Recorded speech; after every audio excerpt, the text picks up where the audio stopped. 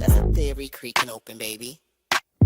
Yo, welcome to the screen where the plot gets bent. Julie B deep dives, not just for content. She don't react, she dissects those threads from the lens, catching clues y'all missed when the credits end. What you know about freeze framing frames and while you blinking, she building an evidence drum. Got a notebook bigger than the lore itself, and a chat full of nerds with a mental health shelf. Yeah, she sees the glitch, peep the double cross. You just watching TV, she talk to the boss. Every theory and thesis, no throwaway guess. While y'all on season 1, she in season X. Said rewind and slow it, zoom in enhance. Julie B caught the symbol in the window glance. While you tweeting what just happened like a clown, she already made a flow chart, color coded breakdown. They don't die like us, they don't vibe like us. They binge and they bounce, we revive that trust. They skip intros, we wear refrain. You watch shows, we decode the game. They don't die like us, nah, they don't die like us. She cracked Severance before y'all knew it was deep. Predicted the Last of Us deaths in her sleep. When the camera pans, she ain't blinking once. Catch a ghost in the glass, call it theory punch. Watch parties lit like apocalypse nights. Call-ins while they bringing alien rights. Hey Julie, I think the trees are spies. Well, I have a spreadsheet that confirms that, guys. Zoom in, boom in, she moving through clues. Spinning Discord in the courtrooms, Lord of views. Got mods with receipts. Time stands with heat. Every rewatch turns into a Reddit elite. You stuck on the surface, we beneath with maps. Cross-referencing lore with the rector's caps. If your fave show got secrets, don't be dumb. Julie got the chalkboard out in Frums where it's from. They don't dive like us, they don't vibe like us. They skim the edge, we inside that crust. They zone out, we zone in the pain. You say plot twist, we say nope, chain. They don't dive like us, nah, they don't dive like us. What's that? That ain't a blooper, that's a plot thread. You thought it was a shadow? She thought it was a coded message from season 3. And she's probably right. Step this way if your mind's unbent. Step that way if your theories pay rent. Say Julie B, deep dive queen. Now zoom, scroll, theorize, pull. Ain't no rabbit hole safe once she got the cloud.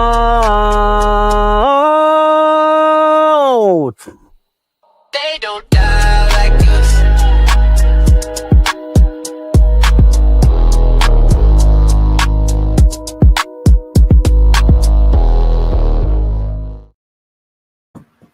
Hey guys, it's Julie B, and I'm here to break down our rewatch of 3 more episodes of season 3 of From. Yes, that's right, 3 more episodes. That's how fast we're moving. That is how much we picked up the pace out of necessity, but that doesn't mean that we're not going to do them justice and make sure that we uncover every important detail that is in these things, because that is the only way I know how to do things. So last night we broke down episodes 1 through 3, and it took only 7 hours. That's right, only 7 hours. Yes, that is an accomplishment for me. I swear it is. And if you look back at the other rewatch streams, some of them were 5 hours or 6 hours just to cover 1 episode. So I'd say 7 hours for 3 episodes is pretty damn good, actually. So we're making progress. And tonight, my goal is to try and cut it back even further, maybe 5.5 max. See if I can manage that. Hey, Scarlet. So, hello. Am I delayed? Am I staticky? Am I robotic-y? You sound fine right now. You sound good. Yeah. So so far, so much better than last night. Yes. Yeah. We'll see. Good. Those tech issues are such a pain. So hopefully it stays like this, because this is perfect. And I think that we can realistically get through these 3 episodes faster than last night's 3 episodes, just looking at the ones that we're covering here. I mean, last night we had to cover the bombshell season premiere of season 3, episode 2, which had a massive lore exposition dump about Miranda and the paintings. episode 3, episode 3 was also extremely eventful. Out at the cabins for the first time, and a lot going on there. Episodes 4 through 6, well, episode 4 is very eventful, but there's a lot of action and less detail to dissect. That means it's going to be easier to get through that faster because of the action sequences. Episodes 5 and 6 are not as eventful, in my opinion, as the first 4. That episodes 5 and 6, I think, will be easier to break down faster. So we'll see. I'm not going to make any predictions because that usually comes back to bite me, but we'll see how it goes. And so the revised schedule for this week, I tweaked it a little bit because I thought what I said last night was kind of insane, and I think what we You think? I think five live streams is insane. I think we can manage 4. 4 is what we're gonna have to do. So that means tonight we do episodes 4 through 6. I mean, sorry, yeah, 4 through 6. It was correct, 4 through 6, and then tomorrow we take off. Then the next night, which let's see, tomorrow's Tuesday. Okay, so Wednesday night we'll do episodes 7 through 9. And then either Thursday or Friday, probably Friday, we'll do a combination of season 4, a final season 4 theory live, and break down the second part of the live will break down the finale of season 3. I want to do that in the second part because I want to make that the focus of that live season 4 theories. And then in the very, the last section will be the breakdown of the season 3 finale. I think that's a good way to do this. It's better than penciling in a 5th live stream. That's too much. I think we can manage to fold.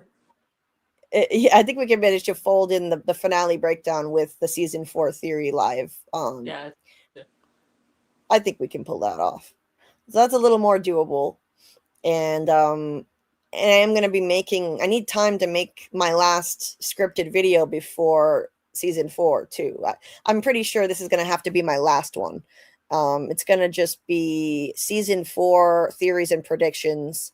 So everything I've got, all of my predictions for season 4 in there, from the Man in Yellow to Sophia to Boyd, Fatima, Jade, the ragdoll scarecrow monsters, whatever you want to call them. All of my theories and predictions are going in that video. I've already got the script, and I think the script is pretty much done. I might think of 1 or 2 more things to add to it, but it's pretty much done and revised and edited. So next step, I just put the images together and record the thing. So I think I can probably have that out by the day after tomorrow, probably Wednesday. So I would humbly ask that if any of you guys have hypes that you're willing to offer or willing to donate, please save your hypes for that video instead of using them on this live stream or some other live stream this week. Since you only get 3 hypes per week, I would ask that you kindly save them for that scripted video, because those are the things that YouTube pushes out to the most people for me. Though I don't know why it works that way, but that's what I'm seeing. I'm seeing my scripted videos are what grow the channel. That's where I get the most new subscribers, and grow the channel. So if you give your hypes to that, you're gonna be, using them in the most effective way possible to help the channel grow. So please hold on to them, and hopefully come Wednesday I'll have that video done. And if you have any hypes by then, and maybe earmark a hype for that instead of using it for the live stream tonight. Anyway, so let's say hi to the chat. We've got JT Moore here. Jay liked the thumbnail. Thank you. I used the reason it looks so flashy and pretty is because I actually used high definition press images for the thumbnail, whereas I usually use screenshots. I can't always use these high definition press photos because they don't release that many. Sadly, I wish they had more because they're so pretty. But for this, I was able to find some that worked really well, and so I used press photos from. I think I used one from each of the 3 episodes we're going to be covering tonight, possibly. Um, so anyway, Michael was here in the chat, and he had a music listening party of his From playlist on Discord, on my Discord before the live stream. I thought that was really cool, Michael, and I wish I could have joined. I would have joined you happily, but it's crunch time for me. So while I was doing my walk for my therapy before the live, I spent the whole time editing my script for my next video. So no time for fun, no time for fun for me. But if you do those, when I have less insanity going on, maybe starting next week. Ironically, season 4 I think is going to be less insane for me than things are right now, because it'll just be 1 episode per week. It's going to feel like a vacation, just covering 1 new episode per week. And of course, having to make a scripted video every week, breaking it down, which is challenging for me. I'm not a concise person. That's a big project. That's a video essay every week, plus a theory video whenever I get a new theory. So I'm still going to be busy, but I'm going to be less busy as well as far as live streams as well. I'll be doing only 2 live streams where I'm going to be there the whole time, and it's going to be Mondays and Thursdays. Mondays, the goal is 10 p.m. Eastern, but I'm giving myself half an hour leeway, 10:30 the latest, for Monday episode deep dive live streams for the new episodes. Thursdays, we will do theory and prediction live streams for that one, and for the future episodes, whatever theories we want to talk about, that'll be, again, 10 to 10:30 p.m. Eastern on Thursdays. And if we have any content creators who want to collaborate with us, we'll try to invite them on those days. And sometimes we'll be opening that up to call-ins for people to join the panel and offer a theory or an idea. And other than that, we're going to be reviving From Academy. And it's probably going to be on Friday with our friend Doc Kaiju, but we have to just iron that out and decide for sure if it's going to be on Friday, and then we'll make that announcement, and we'll announce what time it's going to be. For those, I'll be there as much as I can. I'll be there in and out, starting the live, spend a little time and, do some other things, since I'll have a lot going on, and it'll make it easier for me if I can step away sometimes. So Doc will be here. Scarlet will be here for that, for some of them, at least, for whatever Scarlet can join. And Doc is probably going to have some other friends join From Academy. So we're looking. Stay tuned for that. What? What'd you say? He has other friends? He has other friends? Yeah, he's got other friends. He does.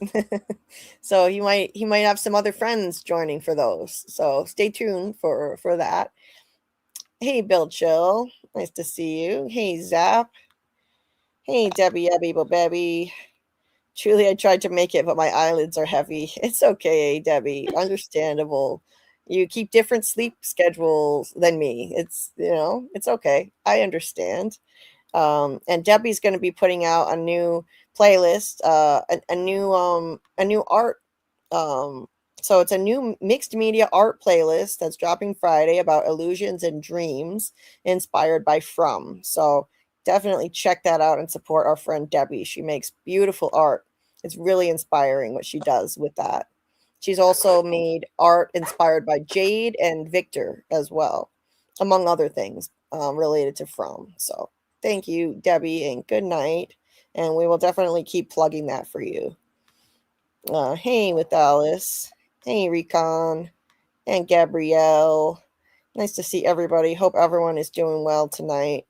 That's so cool, Michael. Thank you for using my Discord space to put on a little From themed concert. I think it's terrific. I love seeing people using that. That's what it's for.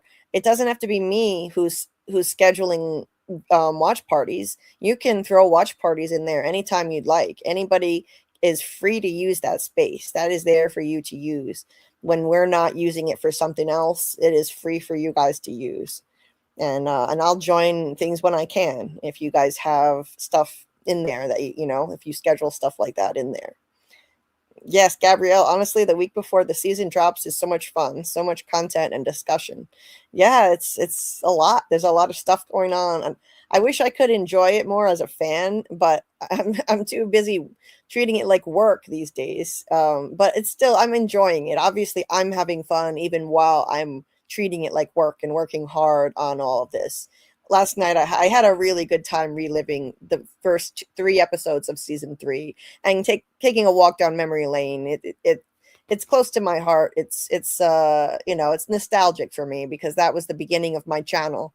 That was the first thing I ever covered on this channel. It's the reason I made this channel to cover from, and it, you know, obviously it expanded into other shows in addition, but From will always be the heart of this channel. And so it was really it got me, it really uplifted me more than I expected it would, covering season three again, you know, going back and remembering what that was like, and how much this channel changed my life since then. Recon, quick question. Do they dive like us?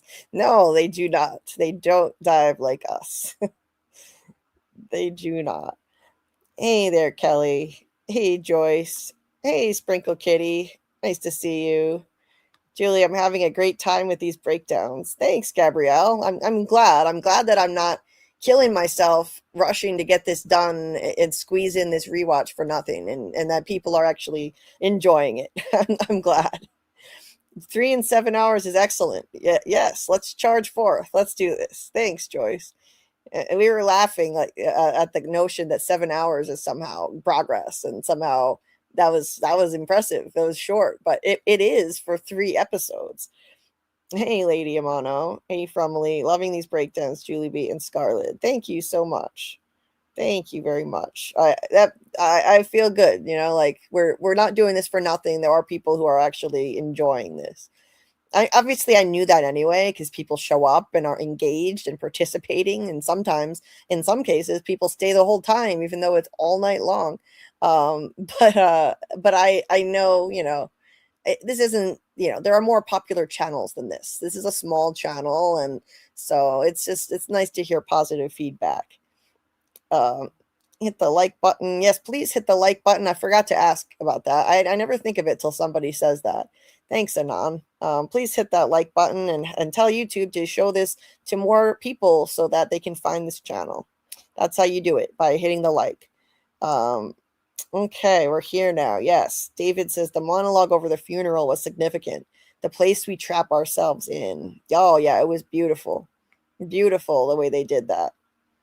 Fun little concert. I wish I could have attended, Michael, but if you do that again when I'm a little bit less busy, maybe.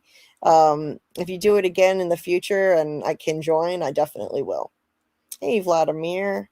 Have a great time, everyone. I'm currently catching up on the end of yesterday's breakdown, so we'll be back later. Wow, okay. Thanks so much for listening to the replay, and shout out to the replay gang, the ones who are going to be listening to this right now, you know, who are listening to this right now, tomorrow or the next day when you replay this. Thank you so much for doing that. I do see the numbers going up, and I see you. I appreciate you. Thank you for watching. And still hit the like even if you're on the replay, because it's important. It does matter. So let's see. Yeah, it's like Michael says, it is more fun here live, so you can stay and be in the live chat, because you can always watch the past lives later. That's what I would suggest. David says 12 is the magical number. Tabitha wakes up on level 12 of the hospital. Boyd emphasized his role as the ruler that fears chaos and wants order with his speech after the standoff with Randall and Victor. Yes, and also the answer is 12. Jim said the answer is 12 in season 1. And then in season 3, Jade said, like, well, Jim said there are 12 notes in a scale, and he figured out that the numbers on the slips of paper equate it to music notes. So 12 is definitely significant in this show. Boy in White leads Tabitha between worlds and appeared in both worlds. Yes, David. Anon attended that concert with Michael. So awesome. It was great to see that somebody joined Michael in doing that, and I'm glad you appreciated it and enjoyed it. And Alice was there for a bit too. Very cool. Awesome stuff, Michael. I'm really happy to see people using my Discord and also posting in it more, sharing your ideas, and also just talking about whatever. You can use my Discord to just connect with people and talk about whatever you want. There's a community channel if you want to talk about anything at all, any random thing, whatever's going on in your life. You want to reach out to people for support, whatever it is you want to do, or just share any random thing. There's the community channel in the Discord for that purpose. So just wanted to throw that out there as something that you guys can use. And obviously there's the From channel and all the theory channels in there where you can share your ideas, and the image channels that have pictures that are from the show, and on, and the watch party channels. It's a really great app. I just love it. It's a great space to keep the party going, keep the conversation going. And we'll be doing watch parties, speaking of parties, every Saturday night, starting this Saturday night. It's coming fast. Midnight this Saturday night, we're going to be doing live watch parties. I will stream every new episode of From when it drops at midnight. So definitely make sure you join the Discord if you're not in there already. Join us for our watch parties. The link to the Discord is in the description of this video. And I'm going to put it in the chat right now, just in case there's anybody here who is not in there and wants to join. And put that right in there. And I'll pin that to the top of the chat too, so that you can find it later and it doesn't get buried. And our friend Doug Hughes has said he might just join us for some of these watch parties for season 4 of From. So, and we're planning on doing some other watch parties with Doug too, to show some more of Doug's other work. And, he'll obviously be there for that. And then we do voice chats where we can talk with each other after and talk to Doug as well. We did that just recently with Doug, with a Murdoch Mysteries episode that he was on. Basements are for secrets. Yes. Basements are for secrets. That was part of one of the episodes we did last night. Maybe 2 Chromonocles for you. Yes. I'm calling in. Yes. Awesome. When we do call-ins, that would be great, Gabrielle. I would love to hear from you. I'd love to hear from anybody who would like to share your ideas and your theories. Can't wait. So many exciting things. Yeah, it's going to be a fun time. It's going to be an exciting time. Joyce says, guys, when we are watching season 4, episode 1, I will be spending my first night in my new place. Awesome. Congrats, Joyce. I hope you're happy with it and everything is going well. I know moving can be very stressful and a lot of work. So that's something you can use to celebrate and just kick back and relax. That's perfect. So let's see. David says, I've been doing a lot of deep dive with Young and Campbell, but have neglected Lacan, and Lacan really does crystallize how it all fits together. From is structured like a Lacanian nightmare. I need to look into that. I don't know a lot about Lacan myself. So, and we will try to use the correct thread for the correct conversations. Yes, much appreciated, Anon. When you're in Discord, definitely try to use the right threads for whatever it is you're talking about. So anything that's off topic, that's not related to From or any other TV show channel that's in there, the right place to talk about it would be community. And if you have something to promote, if you want to promote your channel or someone else's videos from someone else's channel, there's a channel that's called self promo, so you can post that stuff in there. Even if you're promoting something that's not yours, someone else's, you can put it in the self promo channel. And I have a schedule channel that I like to keep, not too cluttered, just so that people can find the schedule. But you're welcome to reply to my schedule post, briefly. It's fine. You can write a reply in there, of course, especially if I share something and you're offering words of support in there, and it's always appreciated. From is a dark mandala of the, I never know how to say that, of the psyche, the mandala word, knotted by Lacan's real, symbolic, imaginary, populated by Jungian figures, and turning like the wheel of samsara. That is a mouthful, David. Can always count on you for the esoteric breakdowns and interpretations. Really fascinating stuff. So,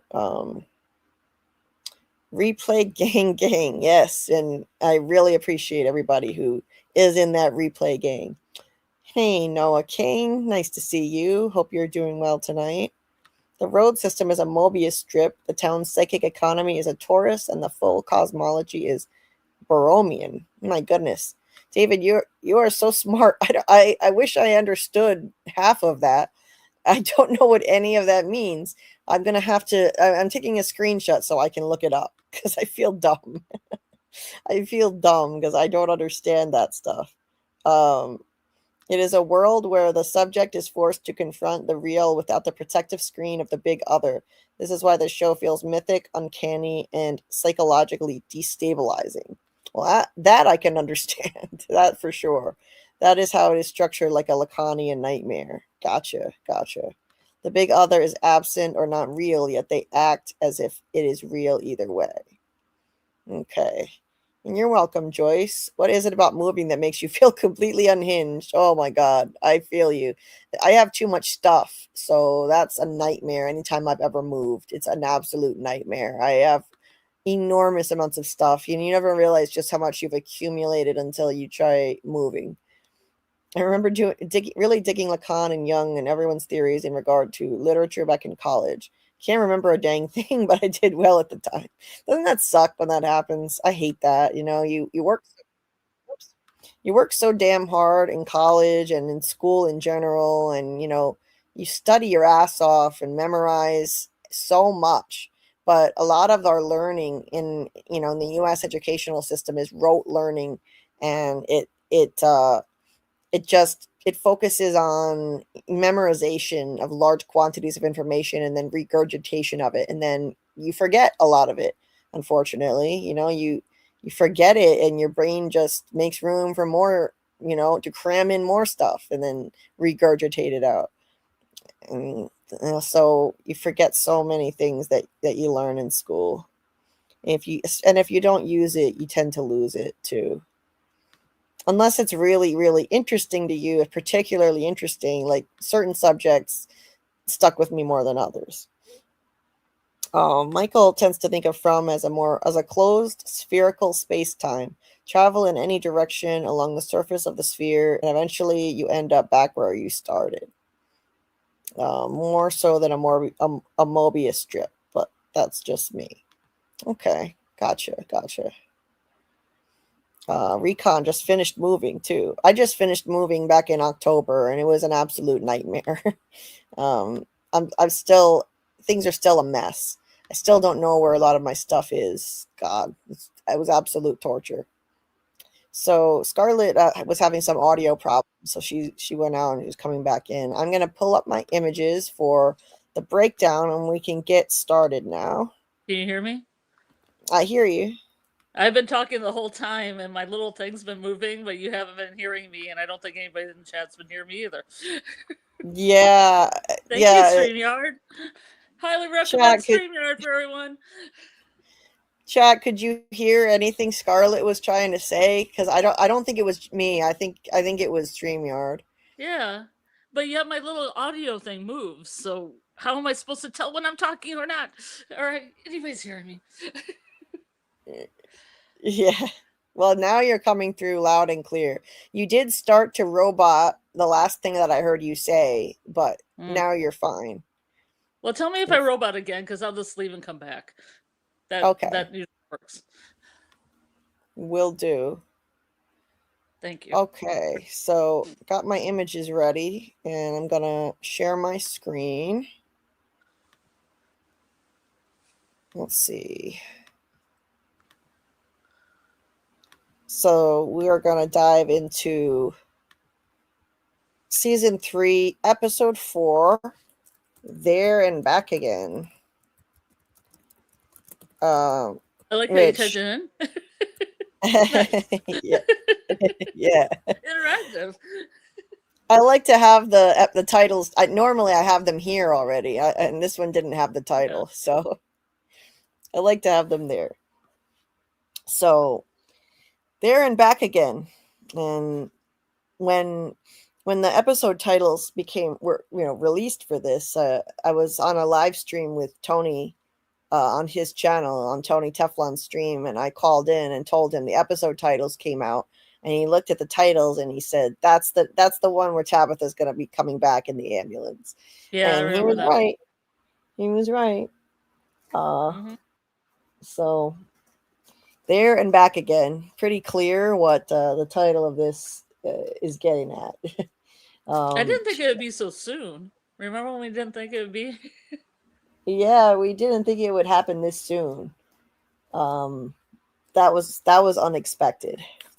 You know, a lot of us thought that she would be gone longer, that she would go, so that she would struggle to find her way back in, not be yanked back in so quickly. She got tossed out of there so suddenly and got yanked back in just as abruptly. Yeah, that was surprising. But then, I was glad, personally, I was glad that it didn't take that long, because when she was out of there, it took us out of the world of Fromville. It took us somewhere else and away from the rest of the characters. And I didn't like that. I didn't want too much of that. I liked it, but I didn't want it to last too long. Because I want to see the rest of the characters that we've come to know on this show. I didn't want to, her to be out there in the real world, for too long. So I think ultimately it was for the best, that she was brought back when she was. I know people had theories that she was going to go on some grand adventure and struggle to find her way back in, but I really think this was for the best. And look how her arc proceeded from there. She just needed to be out there long enough to meet Henry, see the paintings she did as Miranda, which depicted her memories from her past lives. And I really wish she had just been there a few damn minutes longer and found that real bottle tree in Camden. Yep. The original bottle tree. That would have been great. I was very frustrated about that. There was no money in the budget from season 3 to provide a second bottle tree. Maybe not. And they in a location in Maine. Yeah. They really ran out of budget. Yeah, that was frustrating. Now will we ever because know? It'd be kind of cool to see if somebody in From could actually go through a tree and end up at that bottle tree in Camden. Right. Yes, I want to know if that's a real faraway tree out there or not. Yeah. And now we'll never know. Well, I hope. We don't know that we'll never know. Yeah. Maybe they'll circle back to that and answer that question eventually, because I do think they were setting that up as an important thing. The way that she was so determined to get there and she insisted on going right away, I really think they were setting that up as something important. And so we need to get back to that. We need to circle back to that eventually. In fact, I need to add that to my list of unanswered questions. I'll add that while I'm thinking of it. Let's see. Under season 3, I have them in categories because there are so many unanswered questions. I had to organize them into categories. Nice. Oh, I already have it here. Would the original bottle tree in Camden have been a faraway tree? Yeah. Okay. So we'll see. Hey, adorned by Charisse. Nice to see you. Anon thinks she came back too soon. Let's see. Yeah, they didn't hear you before, but they can hear you now. Yay. Like the old phone commercials. Yes. New beginnings and growth require letting go of control in reference to moving. Make space for the new. Okay, Bill. The back again part implies more than one return. Okay. Michael said a Mobius strip is basically like a ribbon made into an infinity sign, but with a twist. Where traveling in one direction, you first travel along the top surface, but then you flip around and walk on the bottom surface until you eventually get back to the top surface. I can kind of picture that, actually, the way you described it. You never made one of those at school? They're like either in art or science. You do one where you take a piece of paper and you flip it and you tape it so you make a Mobius strip, and then you cut. There's two of them. You cut in between them. No, I never made one. Oh no? Yeah. Nope. It's supposed to be discontinuous, like an affinity symbol. I didn't even think about it when that was first said. Right. Yeah. It's been a long day. Yeah. The Mobius strip is used to show how fantasy underpins reality. The two sides are really one when you traverse them, but From has inverted the A-B sides. The Mobius strip and the hero's journey for monomyth are often considered inseparable because of the narrative loop and infinity sun sine wave they are based on. Interesting stuff. Yeah, thanks for that explanation. I asked him if you ever wanted to come on here and actually call in sometime when we have that available and explain his theories, which I find intriguing. Yeah, when we do call-ins, David should call in sometime and share his theories. There, fantasy world lives, and back again to From, where they really come from. Yeah, the way David sees it, Tabitha and Jade originated from there, so the real world is their fantasy world. That's fascinating. I agree with Anon. We need 20 episodes per season like Lost. I wish, to imagine what they could do with that amount of space, to let these storylines breathe and not rush things. They could just, oh my God, they could do so much more and make it so much more impactful. Gabrielle says, this entire sequence with Tabitha trying to convince them not to leave the ambulance stressed me out. It was stressful. Tam says, Gabrielle, I was saying to Gabrielle, Tabitha yelling, that's not a fucking person. Oh, God. Yes. They weren't going to believe her. Oh, my God. The whole thing was so stressful because she knew exactly what was happening, and she knew that was a monster on the ground, and there's nothing she could do to make them believe her. Anon loved Henry's response to first hearing the monsters. Oh, yeah. It's always really fascinating to watch new people's responses to this horrific place and see how different people react to it. Every season, it's an ongoing tradition, and they're going to be keeping that going with season 4 and Sophia, or are they? I mean, I think it could very well happen that Sophia gets killed off. The man in yellow gets her alone, kills her off early, very early, and then takes her shape. I'm working on a mini theory on that. That's part of my season 4 theory and prediction video that's going to be coming out in a couple days, and that's going to be part of it. But I don't want to get too much into that kind of stuff. I've got to focus on the 3 episodes that we have to break down and not get too far down the rabbit hole of season 4 theory grafting. But by all means, if you guys want to talk about those things in the chat, you do whatever you would like. Tony Stark time travel. Hey, football affinity. So yeah, I actually never saw. Like I saw the Iron Man movies, but I didn't see where they ventured into like the multiverse stuff, and if they ventured into time travel or something via the Avengers movies. I never got around to watching those. I only saw the first couple Avengers movies and the first 2 Iron Man movies. I really need to catch up on the rest of them. David says, I will look into the spherical space-time. I hadn't heard of that one before. Recon said Henry's underwear changed color.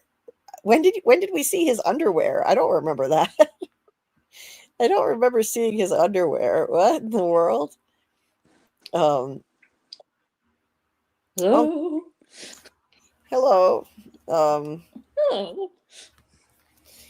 You know, I'm having a flashback now. I remember when we first started the channel and we first started doing these streams together.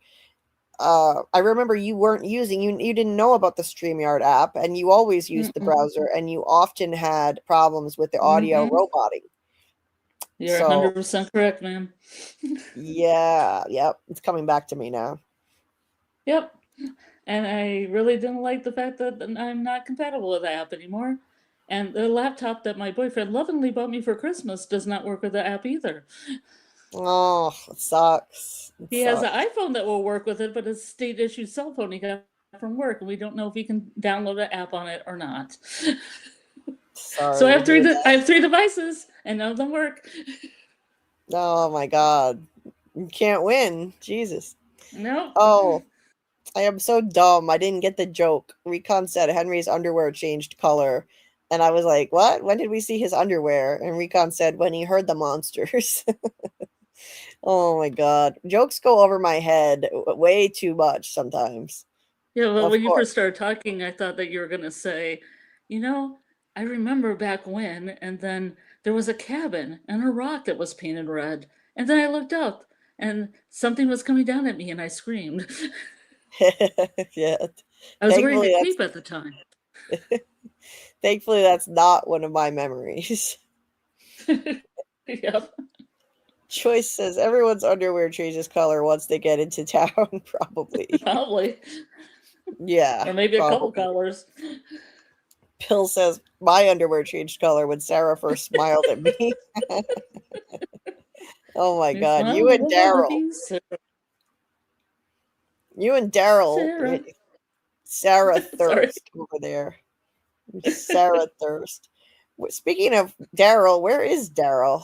We're missing our one of our MVPs of the chat over here. We got a missing person. Mm-hmm. Wonder what is up with Daryl. The bell. Should I get the bell? Um, That's only for Mackie, though. That's only signaling Mackie. I don't know if it works for Daryl. yeah, seems like a special deal for Mackie. Hey, Chris welcome. Evil Sophia kills man in yellow and changes into him. Oh, so you think it's gonna be the other way around? Nice. It's flipping it around. She's Bill the said, she's the huh? big boss, Julie. He's the big boss. Sophia ends up being the big boss. Oh yeah. There's our the final boss, the big bad. Bill put Daryl in the box again. He'll be fine. The Zara fan club is missing a key member. Yeah, we're missing him. Hopefully he still joins, but the fact that he's not there at the beginning, I don't know. That's usually that's a rare thing, and usually means he's not going to be there. Just recently he missed a stream, and we thought maybe something happened to him because he never misses a stream these days. But anyway, let's get started with the episode breakdown.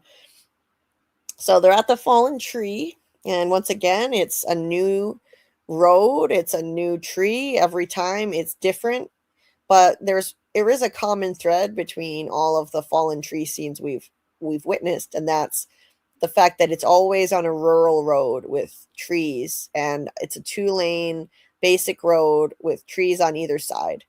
It's always been that with every scene. We've had the Matthews family arrival, Boyd's flashback to when his family arrived at the fallen tree, and the ambulance at the fallen tree. And we're about to get a new one with the pastor and his daughter.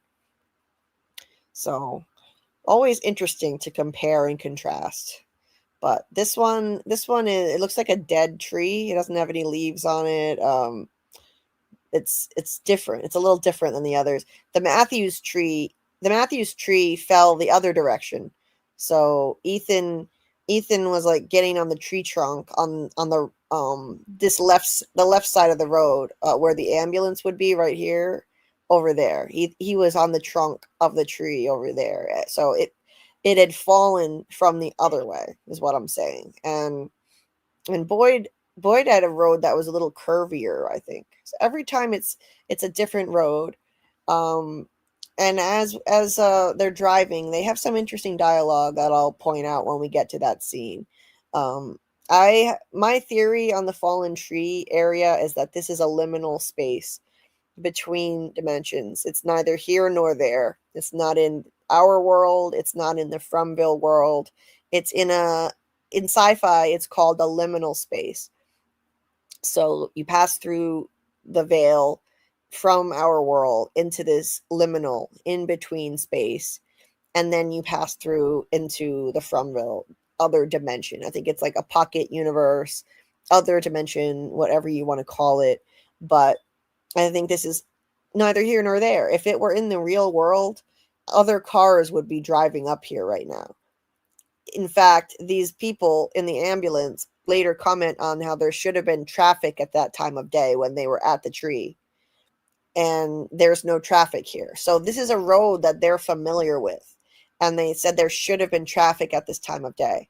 But where is it? It's not there because I think what this place does, when it opens a portal, I think that it creates a liminal space that's a copy of a particular road where the vehicle is traveling. So that's why these people recognized this road and were saying that at this time of day there should have been traffic on the road, and this road is just out. They've also said this road is just outside of town. We should have gotten to town. There should have been traffic there. So they recognized it, and yet there wasn't traffic there. Why?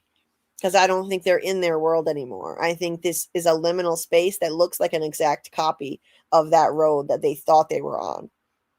And then they turn around and they drive the other direction. And as they go around in circles, they never see the tree again. I don't think it's because it disappears. I think it's because when they travel the other direction, they pass through the veil, through the portal into the Fromville dimension. So that is what I think about the fallen tree.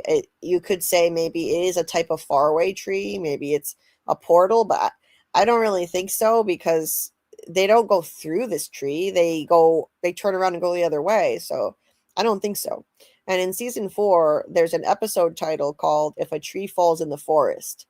So it could maybe show us something to do with the fallen tree, but I don't think so. I think what that episode, I know some people have said that, but I think that episode is going to show us what's going to happen when somebody or something cuts down the bottle faraway tree that's going to fall. I don't think it'll be Victor because that would be kind of redundant. He already tried to cut it down once and the boy in white stopped him. I think someone else is going to cut down the tree, or a storm's going to cut it down. Maybe the man in yellow cuts it down, whoever the man in yellow turns into, maybe Sophia. But it's going to get cut down. Sophia, obviously, I doubt she could do it on her own, but maybe she'll enlist help. She'll recruit people to do it. I think she's going to be a bad influence on this place, and she'll convince people this is what needs to be done, and they need that tree. And I believe that I think Michael's theory is correct, that bottle tree, that faraway bottle tree is necessary for Jade and Tabitha to be brought back over and over again so that they can try to figure out how to break the curse of this place. And once that tree is cut down, that means there won't be any more cycles in the future. This is their last chance to save the children and break the curse. And my theory differs a little bit from his in that I think that what'll happen is there would still be future timelines, future people brought to this place, but no more Jade and Tabitha, no more hope of ever beating this place. The people would just be trapped there forever without help. That's what I think. But anyway, that's off topic. So that doesn't really have anything to do with this. I'm going off on tangents, which I need to try to avoid doing. Do you want me to make a sound so you don't? Yeah. Yes. Get the goats? Yeah. Like Tony with the Jeopardy music, I bring out the goats and I'm like... Yeah, maybe you should. Tree is just sleepy and needs rest from time to time. Blazin' One says, yeah, once you see the tree, you're already in that universe. Lady Imano says what Julie is saying about in-between space at the tree makes sense because Julie's phone didn't stop working until the Matthews turned around. Right. So they were still not 100% out of their world. They were sort of in between. And even once they were driving in circles, their world kept flickering in and out. When they crossed the train track intersection, you'd see the power lines, and then the next time you see the power lines disappear. So they kind of go in and out. They're they're at a border, on the border between dimensions. Bill says sci-fi liminal spaces are transitional, unsettling, and often empty environments that blend futuristic technology with the sense of in-betweenness, such as abandoned starships, endless corridors, or dreamlike situations. These settings evoke eeriness and nostalgia, focusing on psychological horror, isolation, or the transition between realities. I think that fits this. I mean, look at the creepy crows. The creepy crows, how eerie it is. And it's empty, it's abandoned, there's no one else around. That fits. Thanks for sharing that, Bill. Tree has been the main character the whole time. Choice. It's really all about saving the tree. Saving the tree. Save the tree, save the world, maybe. Hey, Daryl is here. We were wondering where Just you say the are. tree is the big boss. The tree is the big boss. Hey, Daryl! Yay, yay. Yay! Didn't feel like a From stream without Daryl here. Where were you? Yeah, you're late. You're late. Yeah. Where were you? How dare you? How dare you have a life? How dare you prioritize something Exactly. else? Something else other than being here on time. Anyway. So let's continue on here from there.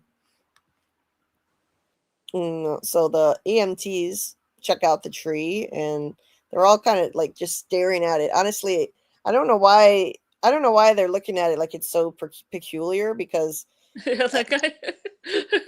looking at it like he's never seen a downed tree before. I mean, this is not that unusual. I've seen. I mean, it is strange. I've never really seen a tree in the road before, like completely, blocking the road. But it's not unheard of. I have seen a it fallen. happens all the time in Michigan. But what we do, we usually just drive up to it and then do a U-E and turn around, and we don't even get Right. out of our car. Oh, okay. Okay. Unless you have a chainsaw. And, if you have the right chicander, you might just chainsaw right through that and keep going. Right. I did see a fallen tree on a bike path once, right when I joined the From fandom, and season 3's teaser had just come out, so that was trippy. As you do. I had a fallen tree experience. I got sucked into Fromville. I'm still here. Yeah. So Acosta says right here, where is everyone? Should be at least a little bit of traffic this time of day. So this is what I was talking about. So this is a road that they recognize, but they're not in their world anymore. I think it copied the street that they actually know. So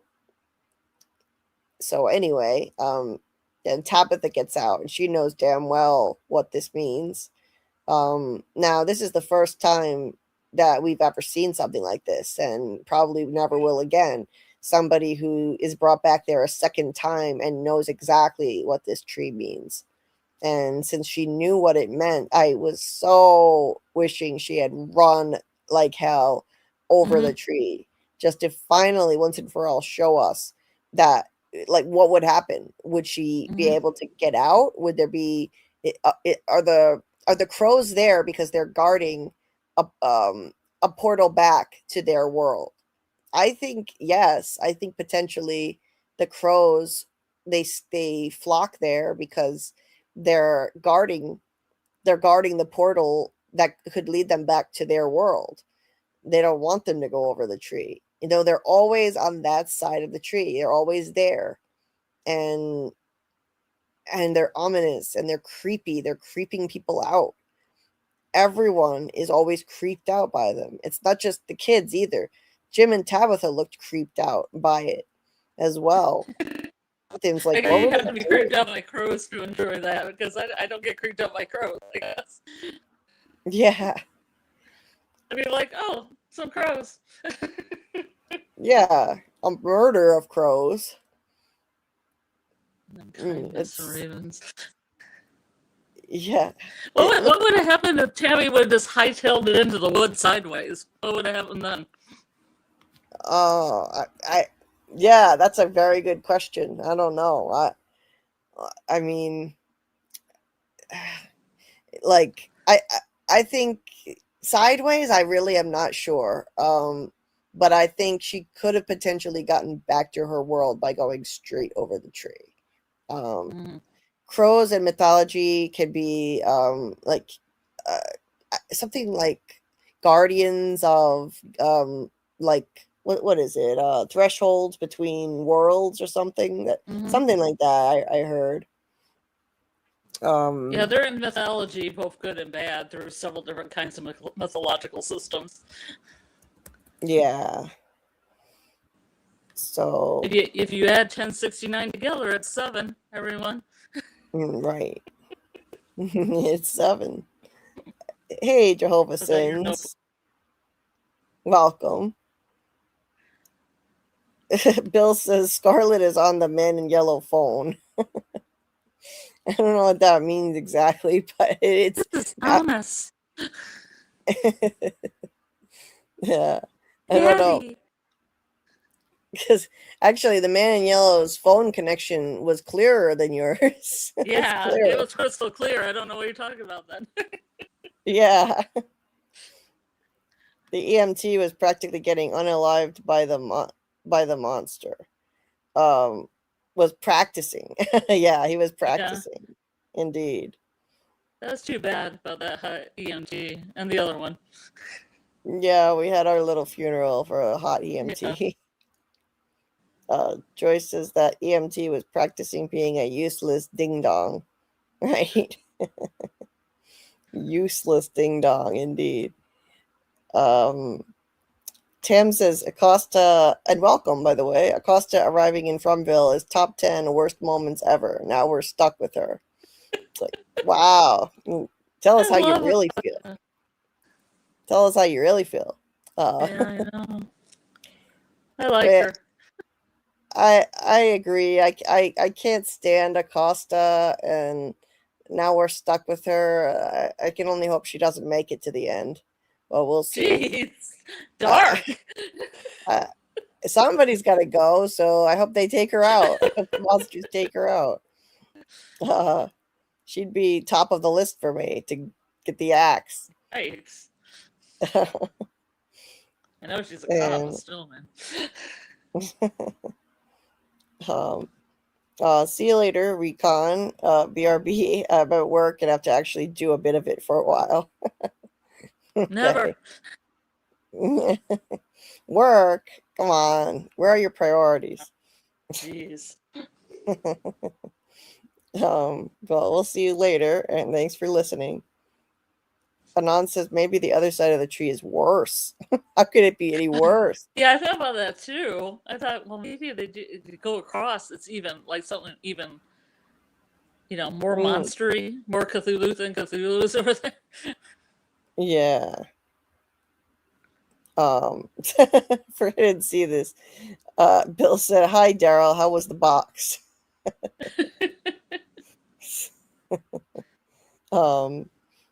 Yeah, we're glad you made it. Yeah, we were wondering where you were at. Daryl says, "I don't believe going over the tree takes you back home, or that going over the tree is worse. The show has been telling us that when you see the tree, you are in Fromland, and that's it." That's what they said, but how do they know? How do they know for sure? Has anybody tried? Nobody's tried, and now we'll probably never get another opportunity to actually get that question answered. So that's just an unanswered question that will probably never get addressed, and that's the frustrating thing. In fact, I'm going to make sure that's on my list of unanswered questions. But I wish I had really kept adding to this list more while we were doing the rewatch, but I didn't do it consistently enough. Anyway, I do have a very long list regardless, so we can we can discuss some of Sorry, them. Jill. It's all right. I was just gonna say we can discuss some of them during the last stream that we do before season 4 on season 4 theory. We can do some unanswered questions. What were you gonna say, Scarlet? I was gonna say, the weirdest thing about StreamYard is that once the audio goes off on the live, I can still hear you typing on the keyboard. And that is very weird. It is Yeah. messed up. Sorry, as you were. It's okay. Bill says crows are frequently depicted as intelligent tricksters or shape-shifting guardians. They are associated with deities like Apollo, battlefields, and prophecy across Celtic, Norse, and other folklore. Nice. Like the nice. Morrigan. The Morrigan has a crow or a raven usually on her shoulder. She's a Celtic goddess. Right. Susie loves her. Shape-shifting guardians. I never heard that part before. That word fascinates me. Well, and probably along with tricksters. I think Coyote in the Native American tradition is also a shapeshifter. Is he not? It's like Native American stuff. Coyote is a trickster in the West, and Raven is a trickster in the East. I think they both can shapeshift. Yeah, I speaking of trickster entities, I touched on that a little bit in the script that I wrote for my season 4 theory and prediction video, because I discuss the fact that the man in yellow seems to be a shapeshifter. And so I mentioned that there are shapeshifting trickster entities in mythology, such as Loki, who change form to manipulate people, and into a sexy horse. Yeah, I think that the man in yellow is an entity like that, and so be on the lookout for that video. I'm hoping to have that done and released by Wednesday morning. I'll always do morning video releases because that's best for YouTube views to do that. So I may not be actually awake for it, but I'll have it scheduled to release at 9 a.m. Eastern. Hopefully Wednesday morning, if all goes well. I'll have that done and released. All my final season 4 theories and predictions, and some of them I'm building on predictions that I bring up in my trailer breakdown videos, but I get into them in a more definitive way. I edited some of them, I updated them, added to them, and I added new theories in addition to any that I've espoused in other videos. So this is not a rehash video. If you've listened to the entire trailer breakdown video, which is like half an hour long, you might hear some ideas that I brought up then, but they're fleshed out differently and edited, they're my final revised predictions. I wanted to get out before season 4, and the majority of the video is new content, new ideas, new theories, especially on the man in yellow, Sophia, and also the biggest addition to my predictions that I have not discussed in other videos at all is Julie and her story walking, and what I think is going to happen with that. I lay out my theory on how I think Julie is going to story walk to 1978, meet Victor back then, save Eloise, and this is something I've meant to make a video on for over a year, because I believed that for over a year, but I finally got that into a video. It's not a standalone video, but it's going to be a big part of this season 4 prediction and theory video. So that'll be the second topic point. First, I start with the man in yellow and Sophia, then I move on to Julie and take it from there. I kind of put them in order of significance as best I could. And I think from there it's Boyd, Jim, I think it's then the Ragdoll Monsters, Boyd, Jim, and Fatima, Those are all like the major centers of theory and prediction making that I do in the video. So definitely keep an eye out for that. Please give it a like, a view, a comment when it comes out. Leave a comment in the comment section because that does trigger the algorithm. Even if it's just an emoji, it would help. But the more comments, the better. So if you want to start talking about your ideas and have conversations with people in the comment section, just chat away in there because it all helps with I'll the talk algorithm. to anybody in there. Just put your chat stuff in there. I'll make an opinion for you. Yes, I'll thank you. debate you. Thank you. It helps. I'll say All I of love a that. content and come at me, bro. Yes, that's awesome. And if you have any hypes, if anyone has any hypes, please hype that video and save any hypes that you would like to give me this week. Save it for that instead of this live stream, please, because that is the best way to grow the channel. That is what YouTube shows to more people, my scripted videos, for some odd reason. That's where the majority of my new subscriptions come from. So if you want to help the channel, that is the best way you can do it. And the hype button is like it's like the like button on steroids. I always say it's like the like button times 1,000. It is so much more powerful. You can amplify your impact so much by hyping, especially when you give your hypes to small creators.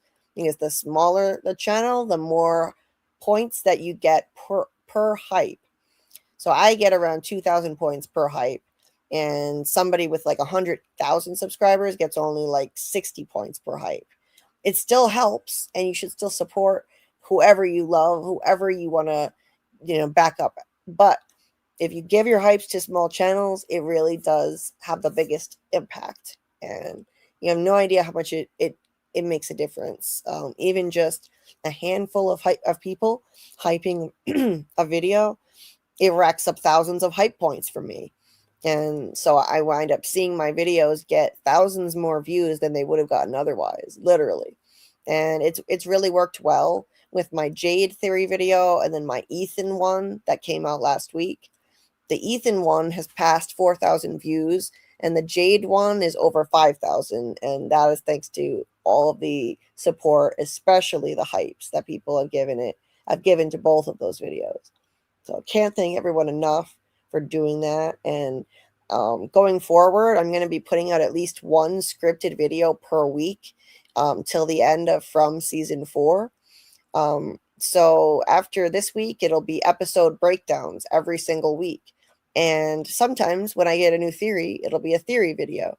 So I would ask that if you have hypes to give out and it'll be a theory video. And I can hear myself in the background.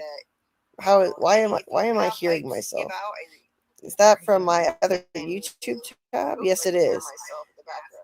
So sorry about that. Hold on, I think it's from Scarlet. Is it from Scarlet? What is happening? Hold on, I think it's from Scarlet. Hold on.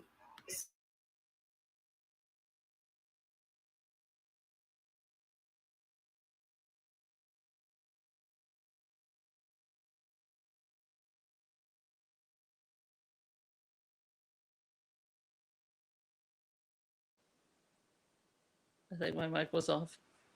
I don't know what happened. That was really weird. It was. I don't think it was on my end, though. It's happening again. That was really weird. No! What is going on? Okay. I think it stopped. I think somewhere on my device I had a tab open that was making noise. I think I closed whatever was going on. So, okay, weirdness. YouTube trying to suppress me as I'm talking about hypes and whatnot. Thanks, YouTube. Yeah, they're trying to suppress me, so I understand what you're saying. Anyway, I'm trying to remember what I was saying when I got derailed. Oh, okay. I was gonna say that since you only get 3 hypes per week, if you have limited hypes to give, obviously, and you don't know what to hype, I would ask that you save your hypes for whatever scripted video or videos I put out every week from here on out. Instead of hyping the live streams. I truly appreciate everybody hyping the live streams when you do, but the best way that you can help the channel and push it out to more people and bring more subscribers in, which in turn brings more people to the live streams, is if you save the hypes for the scripted videos. So it'll be episode deep dives that I put out every week, and sometimes theory videos. And so that's my little humble pitch for you to please do that if you could. And if if you're feeling generous and you want to hype a live stream in addition to a scripted video, that's awesome too. And you get 3 per week. You can give all 3 to a single video if you choose to, or you can spread them out however you'd like. And I've heard that some people have had issues hyping more than once in a row. I've never had that problem. When I hype a video, I can use all 3 of my hypes back to back to back or all at once.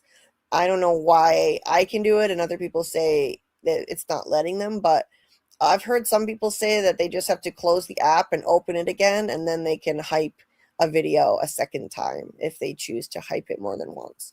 Just wanted to share that as an FYI. And you can only access the hype button on mobile devices. So that means phones, Android, iPhone, and tablets. So regular tablets or iPads. And that's it. You can find it by looking at the buttons on a phone. You'll see near the like button, you'll see a button with 3 dots. And if you tap on that, it should give you a menu of options, including a hype button.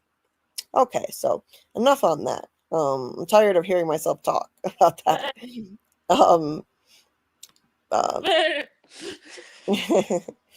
Lady says Tabitha told Jim she wanted to go and get help for Julie. She came back with an ambulance, 2 medics, a cop, and a second daddy from another lifetime.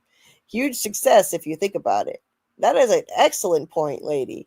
Wow. I never thought about it that way. Julie is in a cicada coma, and obviously medical help wasn't going to help her, but it is pretty funny when you think about it. It's pretty uncanny that Tabitha winds up bringing back an ambulance, 2 medics, a cop, and a second daddy. That is amazing. Maybe she manifested that it would turn out to be an ambulance because of her hope. Gabrielle says, if crows guard thresholds, the crow that burst through the window when they did tarot, what you think about? Yeah, there's no way that was a coincidence. That happened in episode 3, and I was saying last night that I think that was definitely intended to stop Tilly from revealing information to Fatima that something was wrong with the baby. Tilly said the cards told her about her cancer and about this place, Fromville, before she ever got there, if she had only known how to read the signs better. And if the cards told her about this Fromville place ahead of time, I think that it could tell her about this Fromville entity that's inside Fatima. And Tilly did say to Fatima, you want to know if your baby's okay? We'll have the cards. We'll ask the cards. The crow crashes in at that exact moment when she tries to overturn a card.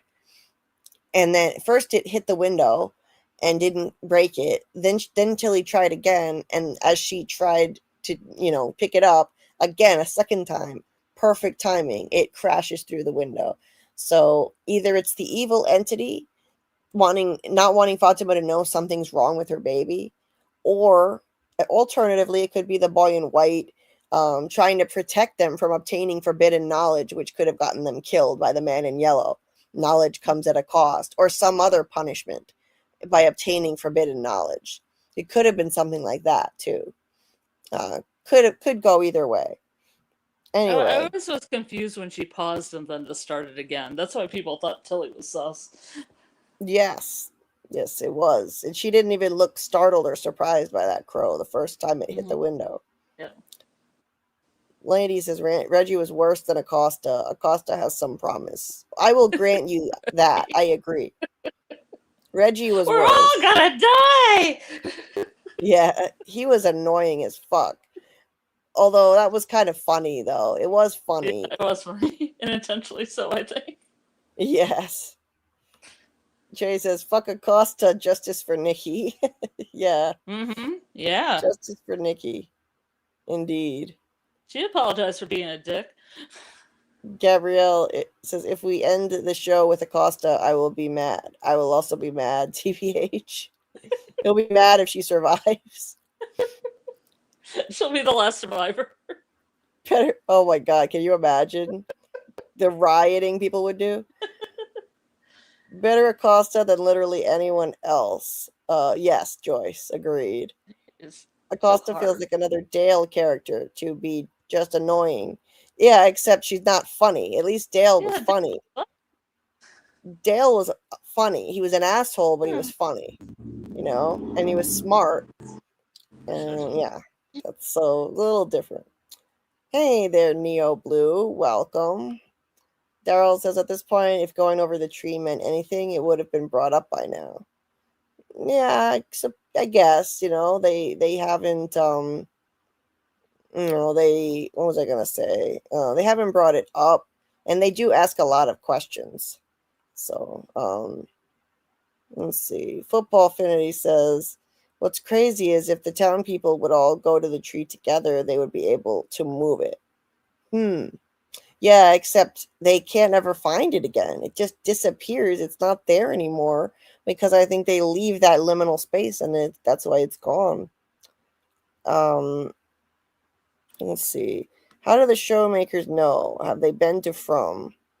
Yeah, how do they know? Yeah. Alice says there are bills on the other side of the tree, plus the horror. There are bills? What's like on the other side of the tree it's worse, meaning like it costs money, like there are bills. Hey Jordan, nice to see you. Hello from Amelia. Tricksters or guardians? That is the question. Indeed. Julie said you aren't getting an A in this course if you get to class late again. That's right, Daryl. You're on notice. You're on notice. Susie says, and she's a shapeshifter. I named my cat after the Morrigan. Oh, cool, Susie. Very cool. Raven's up here, northwest. He stole the sun, trickster, and shapeshifter. Bill says, mythology often features crows transforming into humans or witches, acting as intermediaries between the physical and spiritual worlds. Interesting. Non says there are cats and more spiders on the other side of the tree. It can be worse. Yeah, well, I would love cats, but spiders, no thank you.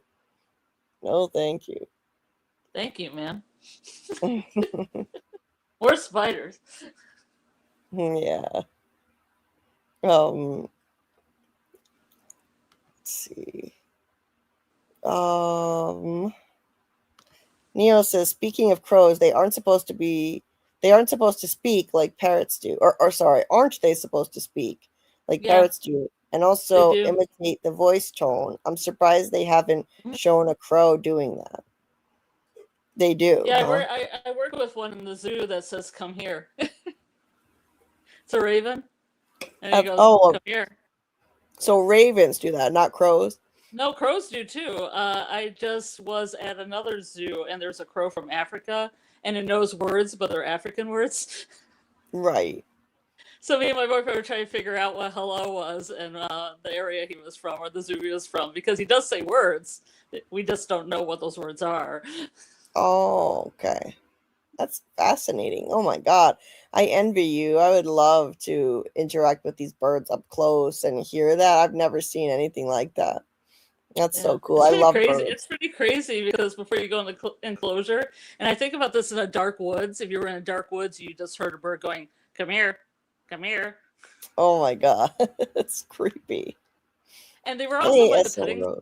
They were by the petting zoo, so they make sounds like pigs and dogs and goats and stuff sometimes. Okay. Hey, SL Rhodes. Welcome. Jordan says, honestly, before these streams, I was never much interested in this, so it makes sense. Hyping more typical video structures get you more views. So you weren't as interested in streams. Gotcha, Jordan. Gotcha. Hey, Doug Hughes. Sorry, I just noticed that. I was behind the chat. Nice to see you, Doug. Our friend Doug Hughes, the man in yellow himself, in the chat. Hope you're doing well tonight, Doug. You must type it. Yes, you must type it. Thank you, SL. No one came to From with roids, just pot, acid, and morphine. Yeah, that's apparently Anon. That's right. Charisse says, I hyped the Ethan one, but I only had one. Thank you so much. I just can't thank you enough. Only one? No, trust me, even just one is amazing. You have a huge impact, even if you were only able to hype it one time. Every hype is worth over 2,000 hype points for me. And my Ethan video, it has like around 200,000 hype points right now. So let me see. Let me work out the math on that. I have terrible mental math. So I think every hype I get is worth 2.1k points. So, and then I have 200,000. So you divide that by the 2100. So it looks like, wow, that's a lot. Based on that, it looks like my Ethan video was hyped 95 times. That's spectacular. Wow. Thank you guys so much for hyping the Ethan video.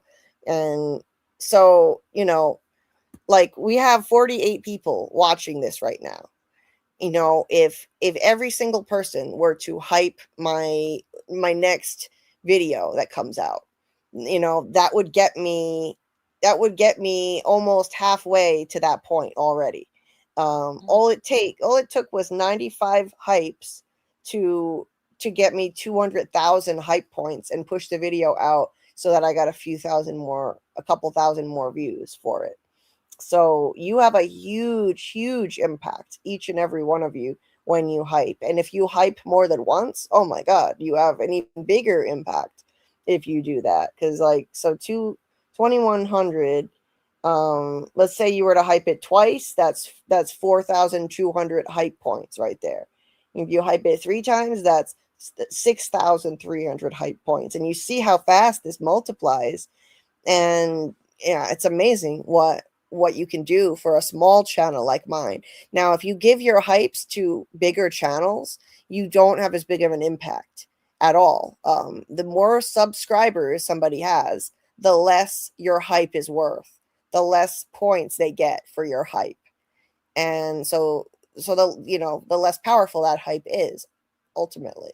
So if you want to have the most influence you possibly can, then I would suggest you give your hypes to small channels, and that helps them, like me, get quote unquote discovered. That's what it's for. YouTube gives us a bonus to help us because we need the help, because the algorithm is against us. The algorithm is against us when we don't have as many subscribers. It doesn't show our videos to as many people. It doesn't suggest them to as many people as the big channels. Hey, Martin, nice to see you. Hope you're doing well tonight. The man in yellow strikes again. Doug showed up and echoes began with Scarlet's audio. Oh, no, it was this time. It was me. It was my weird ass echoing at in the background. Doug in this mug. Yes. Let's see. You shouldn't have been diving that deep, Julie.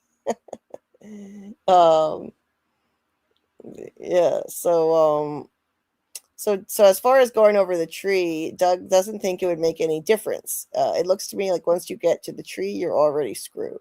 And that very well may be. Very well may be. So, ambulance 1069. Anyone know numerology? I don't, Joyce. It has a 7. I just say it has a 7. Yeah. 4s and 7s are important. Have you not learned? Yeah.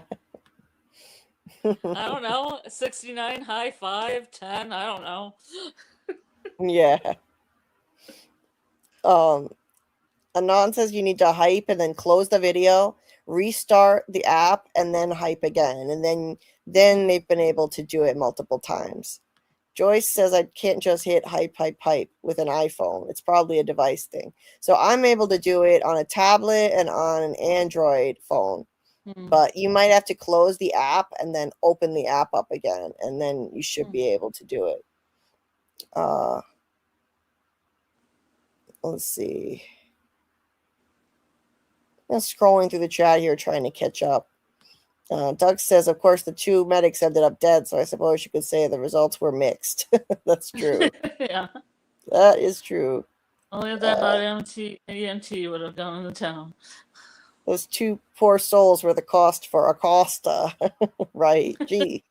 Great. If we get stuck with her and we lost those two hunky men, Yeah. One was hot, one was okay. Yeah. Tam says knowledge comes at a costa. Knowledge comes at a costa.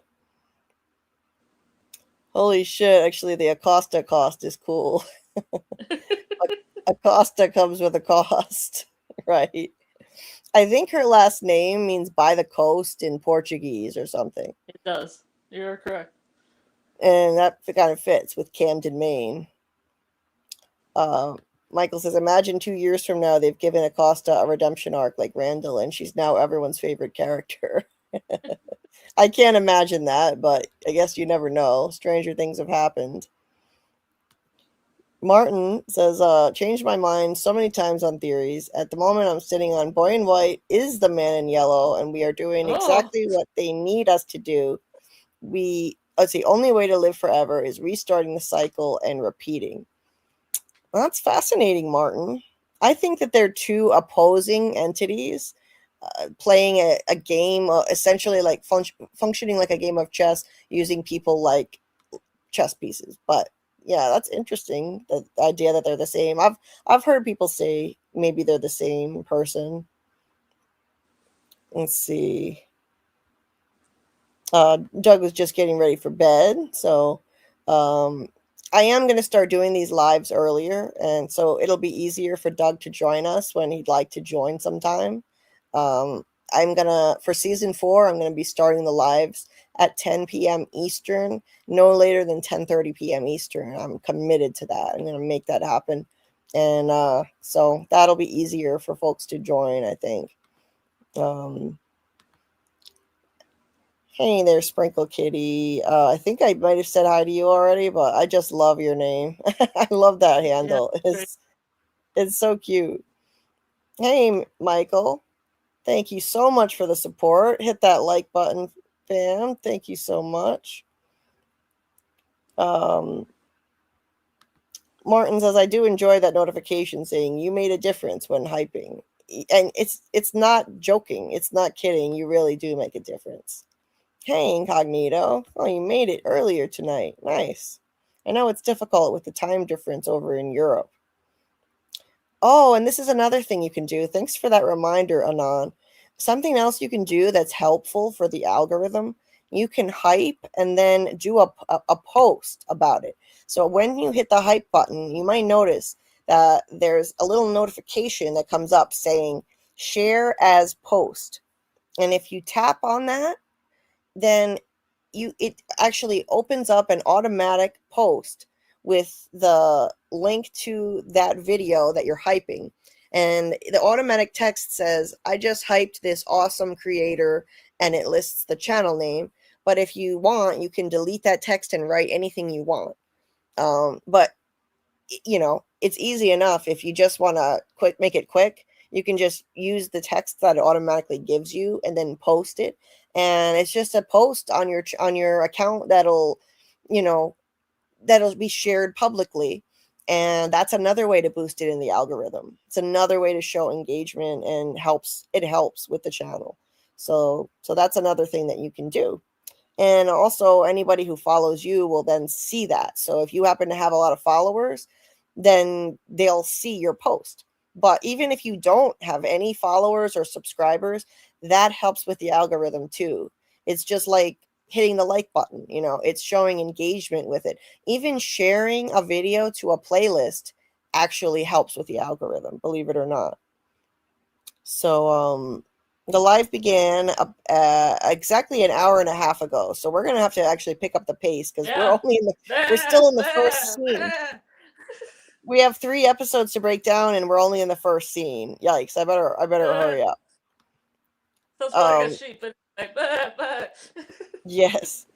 Okay. So I'm gonna quickly catch up with the chat, and then we'll get back to the breakdown. Jay says, an Android phone. We need to take up a collection to get Julie an iPhone and an Apple Watch for walking. Oh, Jay, if you want to do that, if you guys want to, you know, donate, that would be amazing because I have the worst devices. I have and Scarlet does too, but I have a shitty. I have an iPad that's over 10 years old. If anybody wants to donate some money so I can get a new one, that'd be great. But yeah, and I spend $70 every month that I can't afford on this channel so that we can do these streams.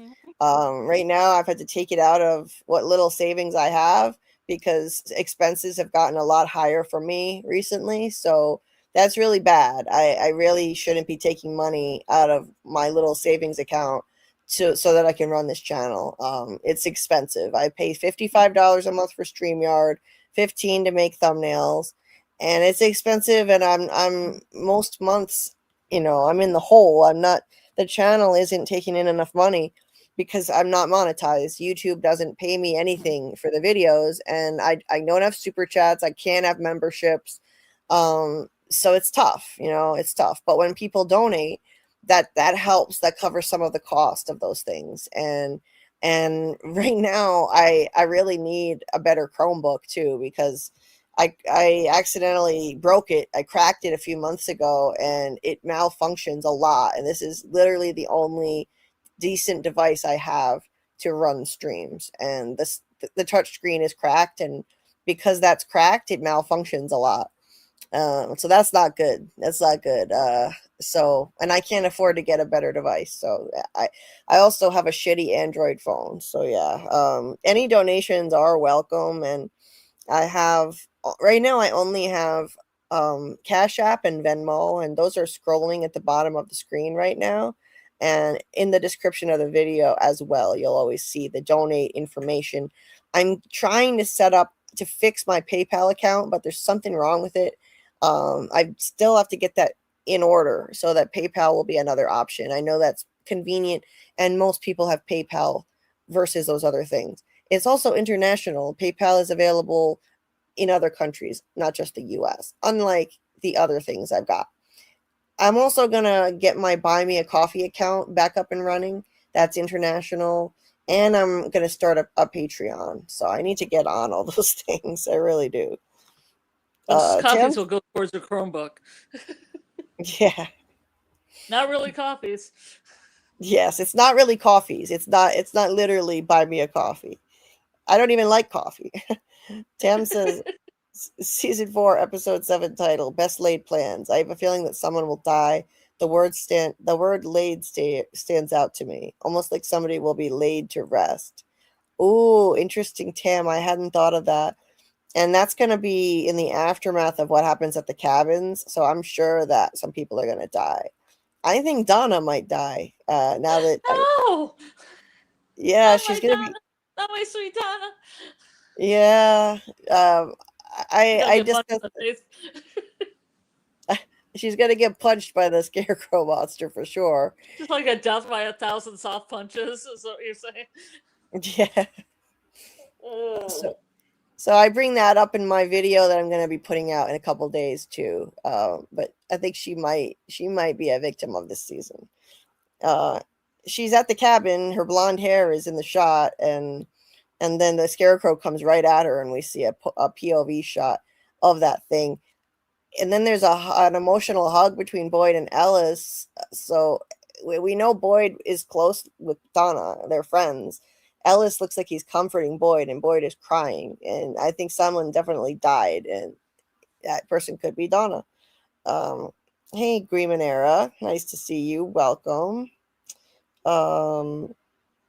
Let's see. Okay, let me try and get through this quickly. Doug said, I have my own theory, but it's really out there. Oh, by all means, share. Do share. My theory is that the man in yellow is actually the man in yellow. And no, that's not based on any inside information. Oh, man. Yeah, I'm with Daryl. Doug, that's really out there. You're reaching with that one. That's a very bold theory, Doug. Yes, it is. If the man in yellow shapeshifts, the man in yellow just shapeshifts back into the man in yellow. Yeah. Chip, but what if that's what they want you to think? Yeah, that's what they want you to think. Tinfoil theory, what if the trees are really peach tree and they fall because they get too big? Wonder. Thank you, Michael. Hit the like button.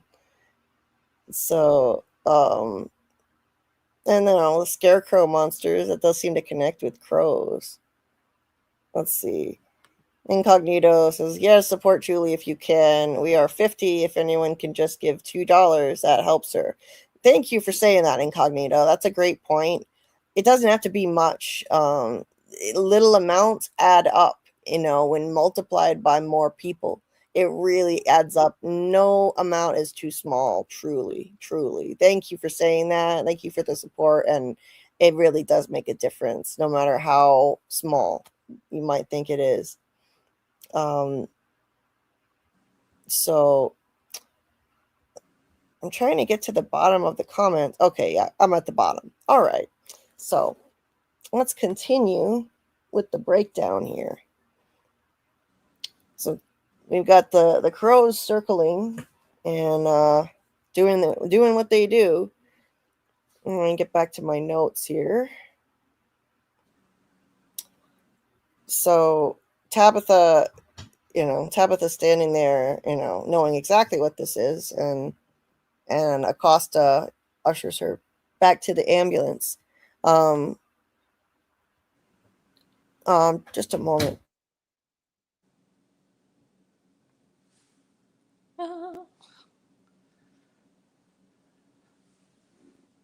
I got no fucks left to give.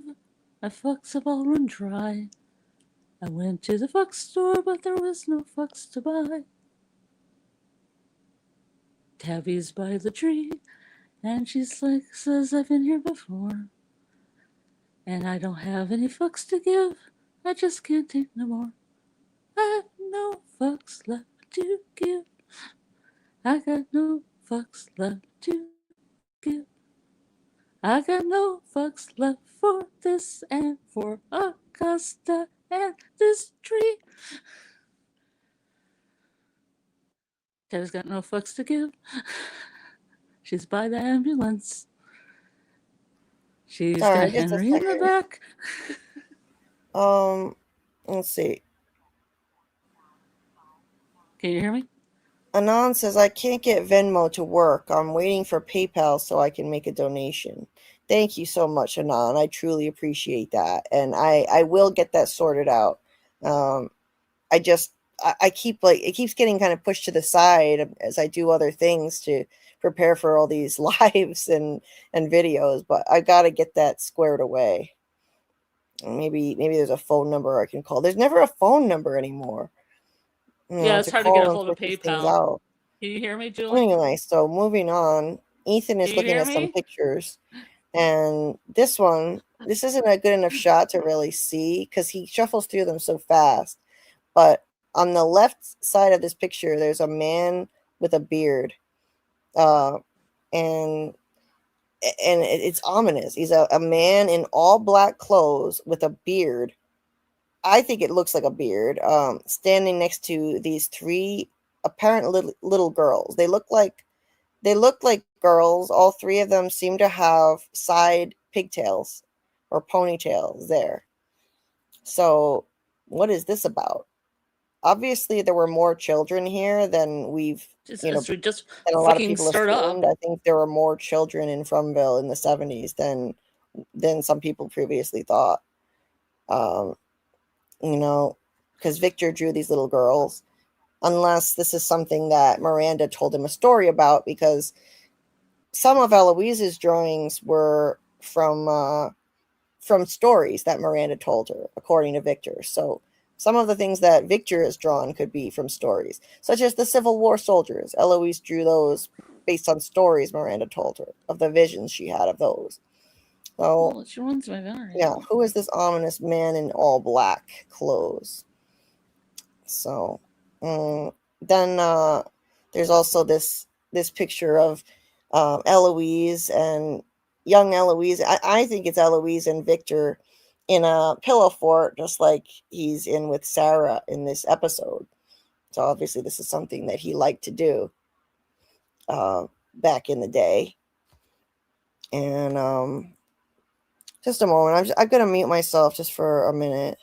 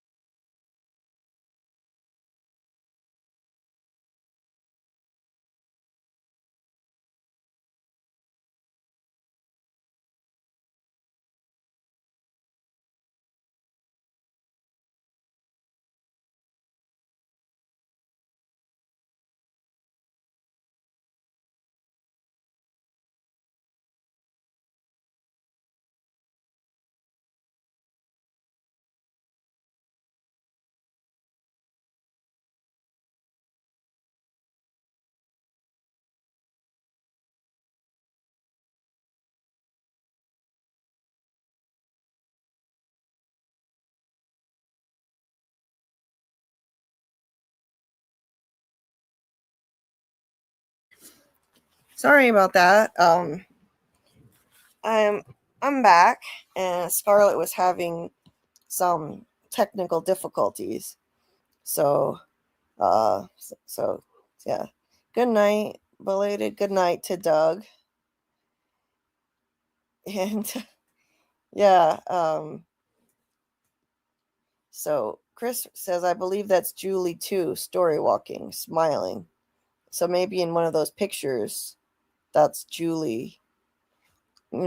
Victor kind of had hair that was a little bit long. What if the kid on the right is Victor Eloise? And I don't know. It's kind of a stretch. Uh, but it could, I don't know. I guess you could say maybe.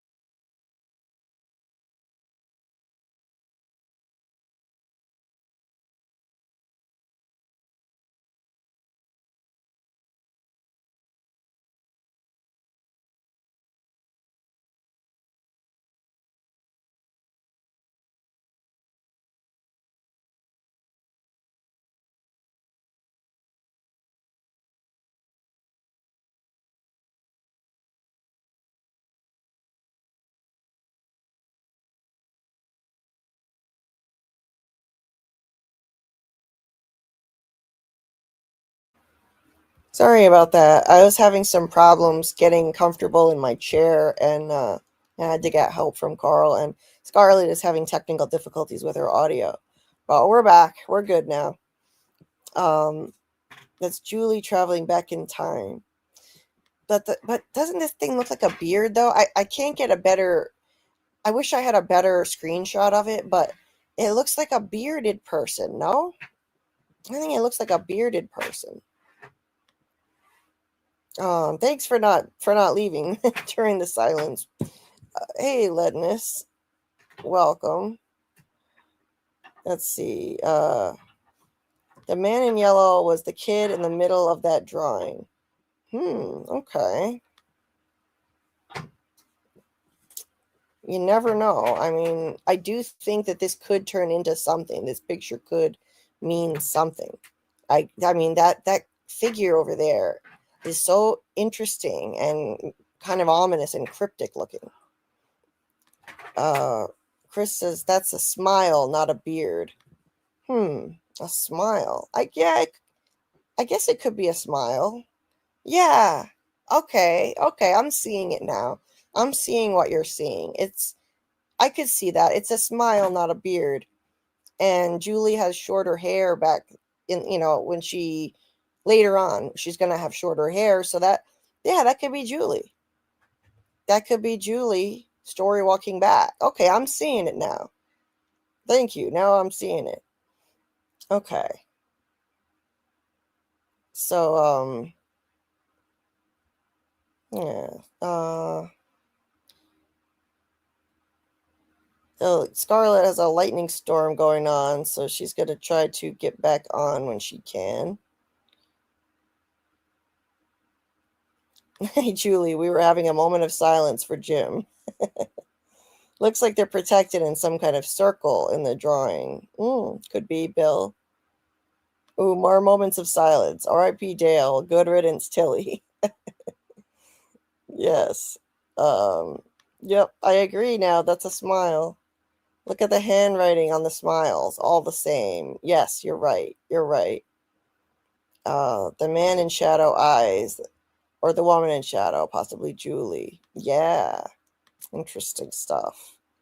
Okay, so let's continue. Gonna have to pick up the pace a bit so we can get through these 3 episodes. Now, from there, so Ethan's looking through the pictures, and then the phone rings, and it's fucking Evil Thomas. Is Evil Thomas here to fuck with Ethan? And let's see. And Jim comes in, but before Jim arrives in the room, Ethan gets a really creepy message from this fake Thomas entity, and he says, "Hey, these are the wrong notes. What in the world? Hold on. Comedy of errors here, folks. Comedy of errors." So, no, this is episode 4 we're talking about. Okay, so Faux Thomas says, "Ethan, it's Thomas. Mommy's in trouble. She's in an ambulance." Ethan goes, "What ambulance?" And Thomas says, "You'll see. She's on her way. You have to help her. You can't be afraid." This is definitely an attempt on Ethan's life. There's no way around it. There is some entity trying to get him killed, for sure. Because the ambulance winds up coming back at night, and he runs outside at night as a result. So I think this is the man in yellow entity. And Ethan's like, "Who is this?" And he's like, "I told you, it's Thomas." It's creepy as fuck. I loved this. I loved this fucking creepy, trippy storyline. Absolutely love it. And I believe this is the man in yellow entity changing his voice or its voice, because it's a shapeshifter. And as a shapeshifter, it should be able to change its voice too. You think when it changes from the man in yellow suit, it's going to still have Doug's voice? If it changes into Sophia, for example, is Sophia going to open her mouth and Doug's voice is going to come out? No, it can change its voice too. And so it definitely sound like a child. And this winds up being similar to like the previous call to Jim was very similar to the man in yellow on the radio saying your wife shouldn't be digging that hole, Jim. And then he runs home to get Tabitha to find her. And we realize that there's an entity watching them that can see what they're doing. And then Jim answered the phone in the previous episode here, and it's fake Thomas saying you shouldn't be letting your kids play outside so close to dark. And Jim goes running to get his kids, but this time everything was okay and the kids were all right. So, there's you see the similarity between those two scenes, the way that they're set up, both of them with a creepy entity talking to them on something that shouldn't even really work. In this case, the phone. In the previous case, the radio. And, because it's rigged to a bunch of lamps that shouldn't even have electricity anyway. And in both cases, telling Jim something his family shouldn't be doing, that it can see them doing, that it's watching them doing. Some kind of omniscient entity watching them. So I think it's the same thing. I think it's the man in yellow, ancient evil entity that shapeshifts, that is on the phone pretending to be Thomas to unalive Ethan. I think she's trying to get Ethan killed. And I get into why I think Ethan is so important and why this is even necessary in my Ethan theory video, where I break down his significance to the show and all of his insights and what they mean. And I do think that the fact that there have been multiple times where Ethan had near-death experiences or someone trying to kill him, it's because he's essential to this quest. He needs to be there to give guidance to the adults so that they can get through this quest successfully. He is their guide. He is the storyteller. He's the keeper of the rules of how quests work. And they need to listen to him and take him seriously. And I also think that since this place started with this place and this curse started with the victimization of children, the sacrifice of children, then the way out, the answer is going to be the empowerment of a child, letting a child help guide them, help them. He's got to help in the end. I think he's going to play a significant role. And he's already played an important role in helping to guide the people around him and give them insight into quests. I think it's going to get even more essential in the end. And that's why I think he's had these attempts on his life. In season 1, he almost died in the RV accident. He got his leg skewered. Then Sarah was told to kill the boy on her arm, and she almost slit his throat. And then the Colony House radio tower crashed through the window and almost took out Ethan in season 2. Go back and watch the scene. Moments before Ethan walks out of the way, the tower crashes through the window. That's another attempt on his life, in my opinion.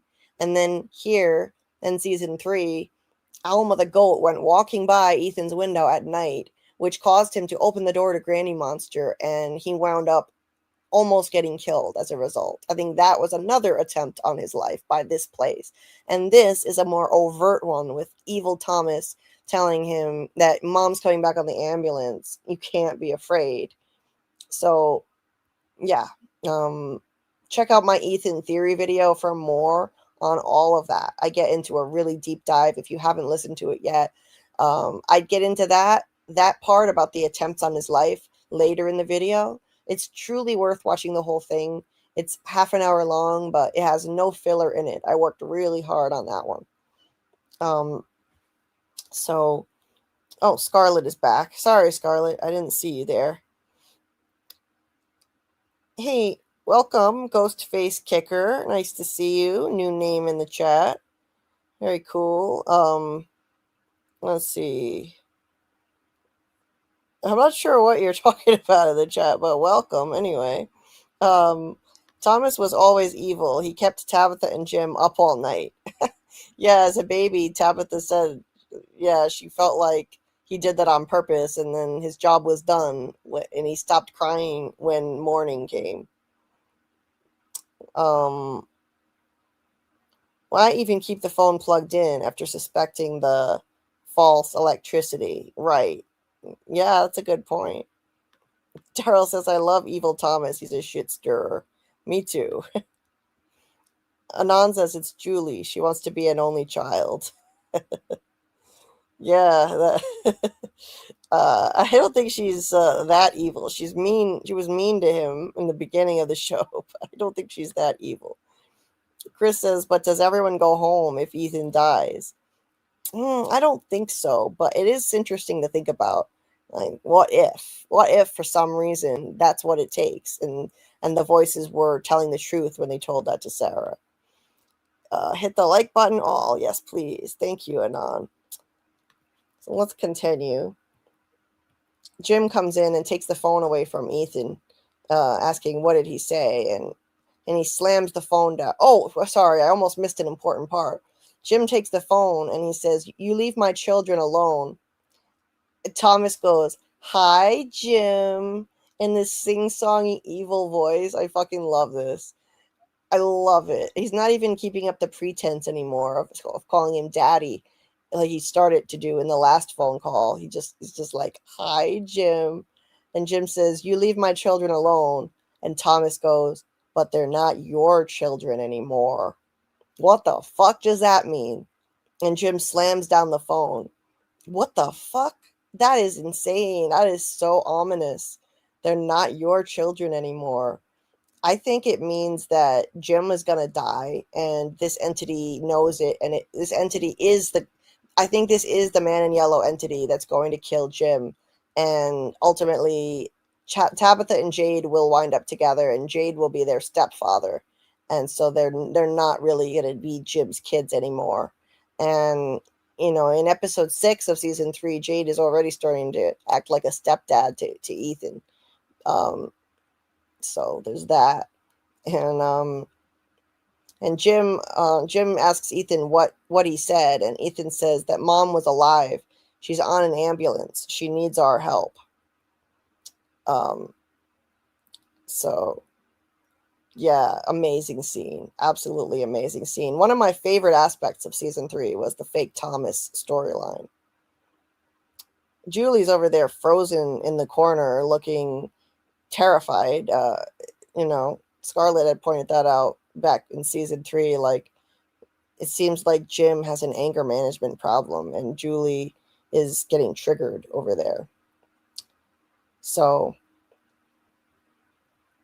yeah, that is an amazing amazing mind fuck. And it's also so cruel to do this to Jim, to weaponize grief like this place does. It weaponizes people's biggest traumas and grief against them. The loss of his baby. I know I'm laughing at this but it's because it's darkly comedic, this evil Thomas voice. But it's also so tragic to be so cruel to this grieving family and invoke the name of their dead baby. I mean, it's terrible. It's terrible. It's the evil entity, darkest trolling, absolute trolling by this evil entity. And over at Colony House, Bacta refuses to pick up the crow. But wait, let me see what you guys said here. Daryl says Julie, it's the voices saying that the kids belong to the place now. Yeah, it could mean that too, that the kids belong to Fromville now. This place wants people's children. It wants to prey on children. It started with the sacrifice of children, so it could absolutely mean that. They're not your kids anymore. They're Jade's. Right? I loved that line, but they're not your children anymore. Yes, Anon. I really think it could mean that the children belong to this place. This place craves children. It wants their blood. It wants to. I remember now that we were talking about that in season 3, that, maybe the voice is saying that because it wants the sacrifice of more children too. It wants to keep preying on children. So over at Colony House, Bacta refuses to help and pick up the dead crow, saying, whatever bad juju that thing has, I don't want any part of it. And by the way, I don't mean to ask the obvious question, but do you really think it's smart to do tarot readings in a place like this? So she's not with the tarot stuff. She's definitely anti-tarot. And I don't think the tarot is bad juju or anything. I don't think the tarot is bad, but I think this evil entity just didn't want the tarot cards revealing that there's something wrong with that pregnancy. And it's interesting that she says that the crow has bad juju. I agree with that. She says that, and I think the crows are controlled by the evil entity. So I agree. Donna asks Elgin if he's all right because he says he's good, but he looks very uneasy. And he's looking like this for most of the season and the previous one too. He's always looking like he's going to throw up again. And Marielle checks Fatima out after that encounter with the crow. And she says Fatima's color has improved, that she's looking better. And Fatima says she finally found something she can keep down, but she leaves out the part that it's rotten veggies. And she's looking very pale and ghostly. I don't think her color is that good. Over at Sarah's house, Victor tells Sarah, we used to play in here, not at night. Nighttime, everyone had to hide. There were no talismans back then. In daytime, my sister and I, we'd play inside the houses. We pretended that we were home again. She always liked this one the best, and I never knew why.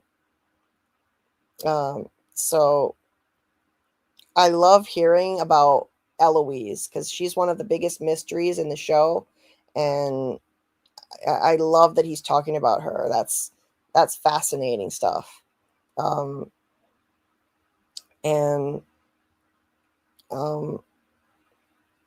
So I think the reason that he's talking about her is that she's going to be part of the show. She's not dead. And there's no point in continuing to talk about her like this if she wasn't going to be a plot point coming up.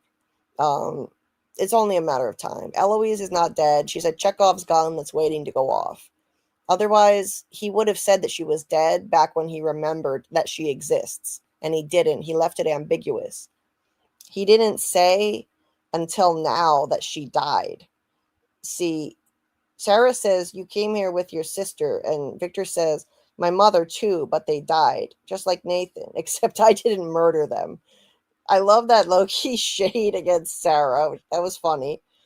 But what the fuck? All of a sudden he says that Eloise died along with his mom. He never said that until this scene. Never said it. He never said what happened to Eloise when he remembered she existed back in season 2. They left that ambiguous. And they never showed what happened to her in the flashback either. There's a chunk missing. There's Eloise running after their mom while it was still daylight out of the root cellar. And then in season 3, eventually we got the reveal of Miranda getting killed by Smiley at night. And there was no Eloise in sight. So there is a piece of that flashback missing. And that's got to eventually be revealed. I think the writers are holding that back for a reveal later on. There's no other way around that. There's no other way but that. It would be poor writing otherwise. They left that open. And Victor, when he reveals the grave, he says, I think. So it's still an open question. It's not settled because he shows his dad Eloise's grave in the finale later and says, I think it's her. There were just pieces. She was so small. So he's not sure. That's leaving it deliberately open by the writers. The writers did that on purpose. That's also something that I bring up in the video that I'm going to be putting out in a couple days on my theories and predictions for season 4. So for more on that, look out for that video. And Sarah says, is this enough? And Victor says, I have to remember. When I was a boy, my mother tried to save everyone, but she died, and I can't remember how or why. And I think I need to remember soon. Things are changing. It's never snowed here before. We have to go in the basement. Up here is for daytime stories. The basement's for secrets. Basements are for secrets. So very childlike of Victor. So he's got to build a pillow for it to feel safe enough to delve into these scary memories.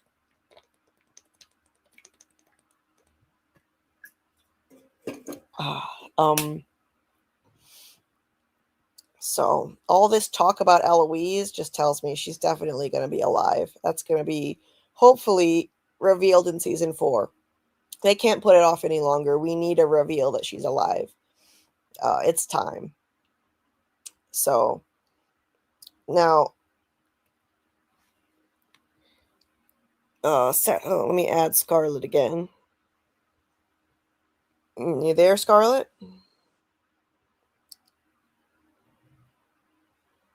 Her audio is really giving her trouble. Elgin looks like Jasper to me. It's funny. Yeah, he has one eyebrow that goes up a lot, Chris. I see what you're talking about. Send Bacta and Clara to play with the demonic Kool-Aid man. Yes, Anon. Let them go play with the demonic Kool-Aid man. Bacta is getting closer with Boyd. Yeah, it looks that way, Daryl. Marielle couldn't tell that Fatima craves rotten food and blood and calls herself a medic. Yeah, seriously. She's not the best. And Nikki died because Marielle, failed to recognize that there could be internal bleeding.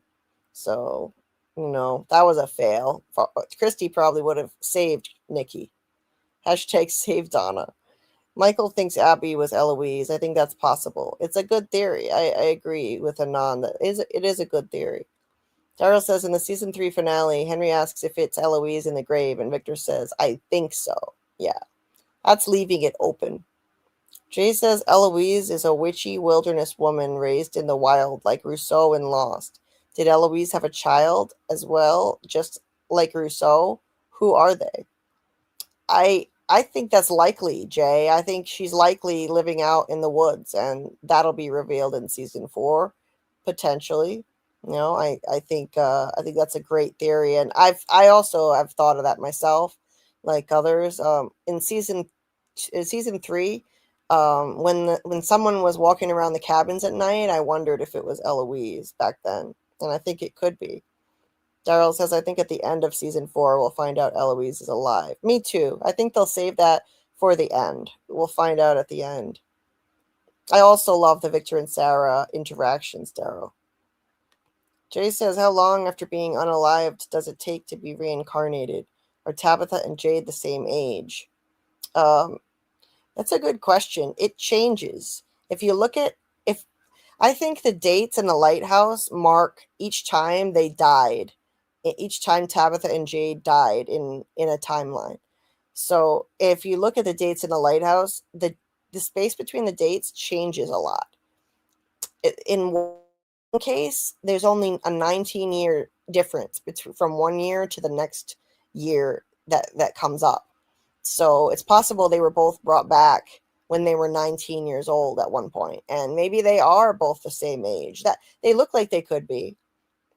19 is awfully young for them to have been brought back to do all this, but it's possible. It's not overly young.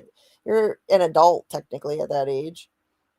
Anon is not sure about Eloise being currently alive. I think we may see her with the story walking. Yeah, that could be. Either way, they've got to show her, I think. Daryl says, I believe they're the same age and that they were reincarnated straight after they died. Yeah, I agree. Michael says they don't say. I'm assuming fairly quickly, if not immediately, but who knows. But obviously it takes time, regardless, for them to grow up and get to whatever point they're ready to be drawn back into Fromville. Right. Michael says what that triggering event, age, etc. is, who knows. Yeah. Let's see. Daryl says, I think season 4 ends with Julie finding Eloise when she is story walking. Yeah. Yep, I agree. So moving on to the ambulance scene here. So the driver says, how are we still in the goddamn woods? We were right outside when the city when we stopped at that tree. So he knew where they were too. He knew the location where they were. He knew that road, that it was right outside the city. So I think that liminal space is a copy of that part of the road from their world. to make them, think that they knew where they were. Acosta asks what the GPS says, and he's like, same thing it said 10 minutes ago, data unavailable. The other EMT says, we've got to be driving in circles. The woods aren't this deep. And driver says, okay, fine, I'll turn around. And Tabitha is hysterical, trying to get them to listen to her, saying, just keep driving forward.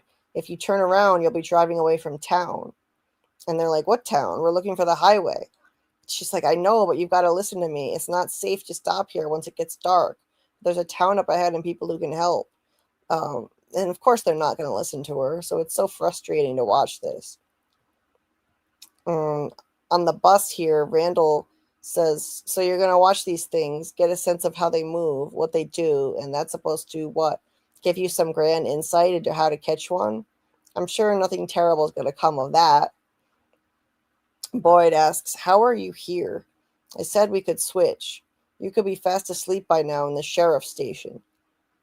Randall says, none of your business. Look, if you're going to do something that has even the slightest chance of getting us out of here, no matter how stupid or ill-advised that might be, I want to help. Boyd doesn't understand why he's suddenly a team player, and Randall says, if you'd seen the things I've seen, you would be too. What do you think I'm talking about? He's like, what do you think I'm talking about? Me, Julie, Marielle, wherever we were. So what has he seen? That's a big mystery. That's one of the big unanswered questions. What did Julie, Marielle, and Randall see when they were in the cicada coma? That it seemed like they were looking at something horrifying, and they can't remember what they saw. So that's an unanswered question we need. And I think they were probably looking at the children being sacrificed. And Randall says, everybody talks about how afraid they are of dying. Well, I don't think that's the worst thing that can happen to you here. I want out. So fate's worse than death, he's referring to. What's a fate worse than death? He could end up like Martin. Martin had a fate worse than death. He just wanted Boyd to kill him, to stop his suffering. He had worms crawling in his body that were torturing him, and he just wanted to die. And I think, Randall could wind up meeting a fate like Martin in season 4. The fact that he's so full of dread, talking about fate's worse than death, terrified to go back to the ruins, and said being near the ruins felt wrong. I think it's setting up something horrible happening to him. Potentially he could die, but I think he'll probably meet a fate worse than death in season 4. And it could involve him story walking to help Julie try to save her dad. And he gets grabbed up and chained up like Martin, infected with the worms and trapped there. Alternatively, something terrible could happen to him at the ruins while he's being a story walking buddy for Julie and waiting to pull her out, because somebody's going to have to pull her out of the ruins. She's going to be laying there having a seizure for a certain amount of time, and then she'll need somebody to pull her out. So whatever the case, I think something terrible is going to happen to him near there. They're setting it up. I can recognize they're foreshadowing something. The writers are setting up something bad happening to him. And he's not just afraid for no reason. He's very courageous. He's a courageous character. So the fact that he's full of so much dread and fear, I think, means something. We add Scarlet's evil twin here. Can you hear me on this one? See, Can you hear me? Oh, my battery is low. I'm gonna have to get my charger. Can you hear me? Anon says when Tabitha correctly tells them about the town, they should have listened to the other stuff she said. Right, but I can understand why they didn't listen.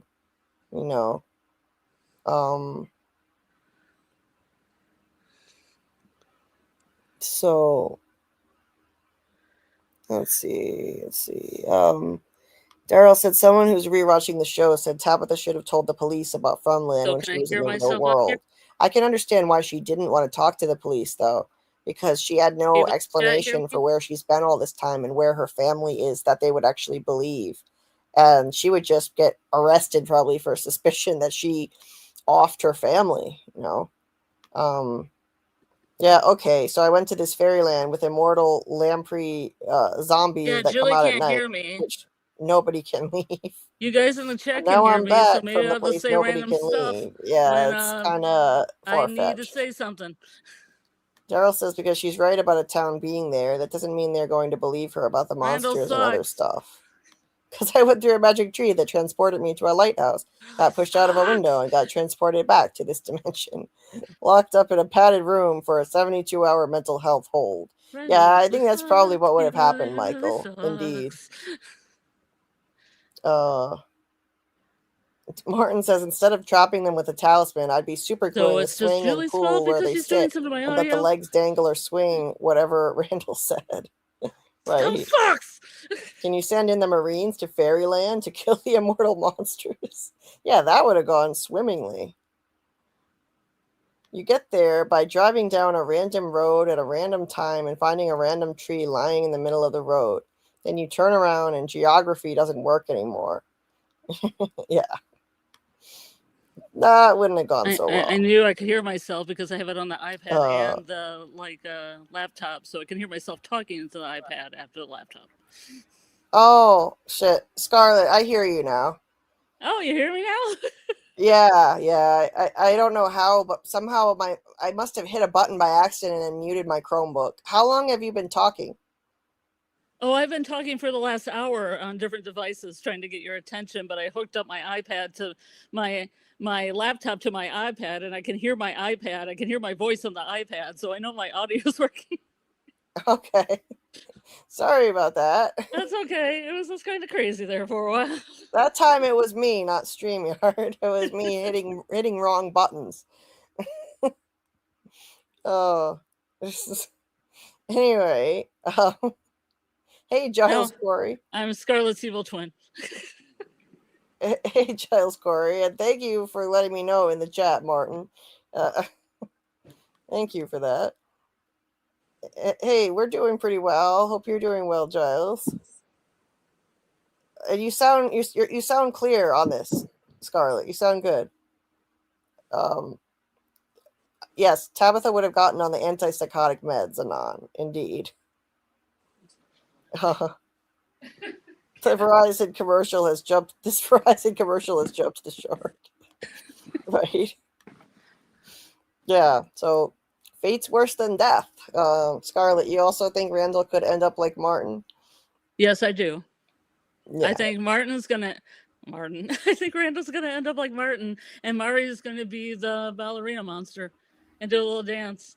Because I think the cycle just keeps going over and over again. And these three, the cicada three, who might not always be the cicada three, they might suffer a different plague, like frogs or locusts or something else. You know, whatever people are fearing at the time. But then these three monsters always kind of appear. Mm-hmm. Which I mean, they're not really monsters, but I mean the spirits that the one that carries the worms or whatever has to carry it if a monster dies to reawaken the monster, and that would be Randall. Then Right. the music box monster or whatever form she takes that talks to Boyd and gave him instructions, and then I guess the last one's a story walker. Right. Interesting. I like it. So Thanks. I'm so good. It's so glad to be talking to you. I'm glad I can hear you now. This is much better. I couldn't understand why I kept adding you and then not hearing anything at all. Oh my god. The technical difficulties never end for us around here, for both of us. Hey, Mackie. Oh, Mackie's here. Hey, Mackie. Nice to see you.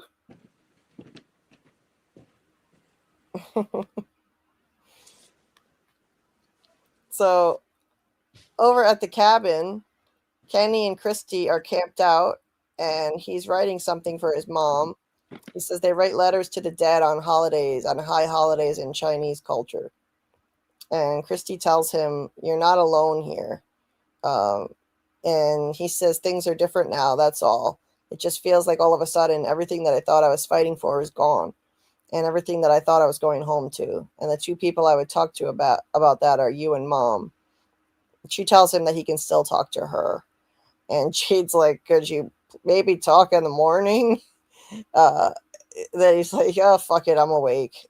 He passes Christy his flask of booze to take a drink, boozing it up too much this season. And then, Can I do a little segue here for a second?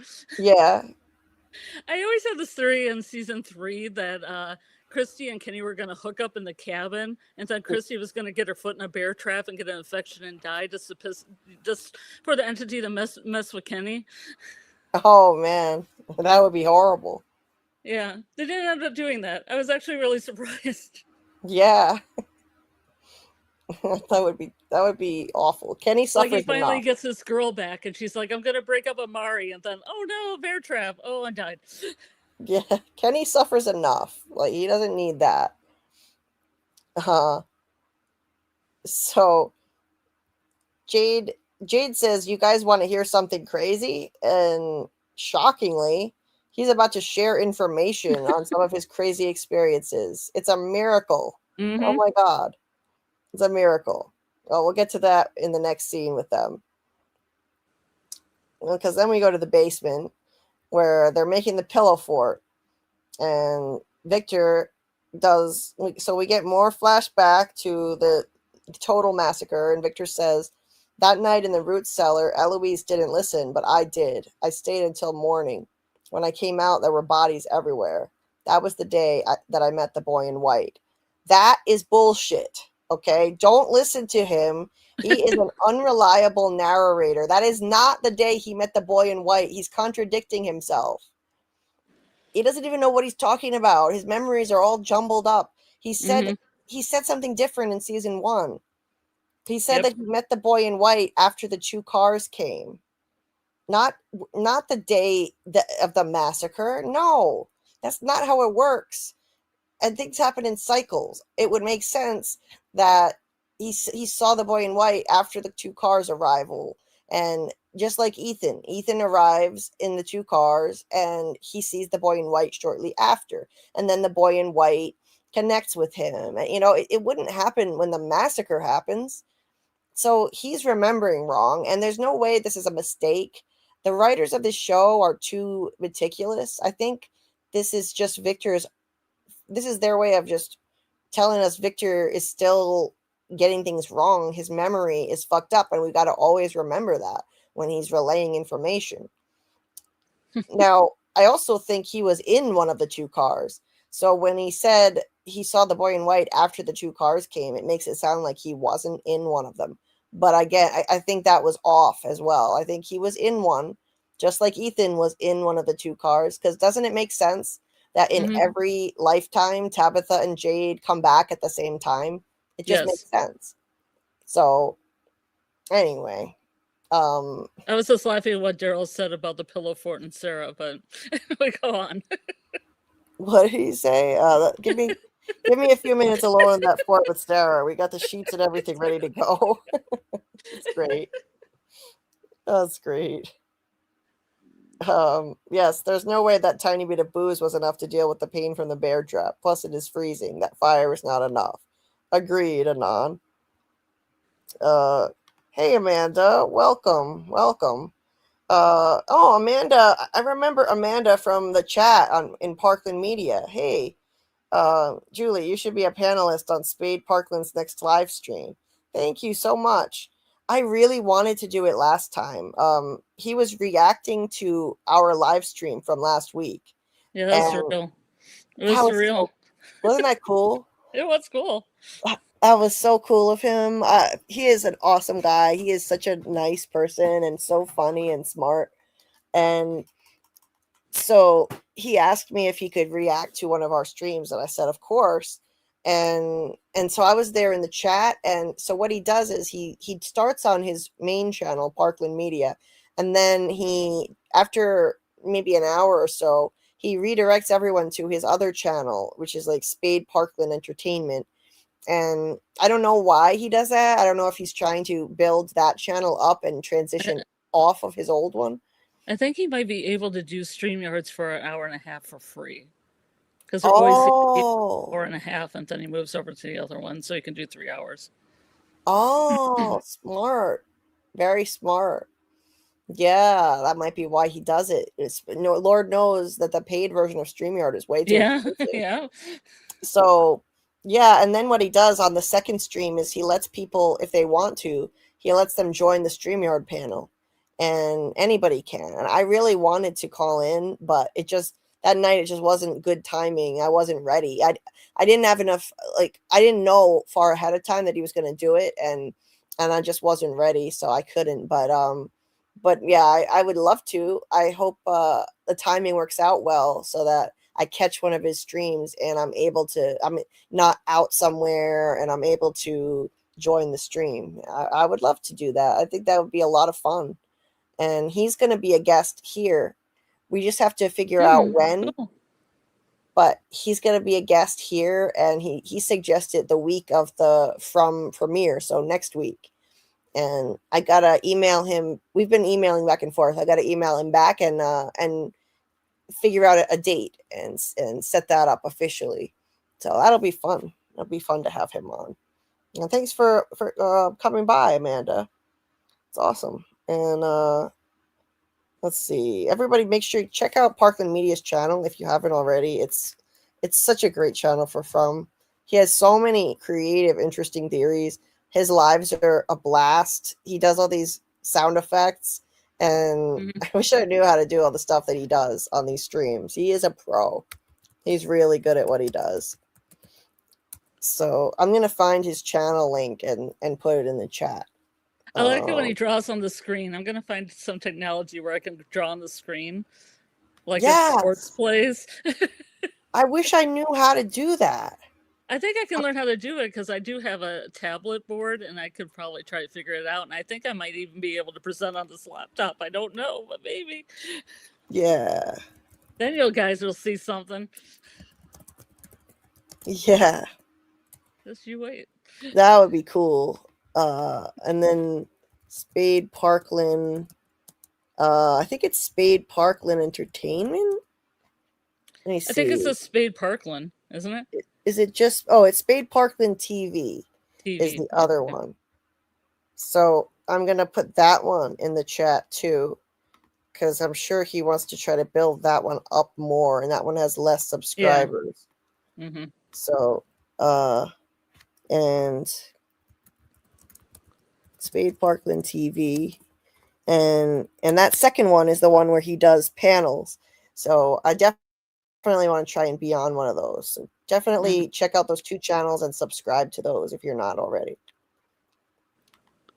Anand says, I don't agree. The massacre happened after the two cars came. He didn't say he saw the boy in white the day after the two cars came.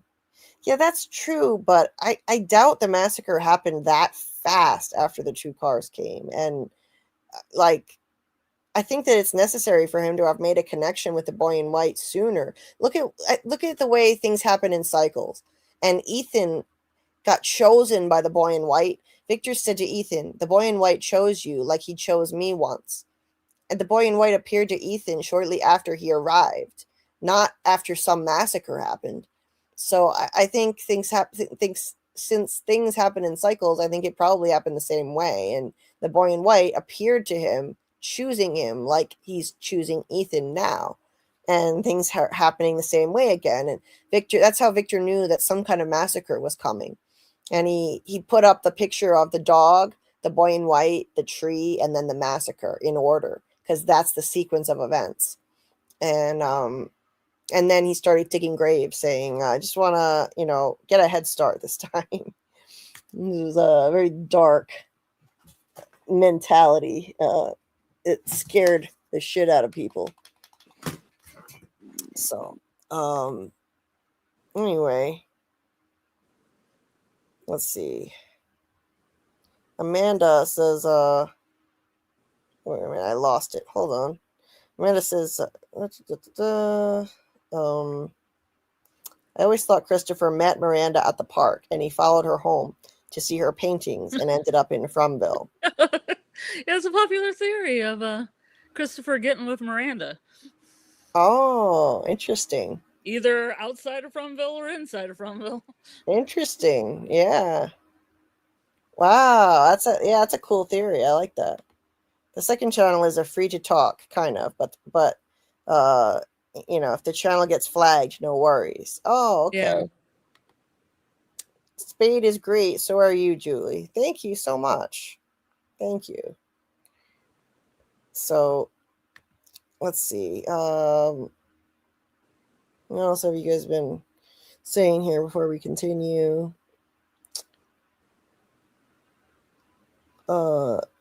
Mackie says they are always in the 2 cars, and someone with Jade probably always dies. I could see that. Michael says technically after the massacre is after the 2 cars, since the massacre occurred after the 2 cars, given the 2 cars are the 2 parents arriving on the same day. So the 2 cars were Miranda and Christopher. Yeah, they're not technically contradictory, but I just think that it probably happened the way it happened with Ethan. And, Yeah. the Technically, he could have met the boy in white and then met the boy in white. Right. But yes, his memory is still shite, and they're leaving a lot of wiggle room. Yes. Leadness, yeah, thank you for that input. OBS works fine. I just have to learn how to use it, and it's really complicated. I'm not tech savvy, so I have no time to do it, and I have to just, maybe after From season 4 is over, I can try to learn OBS. Jay, you and a lot of other guys. I am not scared of Sarah. I'll take my chances. Yeah, best sleep with one eye open, I always say. So all of these guys thirsting for Sarah. Well, you're one good eye. Your one good eye.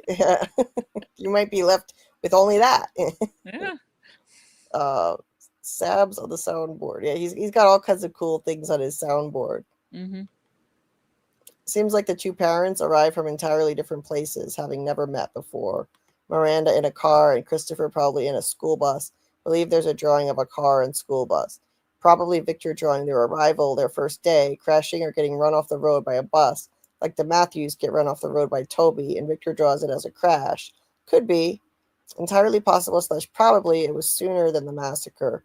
It would be nice if they show us more of the past cycle to get the facts and events straight. Yes, I think they're eventually going to do that. They're going to show us a full flashback with all of it in sequence eventually. Daryl says, the first time I saw him was right before the 2 cars came. Not your 2 cars, the first 2 cars. Yes. Right. Okay, so that's what he said. He didn't say after. He said before. Okay, I forgot that, Daryl. Thank you for the quote. So back in season 1, that's what he told Ethan. The first time I saw him was right before the 2 cars came. So again, I think his memory was wrong there too, because I think he was in one of the 2 cars and he doesn't even remember. Chase says things happen in cycles, but the boy in white says he is doing things different this time. He probably moved faster in prior cycles. That's true. He is doing things a little differently now. Imagine how fast things sped up by the boy in white. How fast things sped up by the boy in white gave his info dump on the Christopher previous Jade, right? Yes, that definitely sped things up. Hey there, Ryan. Nice to see you. The inconsistency in Victor's memory is showcased by him thinking that Jasper talked on his own. Oh, yeah, we're going to get to that ridiculousness, that giant red herring. I'm going to go by these kind of quickly because they have a lot of gore in them. The boy in white waving to Victor. He's on the merry-go-round, grinning, waving at him, beckoning to him. And Victor says, okay, I already said basically what Victor says. So then Sarah says, the boy in white? So they're making connections on their past experiences, their weird experiences. That's great. So now they both know they've seen the boy in white. I love that in season 3, more characters started sharing information with each other. That's progress.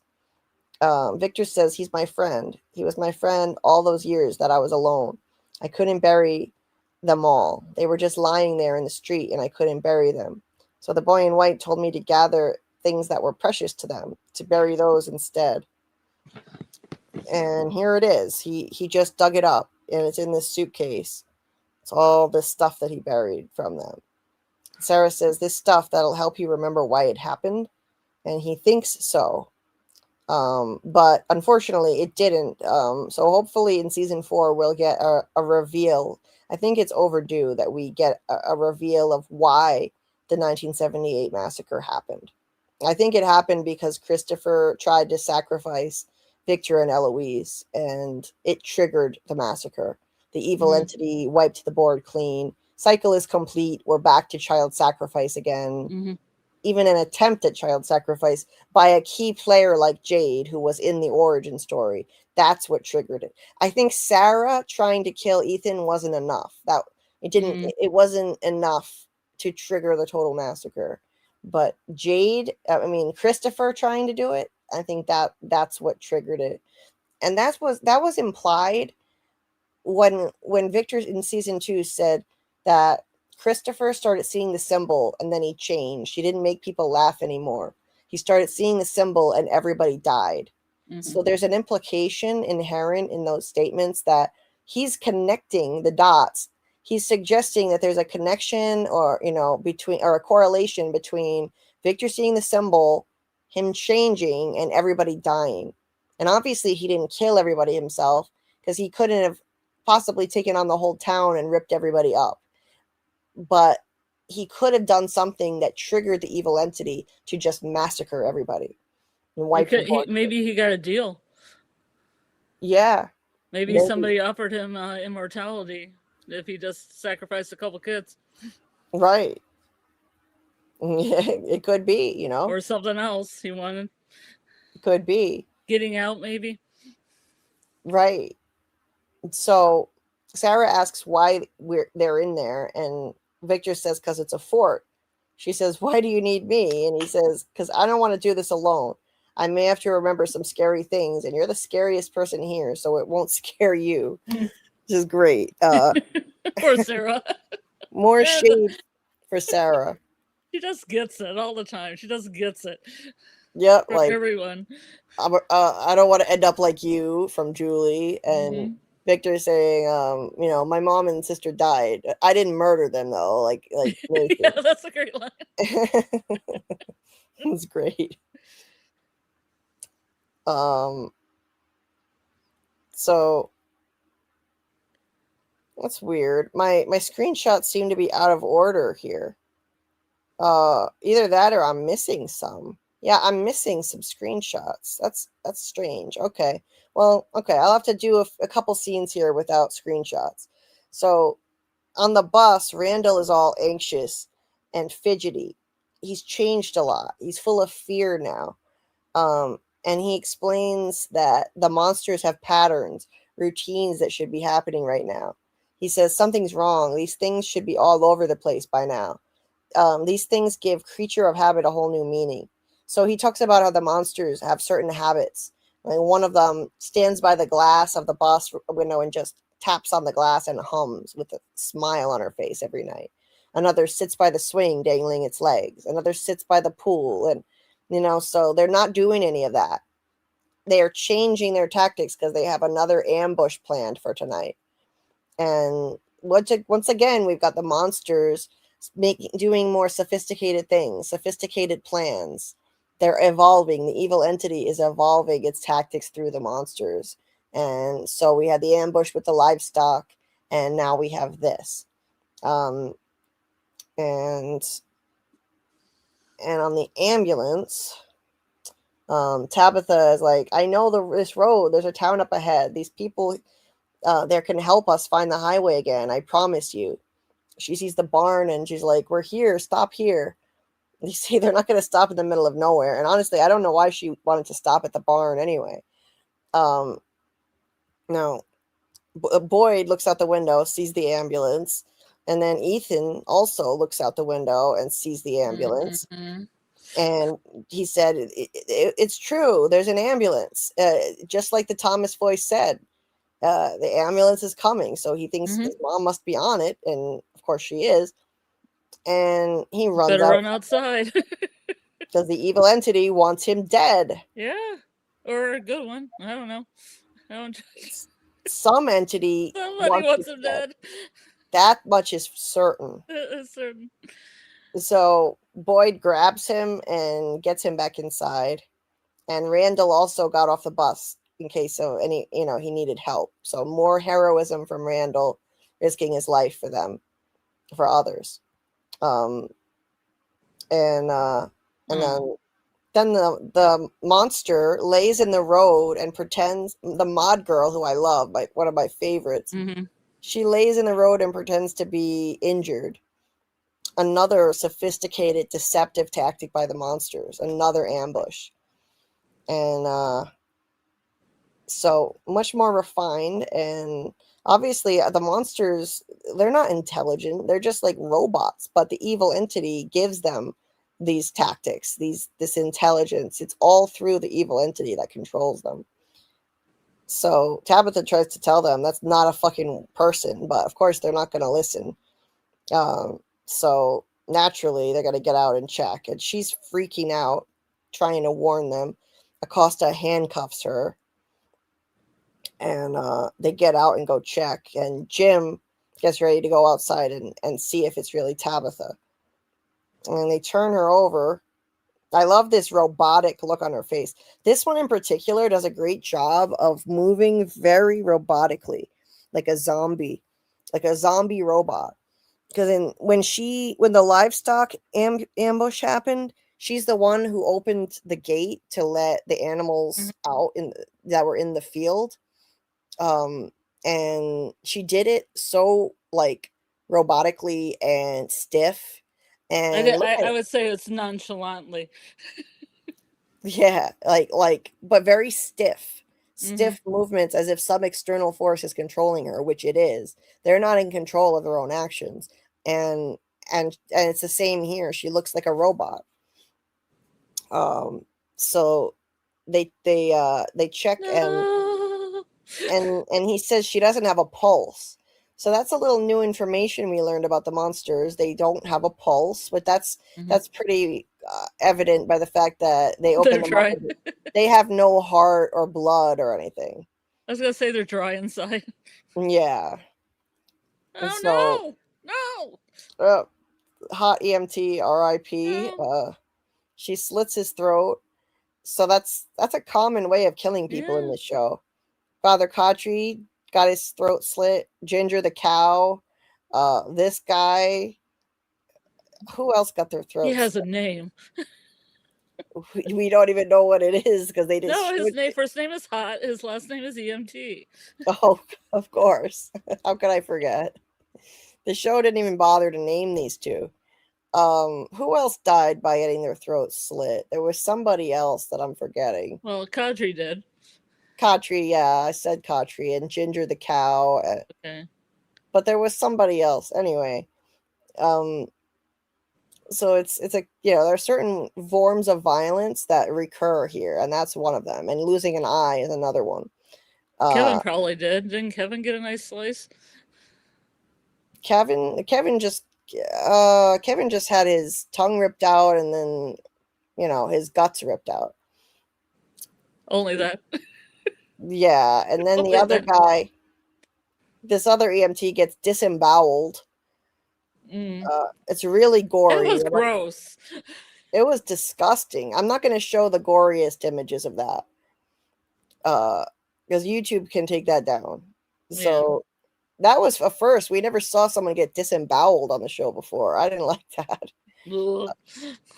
And Tabitha witnesses this whole thing, and Acosta's watching in shock, and she tries shooting at them, but of course the bullets don't work. Look at that beauty. I love Mod Girl.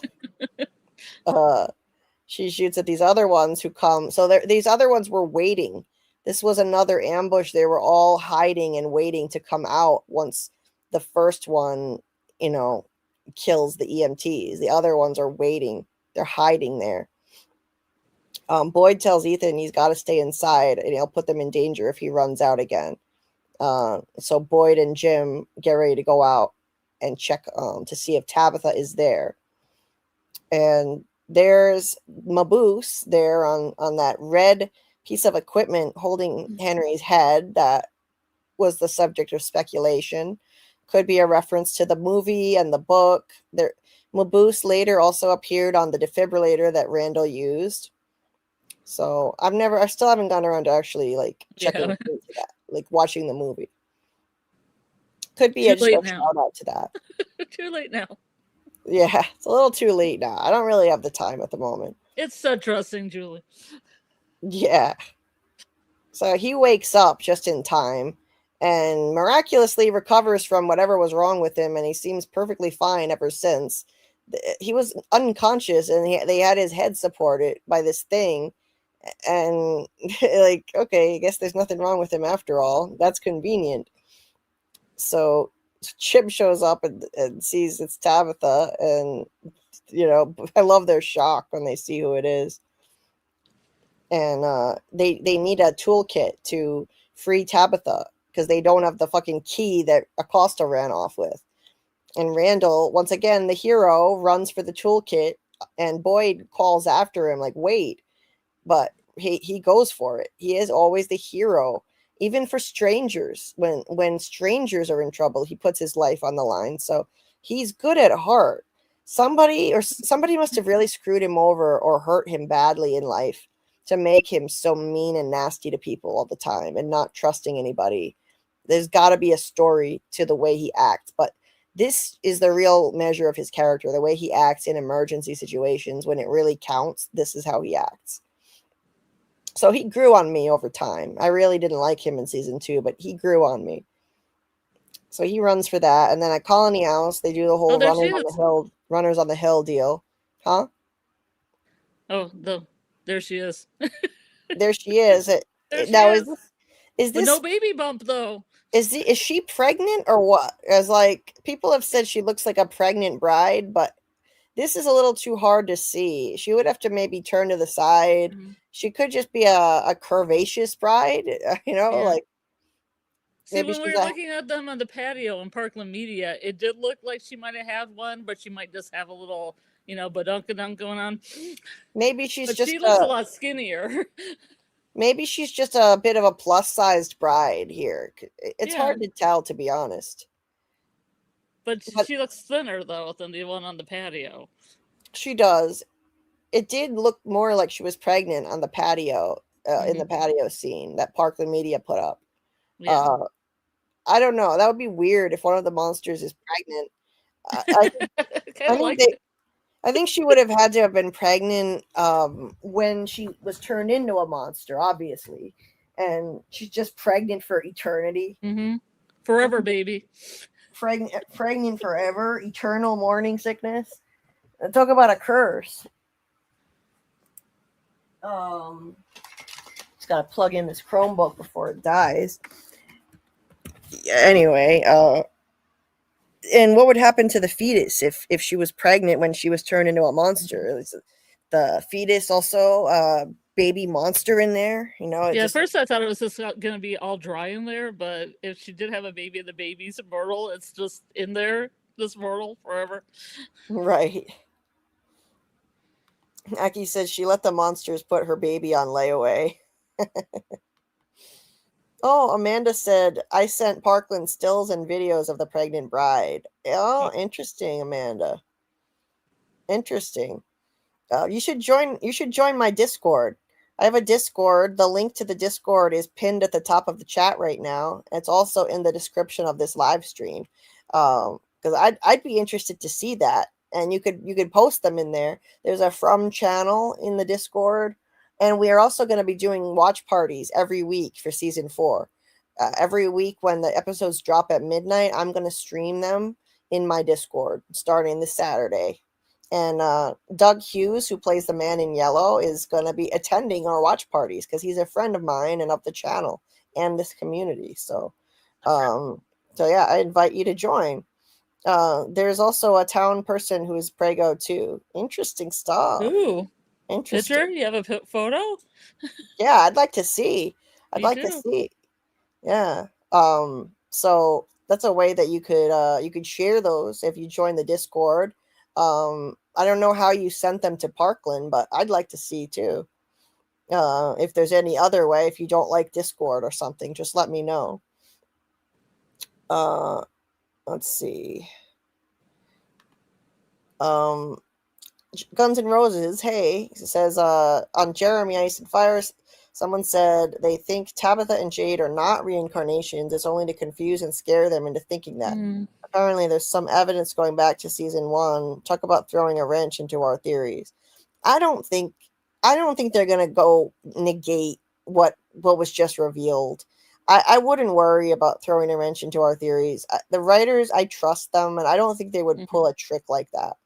It seems too much like a simulation theory, except just, oh, it was all a dream that you're reincarnated.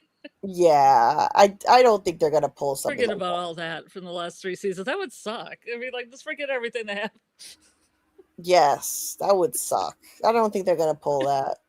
They built that up way too much as a big reveal. The lore behind this place, the mythos that they're revealing. Randall was the first to offer help when Tabitha fell in the house. That is true, Amanda. I never forgot that. Freaky Acosta. It was a misfire. Yeah. What an idiot.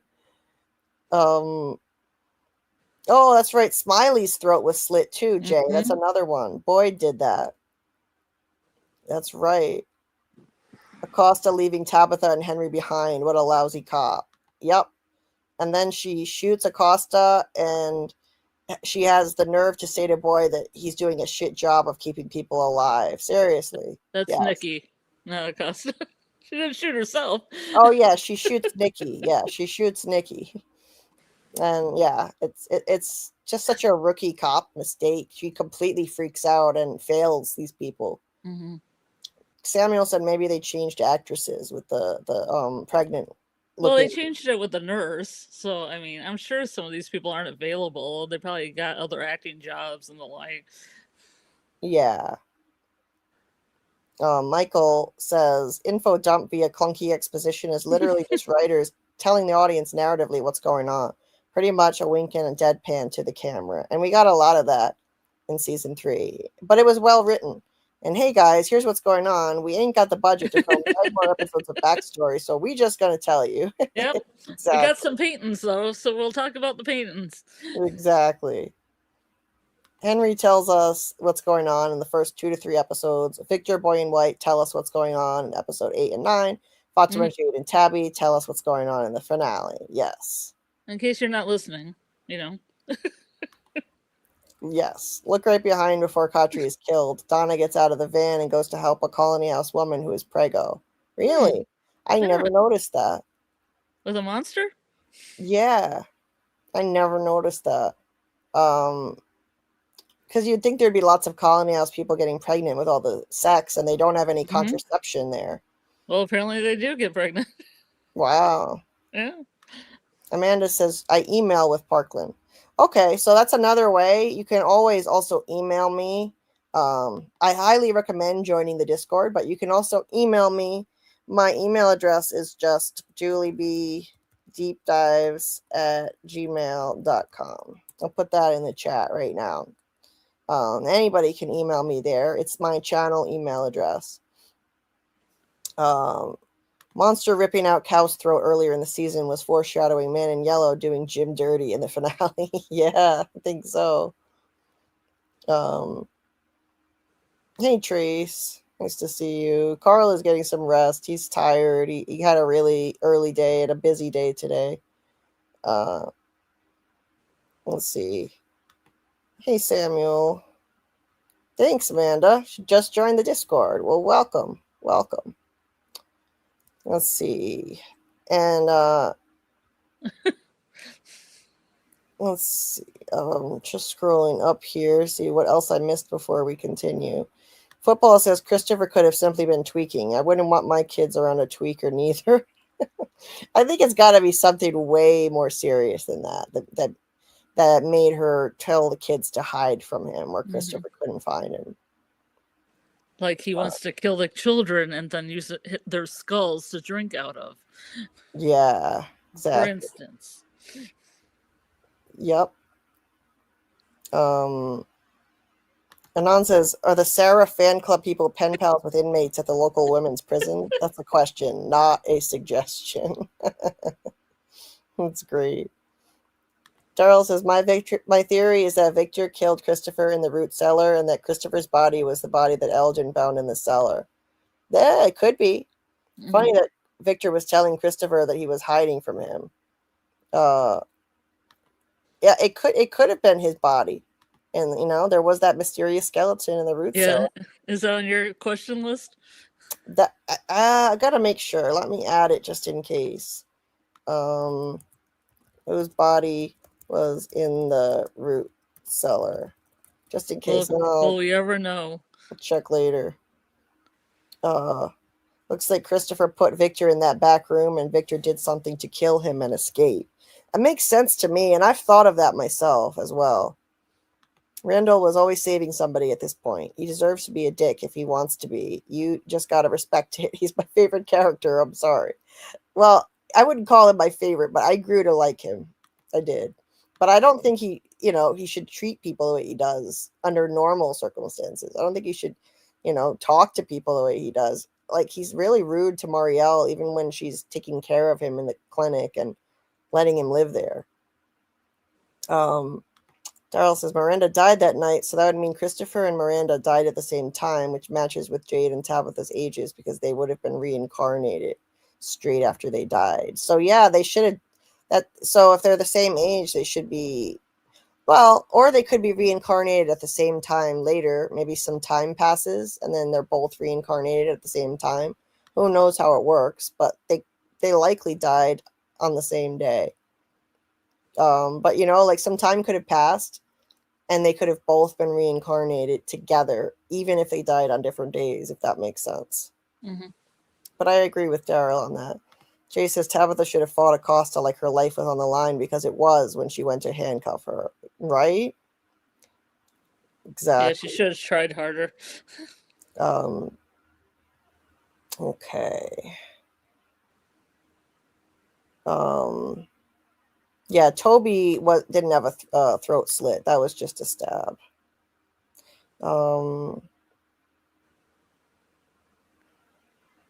Okay, I think I caught up pretty much. Caught up with the chat. Let me scroll down to the bottom. Incognito says, Julie, do you think the monsters are just empty shells? It's strange because sometimes they show sparkle of personality, like Smiley in the bus, or the controlling entity sometimes let them free.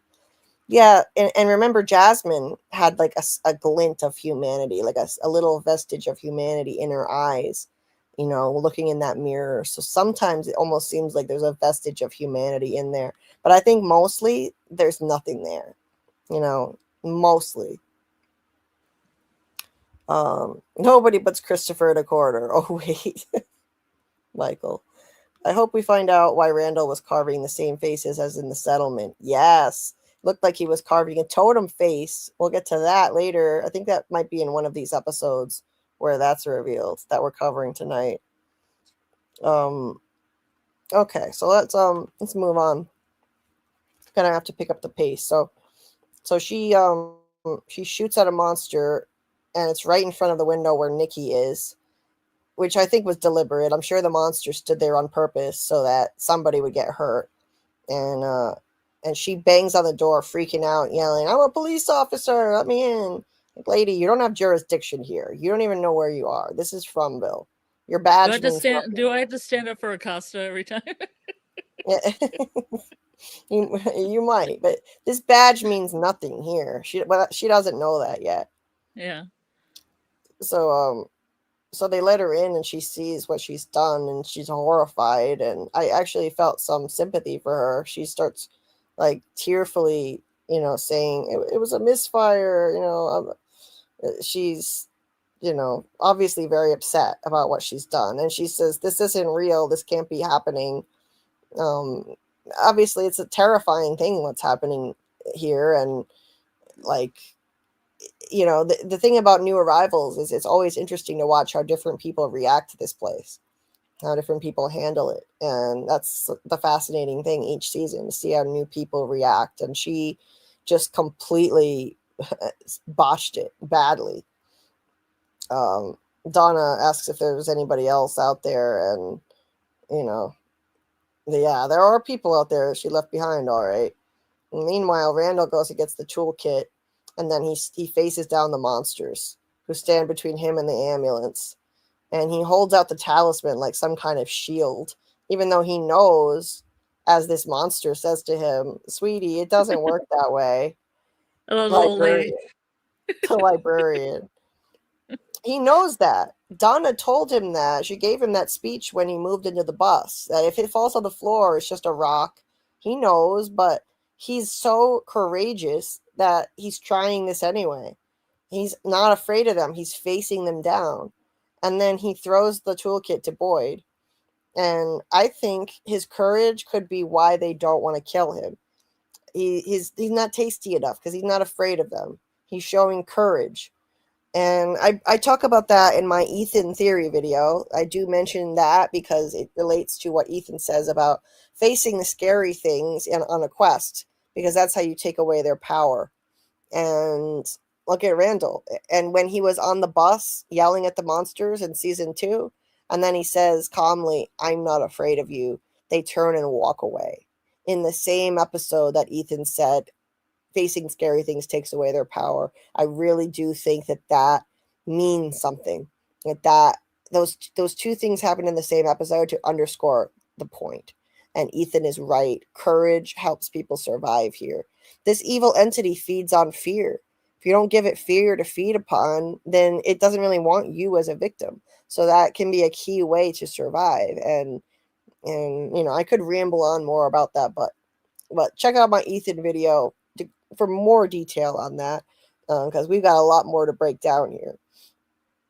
And that's the latest theory video on my channel. It's also linked in the description of this live stream near the top. It's Ethan is the key to everything is the title. And then the cicadas show up, of course.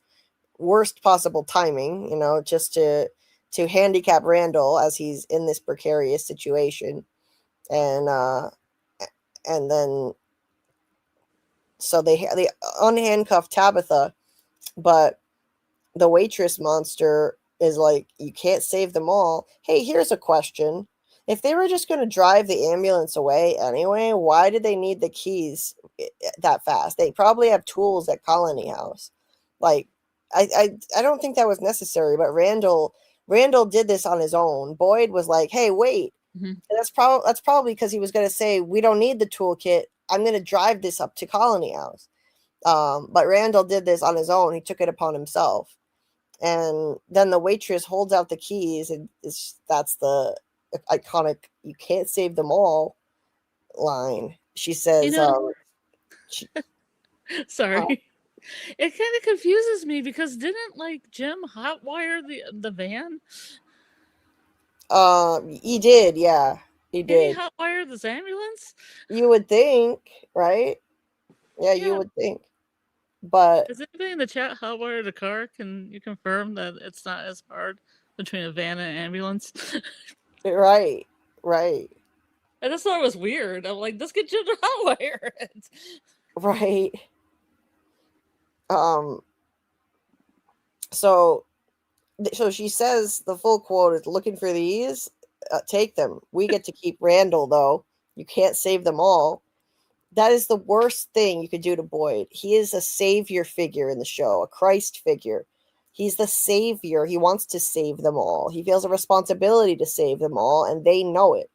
So they put him into this impossible situation, forcing him to choose between one person or an ambulance with 3 people in it. And naturally, you're going to choose to save 3 people over one. And, it's the trolley problem. You're going to save the larger number of people.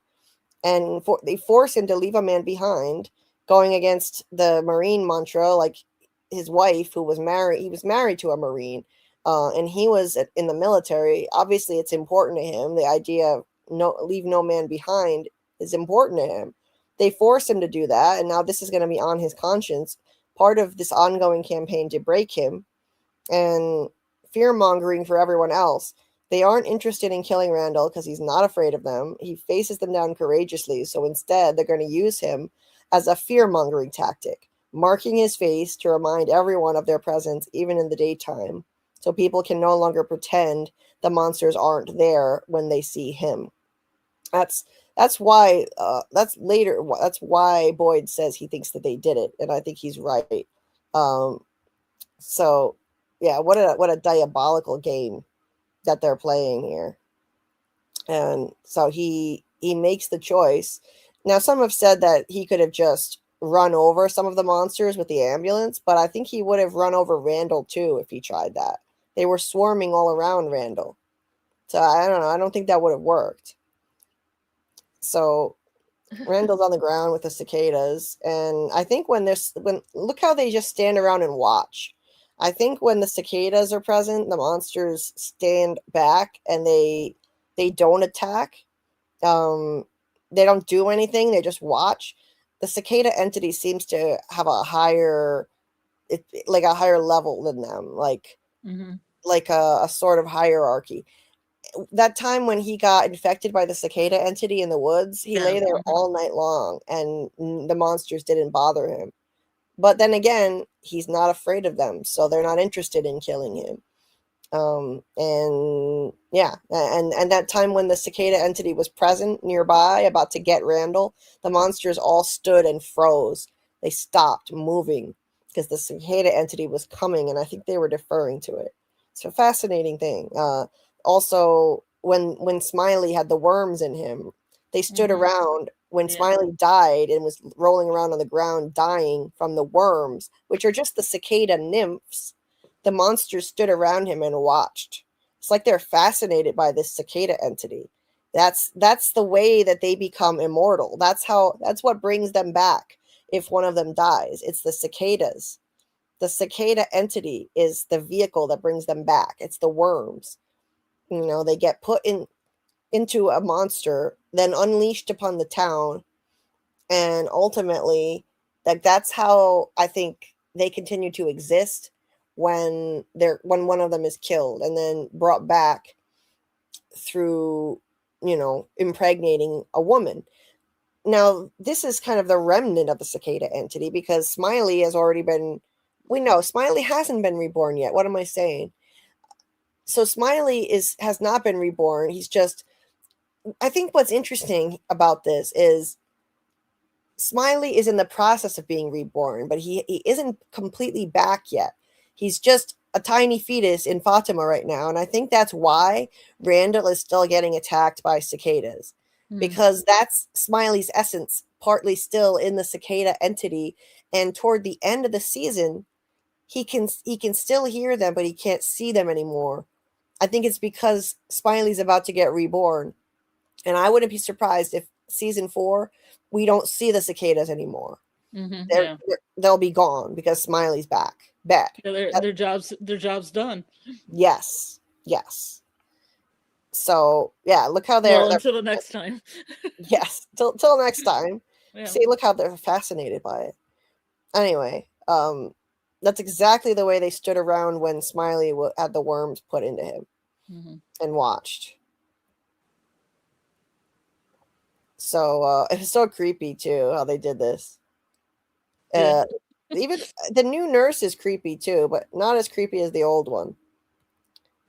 So Boyd's like, "Oh, motherfucker! Fuck you."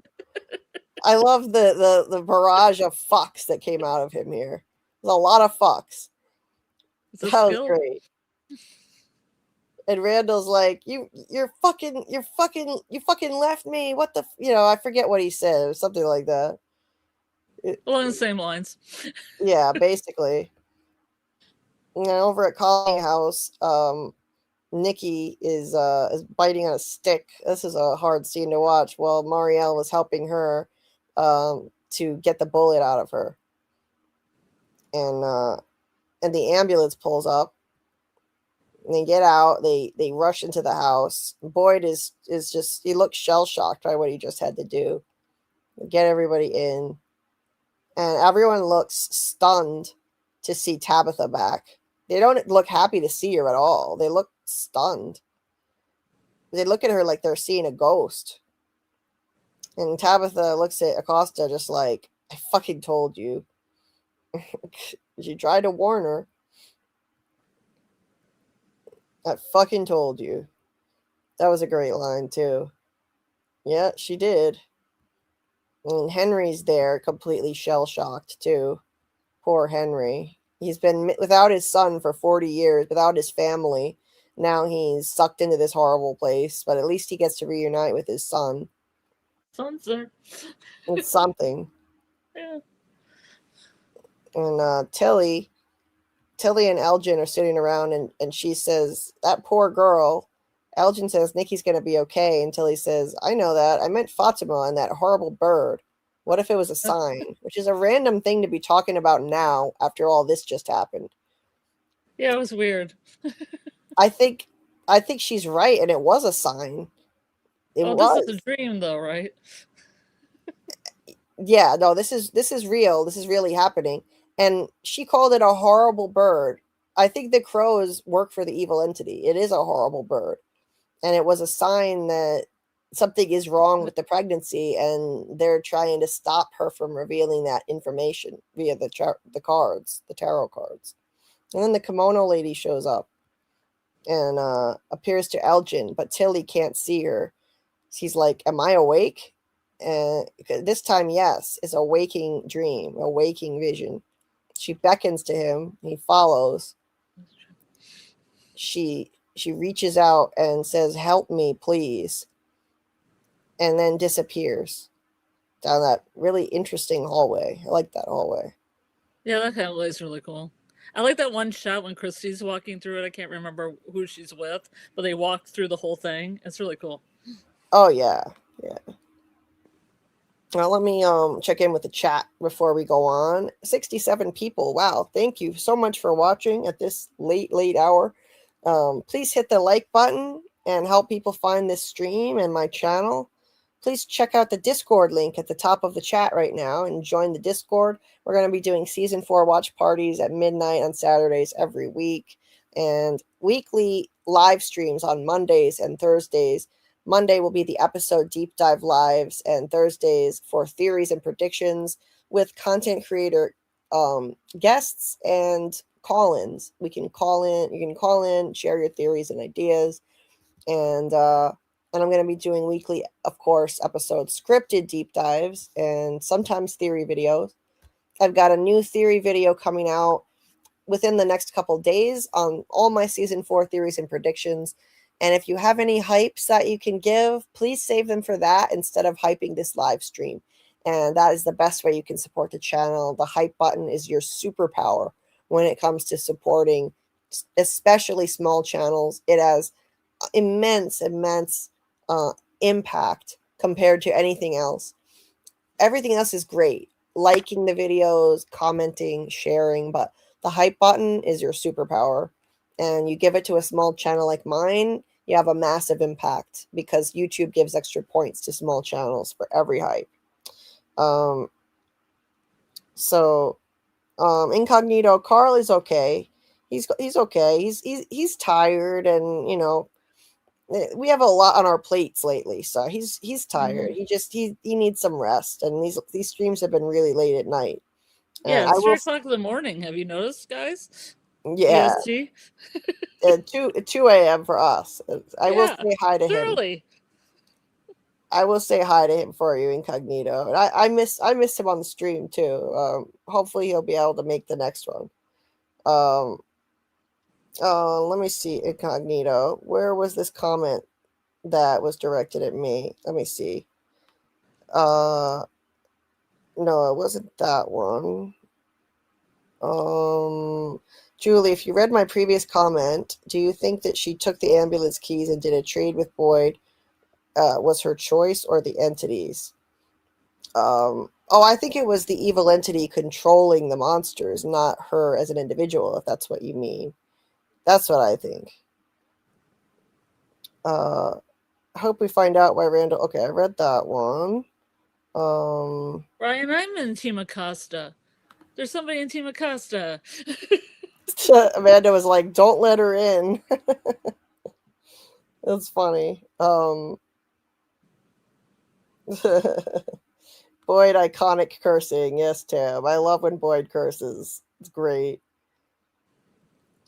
You can't save them all. That line interested me because I wonder if the monsters know Boyd will save some or most. Oh, interesting point, Guns N' Roses. I like it. Yeah, I think he will save most. I think he'll save a lot of people in the end, but probably have to sacrifice his life in the series finale. I don't know if Boyd will make it. Welcome back, Recon. The second Smiley died is the very second Fatima became pregnant. I think so too.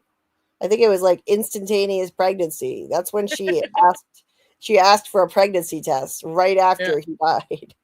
She felt a little stirring. Yeah. Oh, thanks, Daryl. Daryl said, I like Julie's theory that the people who sacrificed the kids did it because they thought it was God who was telling them to do so. Yeah, that's what I think. I think they thought it was like the Abraham story where God told Abraham to sacrifice his son and then stopped him at the last moment, except this wasn't God, and this God didn't stop them from actually doing the deed and killing their children. I think that they believed they were doing it for not for immortality on this earth. Fatima's words were they sacrificed their children because it promised them they would live forever. Yeah. That doesn't necessarily mean on this earth in their physical bodies. It could mean that they would live forever with the Lord when they die, that this would be their salvation. And and maybe they were living a brutal, hard life. Kind of sounds twisted, though. I know, but maybe they were living a brutally hard life. Life back then was very difficult in the early American colonies. And they probably had brutal winters. People were starving. Maybe a lot of people thought they were going to die. And so this entity promised them they would live forever after death, live forever eternally with God if they sacrifice their kids. It's still sick and twisted, but it's just a thought. There are so many biblical references in this show that I think it would make sense. Yeah, we're not really sure what package they actually got offered. Right. Tam said everyone whispering about Tabitha. I'm one of Acosta's most loyal haters. Me too. Yeah, but Ryan's a member of the fan club, so that's cool. So you got somebody. Acosta. Daryl says, I loved seeing Boyd try to do to Acosta what he did to Frank. Yeah, he almost did. He almost did. We'll get to that in a minute. Ryan's one of the only. Ryan said, I'm the only person in Team Acosta. I served. No, you're not, Ryan. You're not. At our weekly meetings.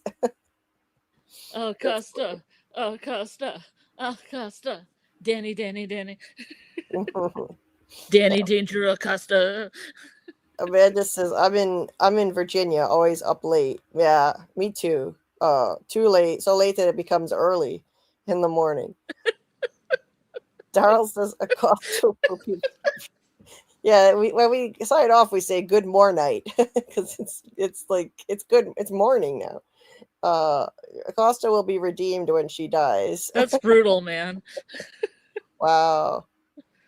Daryl says at the start of season 2, episode 6, Fatima was hiding something from Ellis. She was hiding that she was pregnant. Could be. Immaculate conception with a smile. Yes.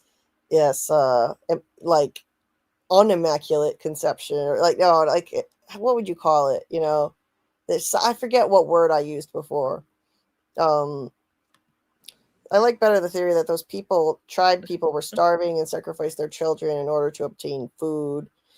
I mean, yeah, but they told us it was to live forever, though. Why would, if it was just because they were starving and they wanted to live forever on this earth as people, why would that be what you bargained for? You'd bargain for something to stay alive if that's what you wanted, to stay alive on this earth, Stay alive forever? Yeah. Hey there, welcome, Wilbert. And from series is from from I don't know. I was trying to figure out both comments. I think maybe he means it. Where is it from? It's from Canada. It's made in Canada, not from America. But it's supposed to be based in America. But it is based in America. If this place started in the old colonial days, perhaps it's its actual original location is in Camden, Maine. Hey, Mike Light. Smiley Rebirth was a retcon. It wasn't planned in season 1. Writers said they added it later. That's why Fatima was pregnant before he died. And they knew the monsters were going to be immortal, though. I think that was planned. But they didn't plan on killing one, I don't think. Guns N' Roses says, I'm Team Acosta because I think she's hot. It's kind of sassy, though. I think she's a good rival for Boyd. I think Boyd needs somebody to stand up to him. So, Team Acosta. Okay. It's just good writing. It's just good writing. Yeah. So, over at the Matthews, it's basically now the Matthews house.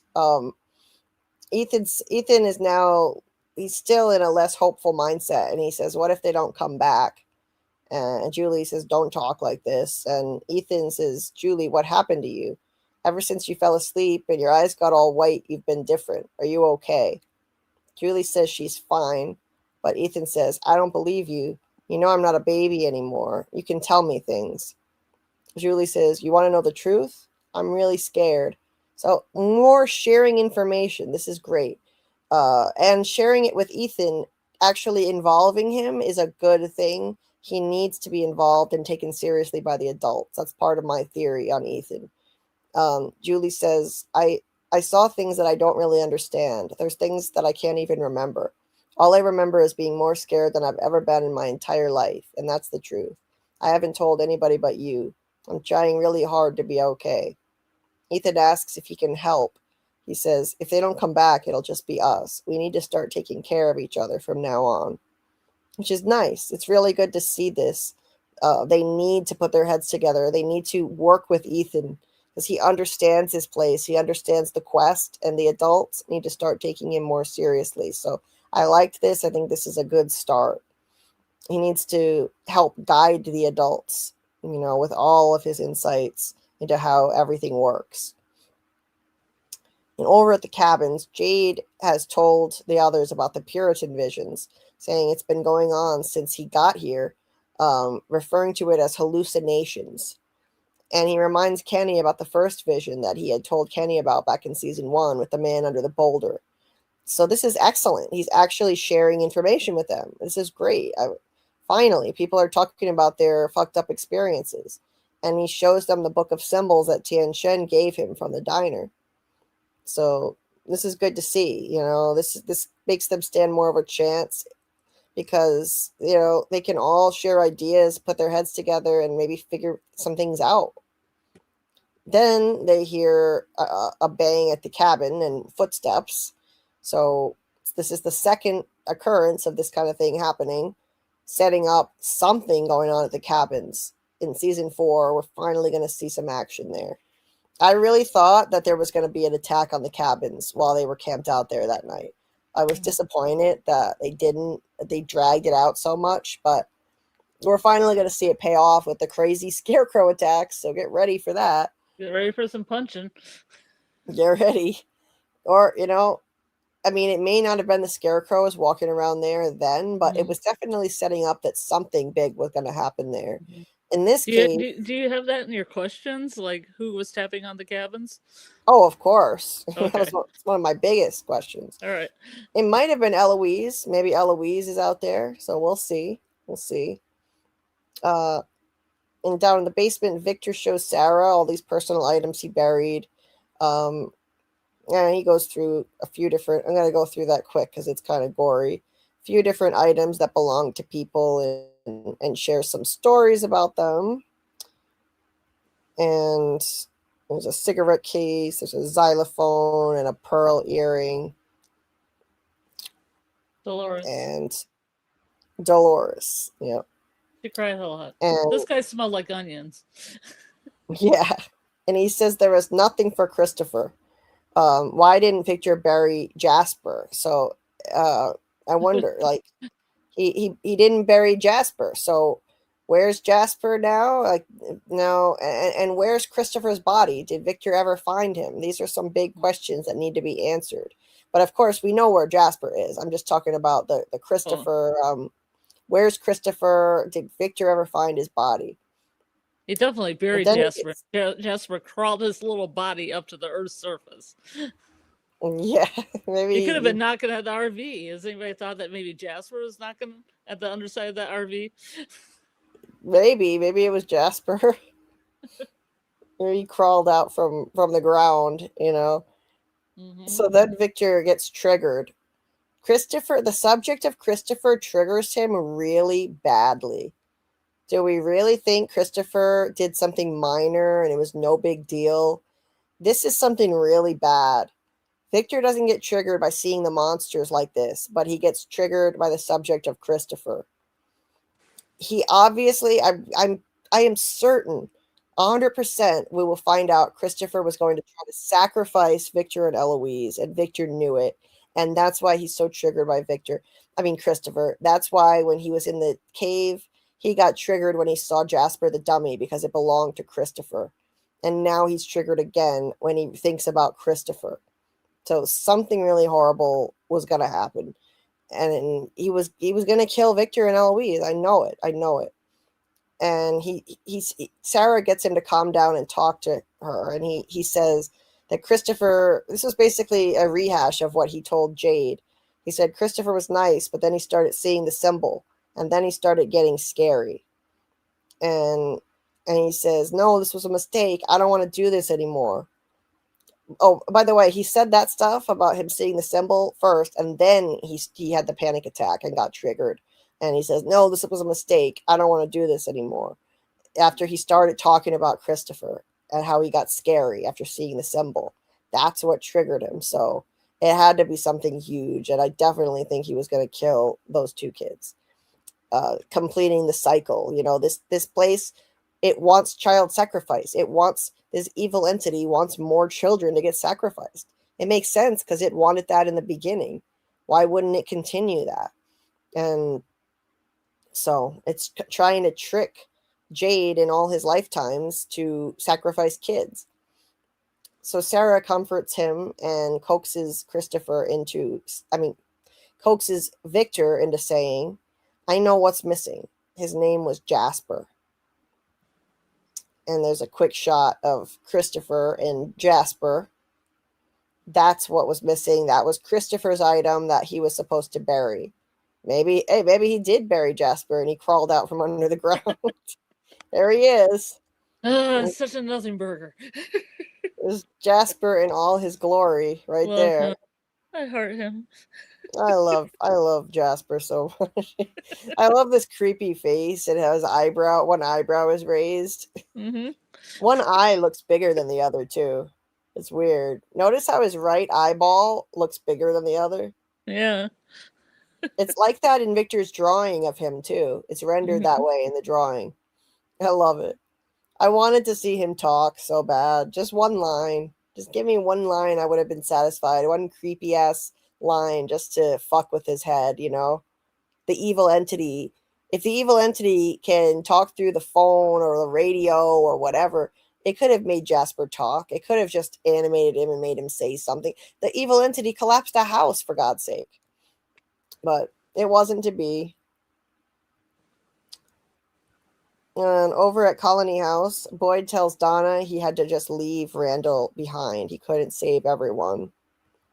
And Jim tells Tabitha, "Are you sure he's really Victor's?" Or asks her, "Are you sure he's really Victor's father?"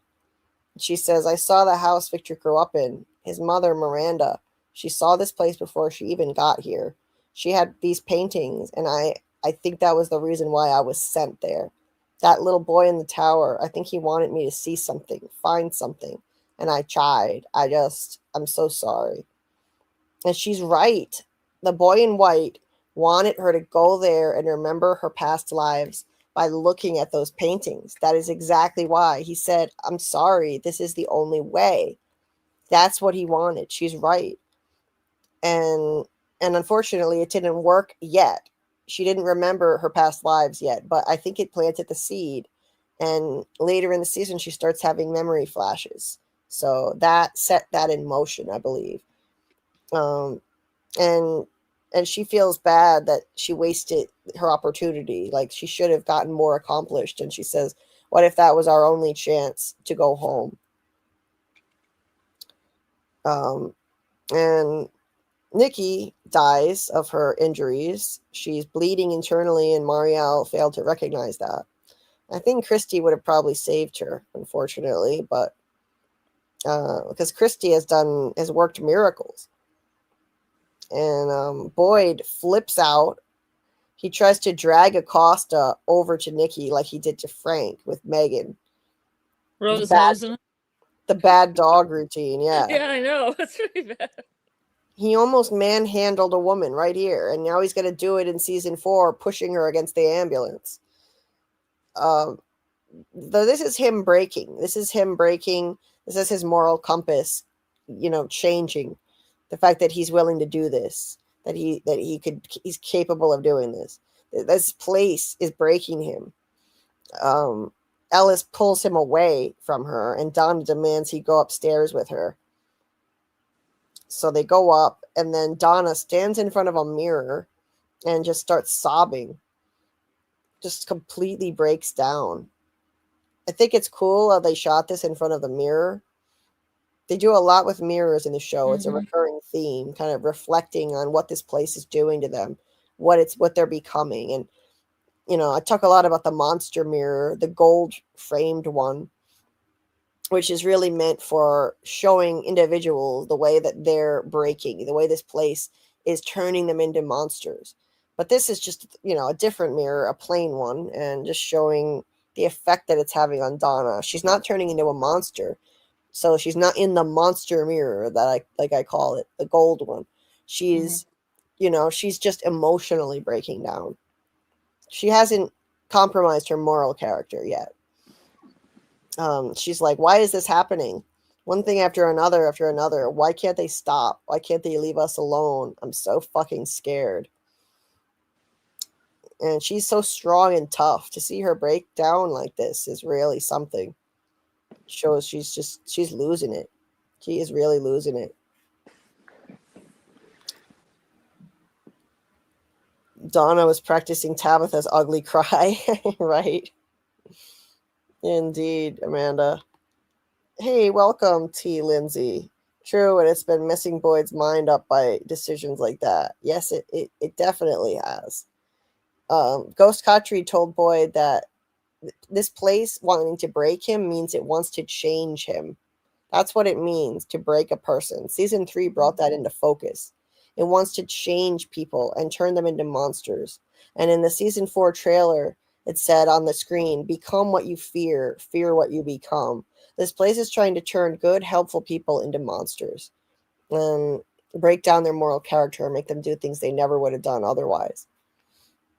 And just like it did to those people who sacrificed their kids, it broke those people. The evil entity broke those people, turned them into literal monsters, and now it's turning other people into figurative monsters on this show. Yes, how they left Randall was definitely messed up. And hey, another new name. Hey there, Wendy Lindley. April 19th can't get here fast enough. Yes, it is coming fast, though. It will be here before we know it. Welcome. Please hit the like button to the new folks joining us, and please consider subscribing to the channel. I'm hoping to reach 3,000 subscribers by the end of season 4. We recently passed 2,000 subscribers and now almost at 2.2K. I'm glad I found a group who watches this series as well. Oh, we don't just watch it, we obsess over it. So if you love this series, you found the right place. You came to the right place. This is the only show I'm going to cover until season 4 is over. And we will do 2 live streams per week on Mondays and Thursdays at 10 p.m. Eastern, 10:30 the latest. That's my plan.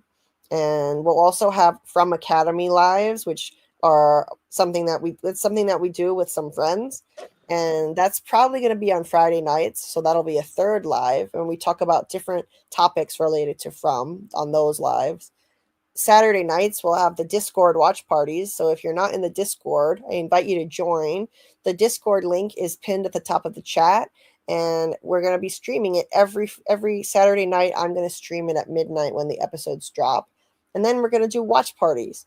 And Doug Hughes is a friend of mine, a friend of the channel, who plays the Man in Yellow. And you'll see him often making appearances in the chat and being a guest on the live stream, and he's going to be joining our watch parties too. So it's going to be a lot of fun. He said that we're going to lose our shit when we see what the Man in Yellow is actually doing, and he can't wait to see us lose our shit when we see the whole episode where the Man in Yellow is doing whatever it is he's doing in the trailer. So I cannot wait. I can't wait to see what Doug is talking about. Wendy says, hello, everyone. Maybe the series has something to do with the book Ethan likes so much, the Chromonocle book. No, don't worry about misspelling. It's a made-up word anyway. I've spelled it so many times that my spell check now spells Chromonocle and Kui out for me. Yeah. The real words to my iPad. Yes. So, yes, I think the Chromonocle is basically our guide to how this place works. So anything that Ethan says about the Chromonocle book and other quest stories, like the Norman story, it's all important to understanding how this place works. Always listen to what Ethan says. And I made a whole video about that. It's linked in the description of this live stream. It's a deep dive theory on Ethan and his role in the series. How I think his insights are key to understanding everything, and how he knows. Like, how does he know as much as he does? Where did he get this insight from? Is he writing the story in some way? Is he the storyteller? I break it down in my latest video. I'm going to put the link to that in the chat, but it's also in the description of the video too. So if you're listening on the replay, you can find that and other videos of mine in the description. My trailer breakdown, deep dive into the trailer, the teaser one, and a Jade theory video as well on what's going on with Jade in the cave, with the monsters, who the corpse is. I think it's Toby. Spoiler alert, I think it's Toby, and I explain why in that Jade theory video as well. But I'll just put that in the chat. The Ethan theory video is right there. That's my latest one. And in a couple days, I'm going to put out a video on all my theories and predictions for season 4. So welcome to our little corner of the Frumily. We call ourselves the Frumaholics over here. Maybe the Frumiverse. Yes. And you will never find a more interactive channel. I love talking to the chat. I love highlighting your comments. And while donations are appreciated and much needed, frankly, because YouTube is expensive, I do appreciate when people donate. But I will never be one of those channels that only highlights the comments of people who donate money. That's never going to happen. And Wilbert says, I see Canada. Thanks for the info. New fan here. Mm-hmm. Well, welcome to the Frumily.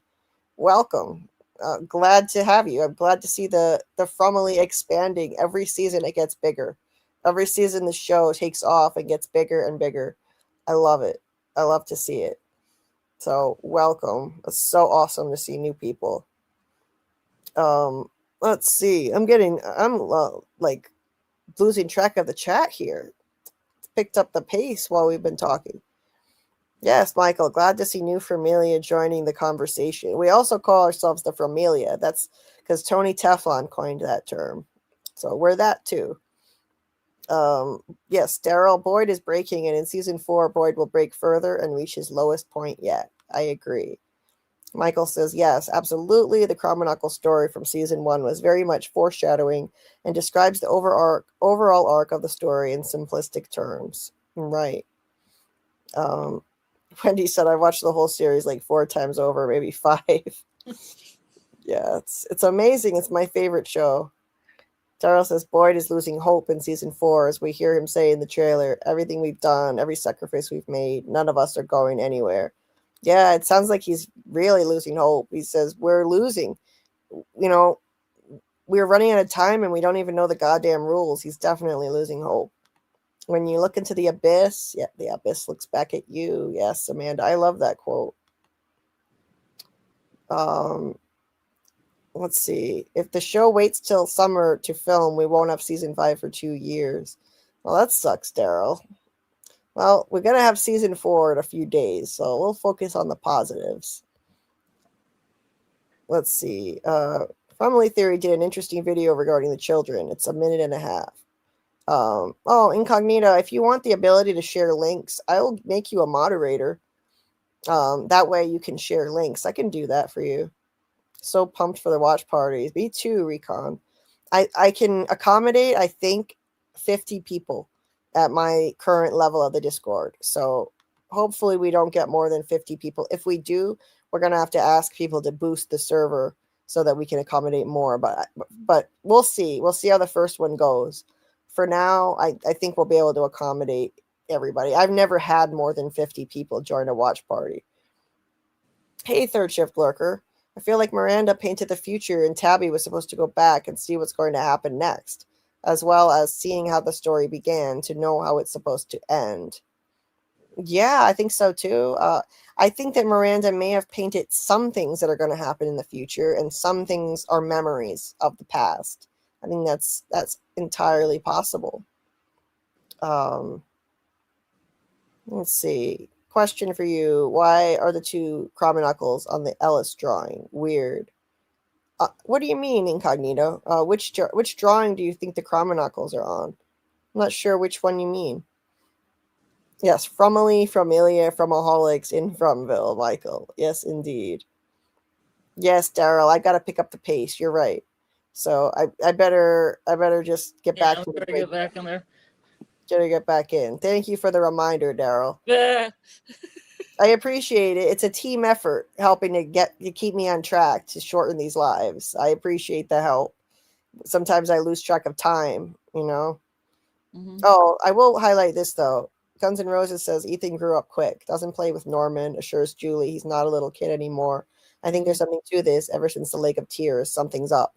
Yeah, it's because of this place. You know, this place is making him grow up fast. The insight and this connection to the boy in white. I think that's why. It's taking his innocence away. You know what is interesting about this photo is that the photo of Donna, her sister, is in the corner as well. Yeah. So that's her other loss, you know. She's hugging him and she's losing it, and her sister's there too. Right. Yeah, that's true. That's true. Let's see. Anything else I need to highlight really quick before we continue? No. Martin. No. Martin says, what if we start season 4 and Fatima starts screaming in agony again? Twins. Oh my god. That would suck. Oh my god. There's something else left inside. Oh yeah. Okay. So let's go on. Oh, Incognito said he sent me the pic on the Discord. Thank you. I will check that. Okay. All right. I'll check the Discord on my phone while we're talking here. So we're back to the basement. We're near the end of the episode now. Victor says Jasper belonged to Christopher. He used to be so much fun. Christopher would make us all laugh. People didn't laugh much back then, so it was very nice that we could. But then Christopher started seeing the symbol and he changed. He didn't make us laugh anymore. And so that's a rehash of what he said to Jade in season 2. And there's the implication that the symbol made him change. The symbol and the visions that came with it, that made him change. Remember, Ethan said bad symbols can make you do bad things. So that fits. Bad symbols made Christopher do bad things. It caused him to think child sacrifice was necessary to get out of here. That's what I think. So then he adds more to this. Victor adds more. He says, I remember Christopher started spending more and more time alone. Then one day, and we see him talking to Jasper. And He Victor, looks so cash. Look at Jasper there, his arm up. yeah. And Victor, he's always posed so casually. And Victor is watching. And you can see he's growing up too, by the way. The kid who plays Victor looks older. Yeah. And Jasper is sitting there talking. We don't hear anything, but we see his mouth moving. And he and Christopher are arguing. I love this so much. There he is. And Christopher starts yelling at him, flipping out. I completely lost it when I saw this scene. watching Jasper fucking moving. I wanted to see Jasper talk. I wanted to hear his voice. I was Me so too. mad that they didn't let us hear his voice in this scene. Denied. It's because he couldn't actually talk, and this is all bullshit from Victor's screwed up mind. Yeah. How Yeah, can you do that to us, Victor? it's just another red herring, a false memory again. So, so much for that. Over at Colony House, Fatima tells Alice she feels bad for being so mean to Nikki and says she wants to sit with her for a little bit, her body, and she wants to do it alone. She goes in, shuts the door, sits down. So I thought she had already done this, I think, at this point in the season, but no, this is where it happens. No, never mind. I'm getting confused. I knew she hadn't done this yet. I was talking to Carl about something earlier that was unrelated, and I said that. But, because we were watching a later episode of the season earlier, but, she sticks her finger into the bullet hole. But There it's going. 2 fingers. 2 fingers. Ooh. 2 Why? fingers. Drinks the blood. Horrifying. Oh, that was hard to watch. That was really hard to watch. Yeah. Jesus Look. Christ. Jesus Christ. That was really gross. That was That's one of not the even gross. good blood. That's like bullet hole blood. That was one of the grossest things I've ever seen on the show. That was nasty. And oddly sexual too. Yeah, a little bit, I guess. Yeah. Yeah, it's gross. Oh my god. Yeah. Poor Nikki, man. Poor Nikki. God, her body violated that way. And then Boyd and Donna are toasting to better days when they look out the window because they see flashing lights, and there is the ambulance with Randall dumped on the hood, coughing up blood. And the camera zooms in to all the blood on his face. He looks just ghoulish. He turns his head and just looks at Boyd. Look at his eyes. Like, oh, you're going to fucking pay. That was a scary face right there. That was scary. That's the end of that scene. Well, that was what an ending. What an ending to a spectacular episode. This was a 10 out of 10 for me. Absolutely fantastic episode. So that was the end of that one. But we're not done. We have 2 more episodes to break down. They don't go anywhere. We're still breaking down 2 more after this. Well, we do have to pick up the pace so that we can get through this in under 9 hours. We can't go 3 hours per episode. But okay, so I'll get into that. So let me just quickly look at the chat here. Stop fingering the dead body. Right. Jesus. That was the worst scene. I was screaming at Fatima to stop. Yes, Recon. Oh. Yes, Guns N' Roses. Me too. I would be the worst surgeon on this entire planet. I'm not good with blood. I could never. Yes, I could never. Yeah, it's T. They scar him so bad too. They give him half of a Joker smile scar. It's awful. Awful. Randall is being destroyed. Has been destroyed. Oh yeah, incognito. She drank a lot of blood in the root cellar. Fucking Smiley. Yes. Yes. Courtesy of Elgin, she drank a lot of blood. Daryl says episode 4 was great. Only a 9 out of 10. Really? Wow.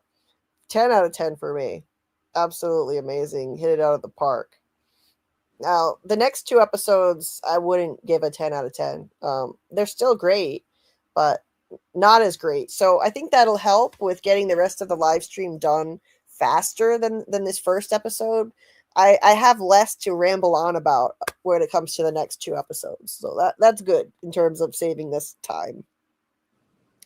Martin says, I was wishing it was a normal baby, just so something good came from it. Yeah, I know, right? Sad.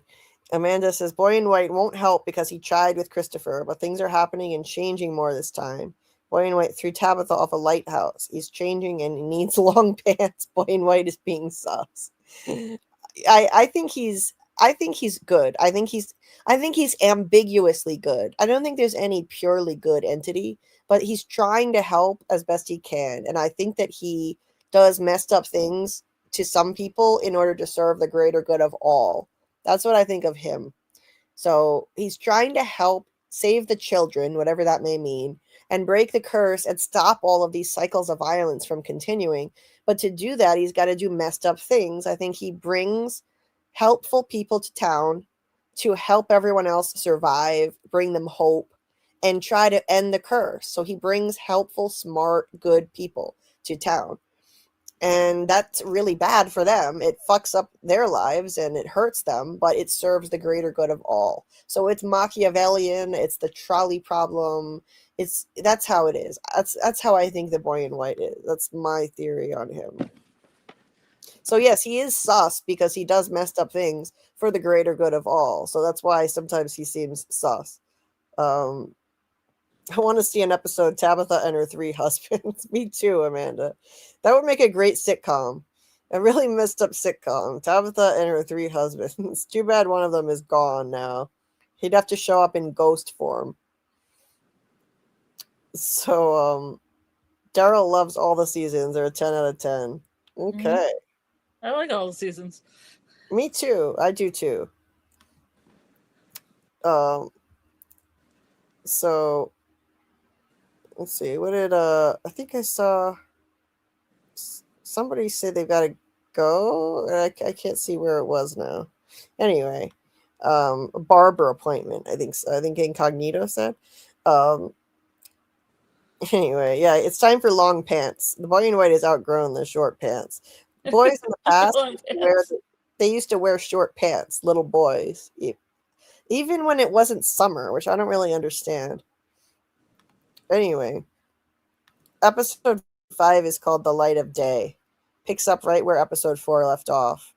And it's basically the aftermath of that horrific night that they just went through. So the light of day, you know. And I think that the reason for the title is because they've scarred Randall's face.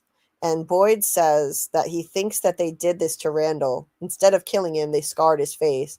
He thinks they did it so that people can no longer pretend that they're safe in the daytime anymore. The thing that keeps people, one of the things that keeps people sane is that they can just pretend they're safe and not think about the monsters in the daytime. But now every time they see Randall, they'll remember what's waiting for them at night. The light of, aka in the light of day, now they have a reminder of the monsters at all times when they see Randall. So that's why I think the episode was titled that, which is great. And it was great psychological warfare that the evil entity is engaging in through Randall like this. It's fear mongering at its finest, you know, the politics of fear that this place employs. So they lay Randall down on the couch, and Mari gets to work. Mari has really been working hard tonight.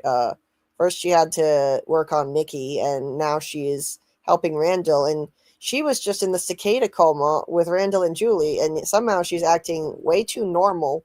Like she's handling all this too competently, if you ask me. And it made me suspect that she's stealing morphine again. But she's hiding what's wrong with her. She's definitely pretending she's okay. She's not okay. We'll find out in season 4 what's going on with her, I'm sure. She told Christy at the end of season 4 that she's not okay and she doesn't think she ever will be. So, also, what's up with the dummy having a smoke back there in the background? Look at this. Yeah. It's like a store mannequin. A mannequin. Yeah, like joint. That's hilarious. I love how they sneak things in the background like that just for fun, just for kicks. It's Jasper's girlfriend. It's Jasper's girlfriend having a smoke. They just hooked up and she's having a smoke now. Uh-huh. That's hilarious. There's another scene where in the background you can see on the TV in Colony House somebody drew like an anchor man as if it's a news program. It's so funny, the stuff that they hide in the background just for fun.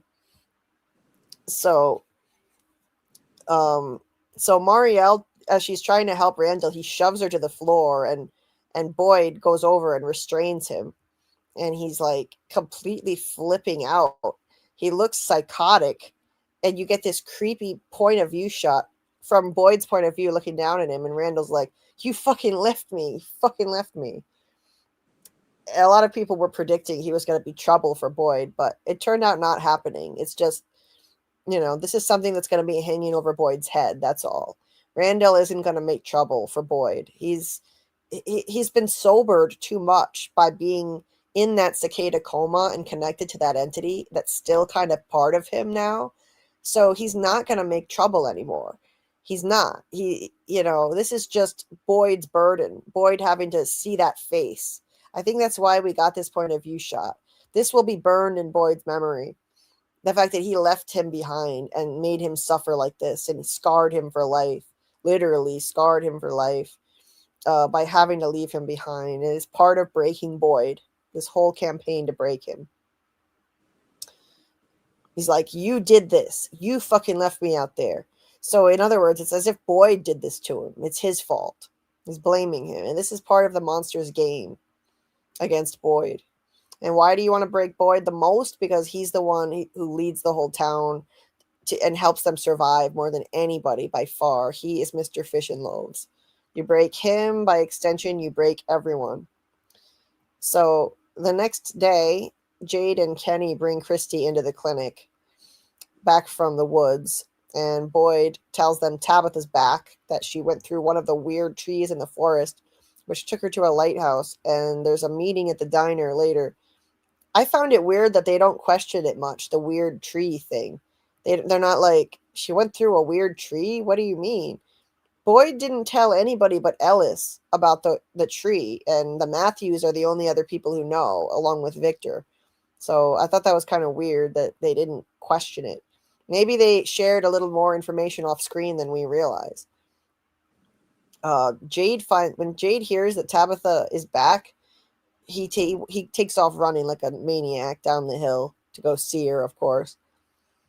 And at Colony House, Donna shows Henry where the better clothes are because he wants to look good to see his son Victor.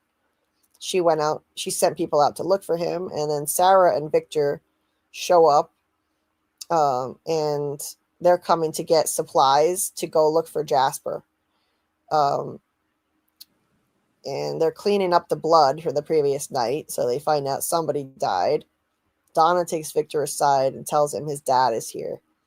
He freaks out, runs off, doesn't want to see him.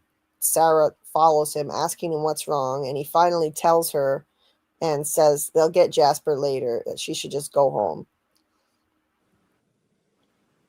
Over at the Lou house, Tabitha's reunited with her kids and says it was really scary waking up in the hospital, not knowing if it was real or if I was still dreaming. That theme of dreams coming up again. What is real and what's not. And of course, Jade busts in without knocking. And like, Boyd said you went through a tree? Ethan tells him they're called faraway trees, and this one has bottles on it. Jade says, was the lighthouse the same one Miranda was looking for? And Tabitha thinks it has to be. Jade wants to know if you can get back there without the tree, and she doesn't know. So he wants to go to the tree. Jim is like, I don't think so. She just got back here. And he says that the tree was the first place he looked when she didn't come back, but there's nothing to see. Jade's like, you mean besides the magic tree? They keep calling it the magic tree. It's not sci-fi. Those are clues that this is more fantasy than sci-fi. He asks if there was anything special about the bottles, and Jim says he took down a few of them when he went to look for Tabitha. He says there were slips of paper on them, and they had numbers. There were slips of paper with numbers on them. And he doesn't think that means anything. He says he thinks this place just does a pretty great job of messing with our heads. But Jade says this is different. It has to be. It's like, I get that this place is one giant mind fuck, but she went home. That's not a dream. It's not a trick. It's real. And I believe that. Are we sure it wasn't a trick, not a level 2 of a simulation? I'm sure that it's not. And we know that it's not a dream. This isn't a dream, literally, because the creators of the show said it's not a dream in an interview. So he's intent on going down there. And I find it annoying that Jim took down bottles from the tree and looked at them, and we didn't even see it on camera. They should have shown us that. Yeah. And he didn't tell anybody at the time either. That's weird that they didn't show us that. That's kind of important. Yeah. Why didn't they show? I feel like they cut something out. Remember how fast paced the season premiere was? They crammed so many events into that one episode. So I feel like they cut out the part where Jim and Kenny found the bottle tree and Jim took down some of the bottles. They must have. They probably cut it for time. It just doesn't make sense that they didn't show us that, and now we hear about it through exposition. I wish I put out DVDs of the show that weren't bootlegs, so they would have extras and stuff like that. Because I'd love to have deleted scenes. I'd love to have bloopers, and I'd love to have like special effects breakdowns. Me too. It'll be great. Because I'm sure that there are things they cut out. Every show cuts out scenes that they can't fit. I'm sure they cut certain things out now and then, and that seems like one of them. So they say they're going to a town meeting later, and Jade says a town meeting isn't going to solve anything, but going to the tree, at least it's a start. I mean, he's right. That town meeting wound up being useless. And over at the clinic, Kenny says they had to leave some of the food behind, and they need to send another team back there after Christy got injured. And he says, there's something out there, something different. We heard it both times now, walking around outside the cabins at night. So what is this? Is it the scarecrow monsters? And if so, why didn't they attack yet? Why'd they just walk around and knock? Or maybe it's Eloise and she's living out there, feral like Danielle Rousseau on Lost. We shall see soon enough. At least I hope that they give us that definitive answer as to whether the scarecrow monsters were the thing that was walking around at night or whether it was something else. Because just because they show that attack when the monsters attack, that doesn't mean that's what was walking around there in season 3. I want that answered definitively. This is where Kenny asks Boyd why they left Randall alive. Why not just kill him? And Boyd says, I think they want us to look at him while the sun's up. They want us to remember what's coming at night. Part of the thing that keeps people sane here, we get to pretend during the daytime that we're safe. With Randall around, we don't get to pretend anymore. So the fear-mongering tactics of this place, psychological warfare. Hence the name of the episode, The Light of Day. And Marielle feels responsible for Nikki dying, so this place is making her blame herself for something. So a lot of people blaming themselves for things. Christy's worried about her spiraling and stealing morphine again. And honestly, Marielle really is handling things suspiciously well, hiding how the cicada coma messed her up too, like the others. And Marielle tells Boyd, that him being here is just going to make things worse with Randall. So he leaves. He had come to try to check on things.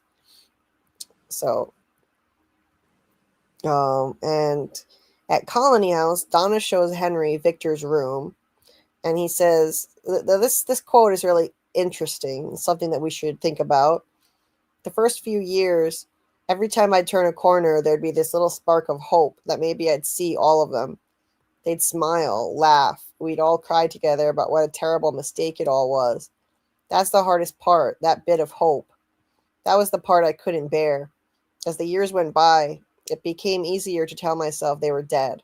So that's what I did. All that time, my little boy was here alone. What kind of man gives up on his family? No wonder he doesn't want to talk to me. So this is, a common theme of the show. The way that hope can actually cause suffering. The way that hope can be painful, when it's constantly let down. When you lose hope, when the hope is not this place seems to give people hope and then take it away and feed on people's. That's what Boyd yelled in the woods when he was with Sarah in season 1. He said, you know, this is what you do. You give people hope just to take it away and feed on people's pain. And I think that's what the evil entity does. But they need to hold on to their hope, though, no matter how hard it is, even though sometimes it causes them to suffer. Because, you know, I think the message here is that he shouldn't have given up hope. He should have held on to it. He said, what kind of man gives up on his family? You know, he should have held on to that hope. But hope can cause pain. Giving up on it, though, is the easy way out. And in this place, it's important to hold on to hope. Boyd could have taken the easy way out and given up hope when Ghost Abby told him to just give up. They're all going to die screaming anyway. Don't smash the music box. Just give up. You know, you don't have to keep fighting. But Boyd chose to keep fighting instead and not give up on life. And that means more suffering. That means more pain. But life is pain. Life involves pain and suffering. And you have to keep going. You have to keep fighting. And this place is all about hope versus fear. The boy in white seems to represent hope, the hope of the dying children that they would one day be saved or freed from this place. And the hope of the dying children is what created the faraway bottle tree. That's what was told to us in season 3 through Victor's flashback, that the children poured their hope into the roots, and the roots became the tree. And I think their hope is what brings Tabitha and Jade back lifetime after lifetime to try to break this curse. And that hope is countered by the fear that the evil entity feeds upon, the fear and the suffering, and they're at war with each other. And you've always got to choose hope versus fear, even when it's hard, even when it's painful. That's the message I think we should get from this show. Now, in this scene, Henry picks up this drawing and looks at it and holds it up to the camera. And I think they do that for a reason. And the more I think about it, I think this is for a reason. I know it looks like a boring, ordinary drawing of a woman in a dress, a stick figure woman in a dress. But they went to the trouble of having him hold this up to the camera. There's not much else around when it's hanging on the wall either, so it's easy to spot when it's hanging behind him. And they show this in 2 different episodes hanging on the wall in there, highlighting it. I think it could be foreshadowing that the man in yellow entity is going to shapeshift into a woman next. So in season 4, I think when he shapeshifts in the trailer, I think he's shifting into a woman. And right now, I'm thinking it's going to be Sophia. And somebody, I forget who said it. People have been saying that they see a little blonde hair in the scene where he's shapeshifting in the trailer as well. So yeah, I think this is foreshadowing right here. And it's a good counterpoint to the other picture on the wall too. It's you can't see the whole thing here, but this stick figure guy, I think, is the man in yellow entity shapeshifting. He's white. He's very pale, just like the man in yellow. He's got white hair. He's holding his arms up, just like the man in yellow held his arms up when he was transforming in the trailer. So I think that's the man in yellow entity, and he's been staring us in the face since season 1. This thing has been in Victor's room since season 1, which is so crazy to me. He's got his arms up and he's transforming. And I think he's transforming into a woman. So that's the stick figure of him transforming, and then there's this stick figure simpler drawing of just a woman. So we'll see. We'll see soon enough if I'm right. There it was hanging on the wall. And here he's like, this is another drawing, and it's the peach truck. You can see that peach truck there. That's the peach truck.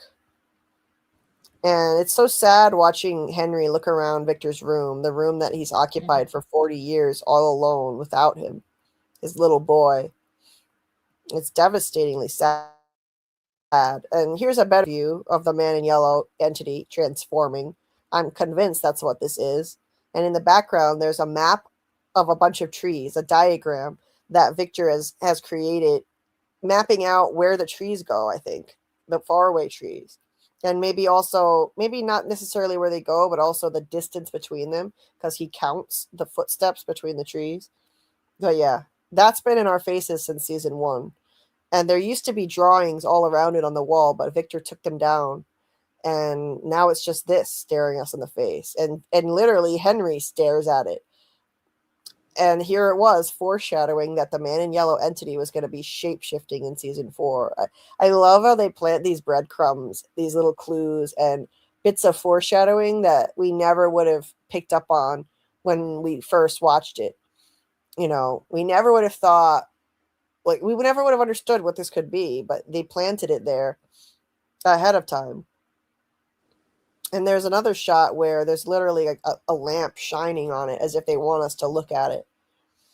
It's always been a subject of interest, obviously. Like, people have looked at this and wondered what it meant, but nobody could have predicted what it's going to turn out to be. I just love that. I love what an amazing mystery box this is and how it's been constructed from the beginning. So, you know, we have gone through a bunch of scenes, so I'm gonna check with the chat before continuing. See, how are we doing? 4 hours. Okay. Wendy says, I want to know what I want to know is, how did Victor survive all those years? I think he survived with the help of the boy in white, who took care of him, who made sure that he had what he needed. That's what I think. But I know it's still far-fetched that he was able to do it. And I don't think the evil entity wanted to kill him.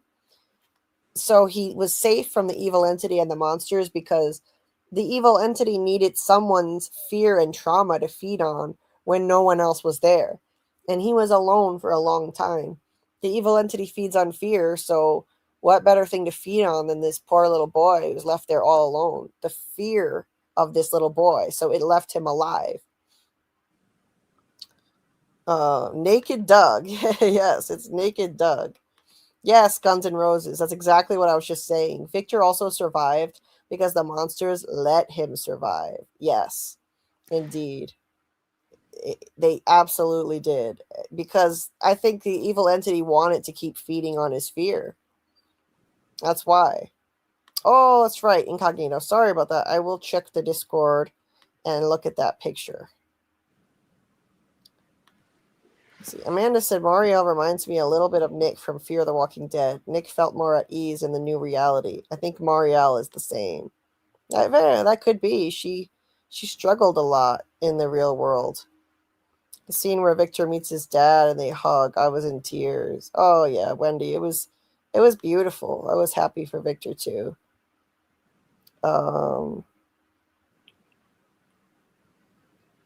Let's see. The actor who plays Kenny has said they do talk to each other, but the writers don't have scenes of people relaying info because then it would get repetitive and waste time. Okay, that makes sense, Daryl. So they share more information than we realize. Did you notice that Boyd's beard on the season 4 poster is more gray? He's changing, becoming old real fast. No, actually, I didn't notice that. Incognito. Interesting. The characters talk off screen. The writers said they did. Okay, Mike Light. Yeah, that makes sense. So they talk more than we think. It would get repetitive if we saw them talking about this stuff all the time. I like our theory that the boy in white will trick Julie into calling the Matthews home, which results in Thomas dying. Yes, I think it's going to happen, Daryl. I think it's going to happen, which is really Machiavellian. I mean, the boy in white does really messed up things sometimes for the greater good, because that grief is Tabitha's biggest motivator. It makes her take risks she wouldn't otherwise take to make sure she saves the children she still has.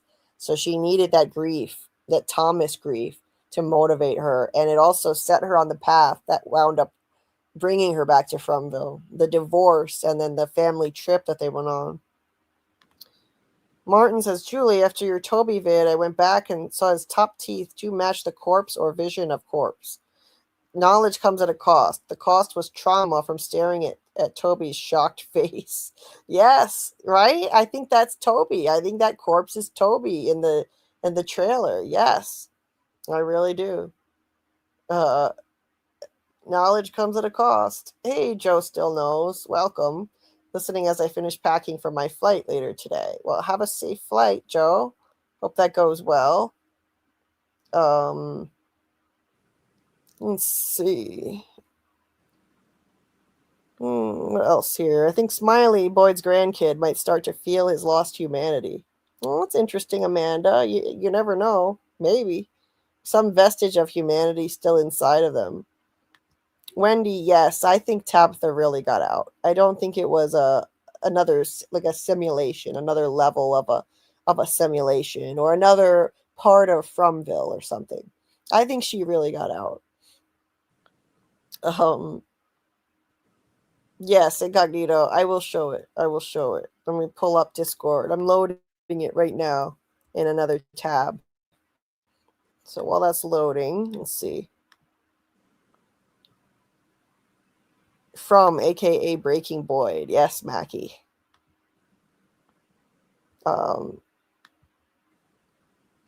Jade goes running off to see Tabitha as soon as hearing she was back was great. Yes. Acosta is the monster right now, in my opinion. Yep. Recon says, I will bet that Boyd was actually an interrogator. Mr. Fish and Loaves might be about getting a lot of information out of people who have only given a little. Yeah, maybe so. Maybe so.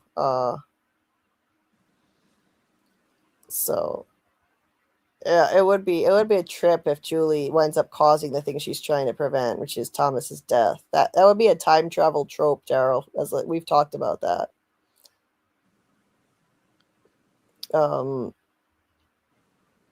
Okay. Victor knows everything and doesn't realize it. It's definitely the man in yellow. Oh, this picture. Oh yeah, this picture here is definitely the man in yellow. 100%. Look at the image of him with his arms up in the trailer, and then look at this. It's him. It's the man in yellow transforming. With his clothes off. Maybe we will get more info on that in season 4. Oh, definitely. I think he will keep remembering more. Let's see. Look for when the man in yellow shapeshifts. Apparently, he has 3 fingers. Really?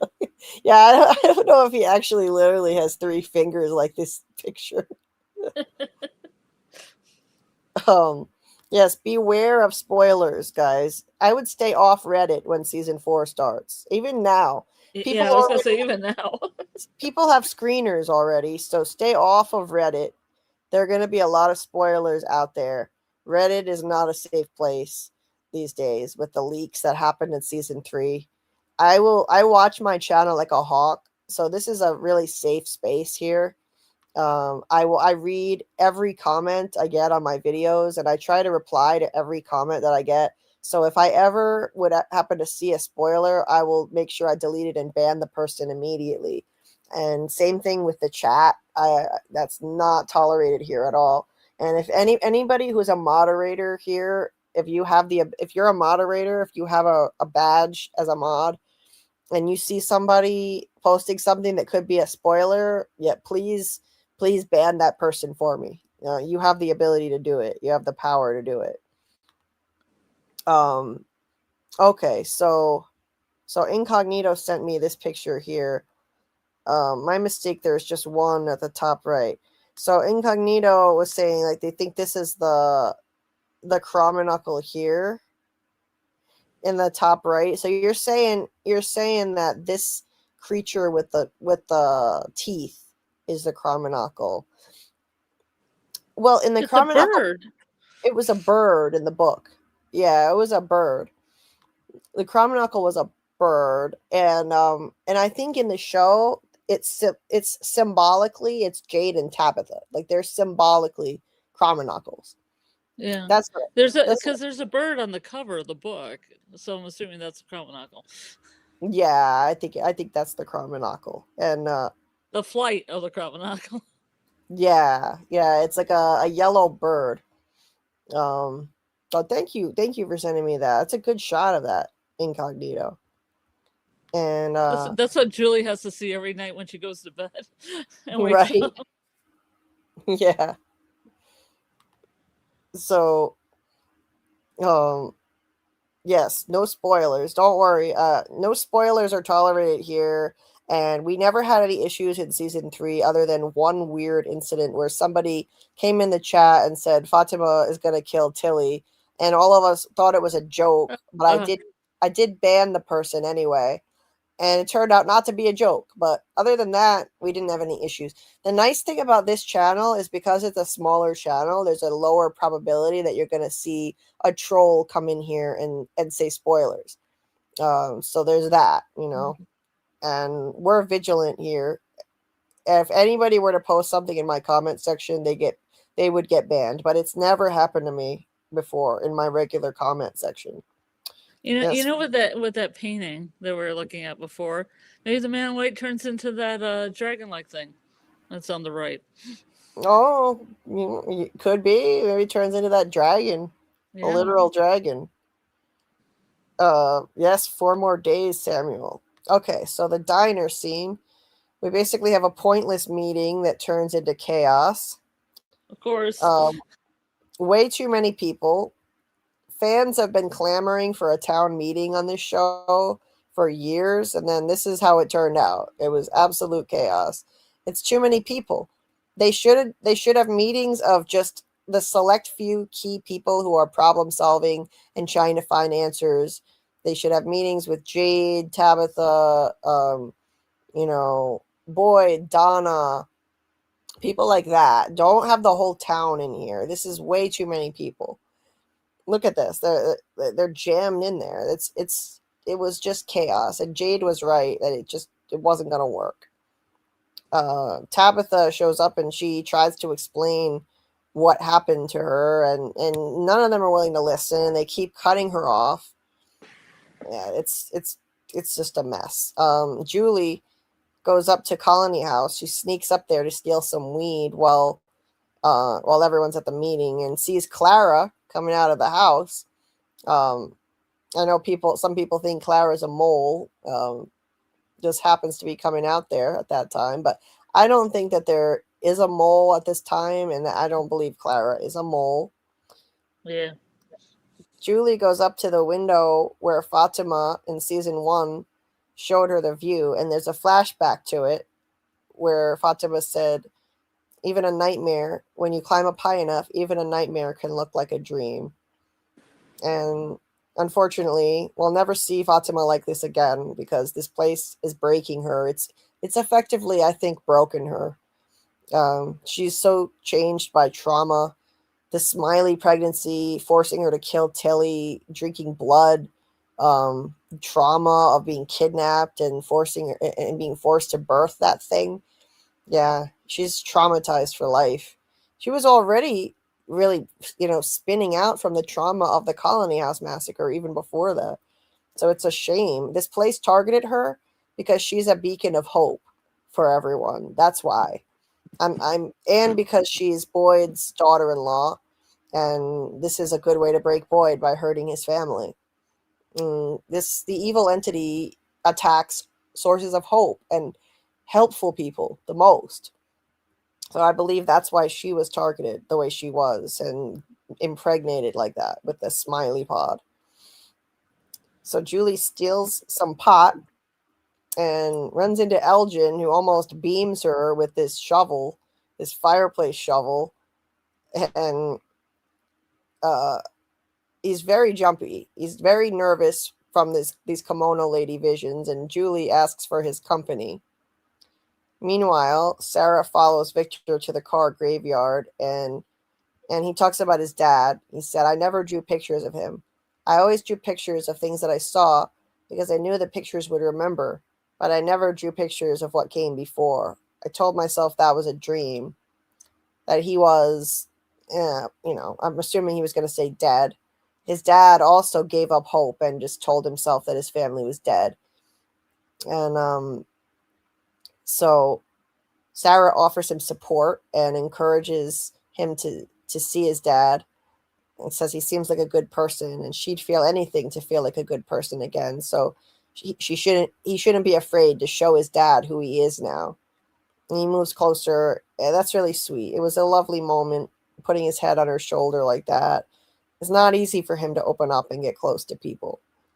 Now, so he says that he drew pictures of things that he saw because the pictures would remember. But did he really see everything that was in his pictures? Because he said that Eloise also drew pictures of things that Miranda told her about in stories.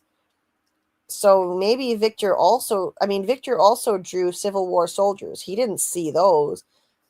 Victor and Eloise both drew Civil War soldiers, and those were from Miranda's stories, obviously, because she probably saw them.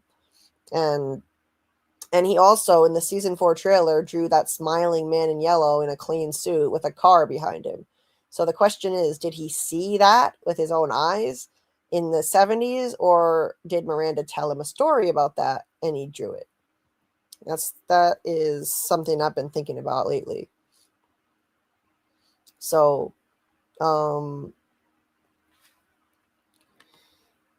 let's see.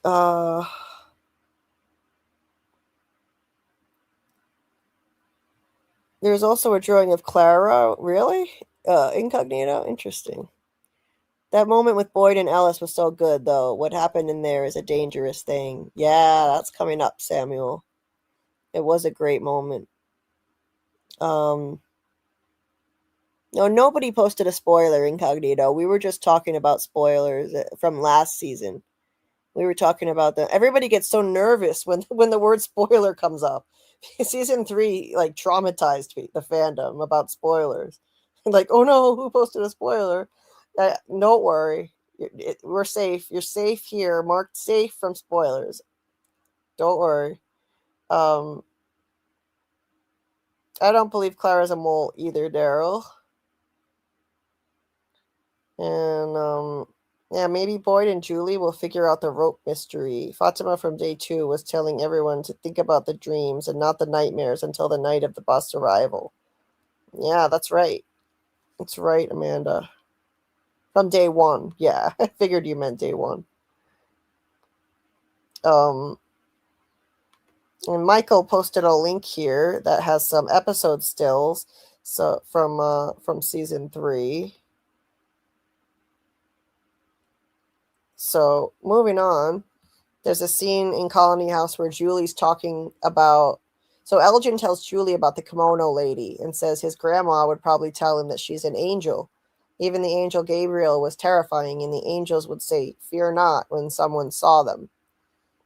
So he thinks that kimono lady might be an angel. And so it's clear that this place is exploiting religious faith in Elgin. And just like it exploited Sarah's trauma and the voices got her to do what they said. Now this kimono lady is exploiting a trait that Elgin has. And he thinks that she isn't trying to hurt him because she said, "Help me." And that doesn't mean she isn't trying to hurt him. He's being really naive. Julie tells him that she'd take the kimono lady over what she hears in her head, mostly just screaming. She says, "But I don't just hear it. It's like I can feel it too. This is the only thing that makes it quiet," meaning the pot. So that's the lingering effect of the cicada coma. And Julie says that they're having a meeting to see what it could mean that her mom got out. She says, "Honestly, I don't think it means anything. I think this whole place exists. I think it's just here to make us suffer. Maybe that's why it let her out. Best way to make us suffer is to give us hope. I don't think it's ever going to let us go." That's a really hopeless mentality. And so here's that hope equals suffering theme again that came up with Henry in this episode too. But hope only causes suffering when you have this negative mindset. She doesn't think they can get out, so hope to her is just false hope, and it causes suffering. But they really could get out, and they have to keep believing that and try to manifest good things in this place, because I really think that both hope and fear can manifest stuff in this place. They both have the power to manifest things. And people need to really start to believe in positive things, and they'll see positive things happen, like the crops that came up in the woods. Tian Shen said they should plant new crop in new soil in a new place. Then she died, and I think her hope manifested those crops the very next morning in new soil in a new part of the Fromville forest. just like Nathan's fear of cicadas could have manifested them after he died, according to Sarah, I think hope can manifest things too. And not necessarily when people die. Maybe you don't have to die for your hope to be manifest things. I believe, for instance, that the peach truck was manifested by Victor and his dreams of home. Children's imaginations are so vivid that I think children have an especially strong power to manifest things. And Victor had peaches on his wallpaper at home. So that gigantic peach truck came to town, manifested from his dreams. I really believe that. With enough peaches to last him 40 years. He's been eating them for 40 years and they only just ran out and they comforted him. Anyway, over at the meeting, Tabitha finishes talking about the ambulance arriving and she says she didn't tell the police or anyone else. And they would have thought she was crazy. Well, people get really angry about that. Bacta, Dale, Clara, and even Fatima are reacting badly, and Ellis. They're joining in with this mob mentality, which can happen when you get a group of people together. Clara says that she blew an opportunity that none of them have ever had before. Fatima says, you were out there in the real world where people can help. How could you not take advantage of that? Yeah, they might think you're crazy, but what if they didn't? That's ridiculous. Of course, they would have thought that Tabitha's crazy and probably lock her up and charge her with offing her family. It's interesting how Fatima refers to it as the real world, just like we talk about it as the real world, as if this place is fake. I don't think it's fake. It's just a word that we use when we refer to where they came from as the real world. Doesn't mean that this Fromville place is imaginary somehow. But it's weird how the show actually adopted what the fandom calls where they came from, the real world. Boyd says the most important part of all this, the thing we can't lose sight of, is that Tabitha got out. It's not just hoping and wishing anymore. We have concrete proof now. It's possible. Yeah, we have concrete proof, all right. We have concrete proof now. Yep. We have concrete proof now. Concrete proof. Dale in the concrete. So yeah. And Dale asks where the tree is. They turn into a mob. Bacta says, Tabitha went through the tree and got home. Why aren't we all lining up to do the same? Fatima's all for it too, saying even if there's the slightest chance that the tree can get us home, what are we waiting for? And Ellis sides with her. Boyd says, you're all assuming this is some magic door. It's not. I went through one of those trees and you know where I ended up? In a chimney underground. Damn near killed myself. Well, it wasn't a chimney. It's actually called an oubliette, which is something that looks like a chimney that used to be in torture chambers, and they would put people in there and just leave them there to die. And that's what he was actually in, but it looks like a chimney. So everything just kind of devolves at this point. Kenny tries to help Boyd and back him up, saying it wasn't even the tree that got her out. It was the lighthouse. And Dale's like, all right, then let's go through the tree and go to the lighthouse. And it's just a complete mess. And Tabitha and Jim have left at this point. And back at the Lou house, Ethan talks to Jade and he says, any meeting with more than 3 people is pointless. And he was right. Tabitha talks to Jim, saying that she's going to go with Jade to the tree, but she's not going to go in it. She's just going to show him where it is. And he says, all right, but you're not taking Ethan. You really want to show him where the magic tree is? He just ran off looking for you while you were gone.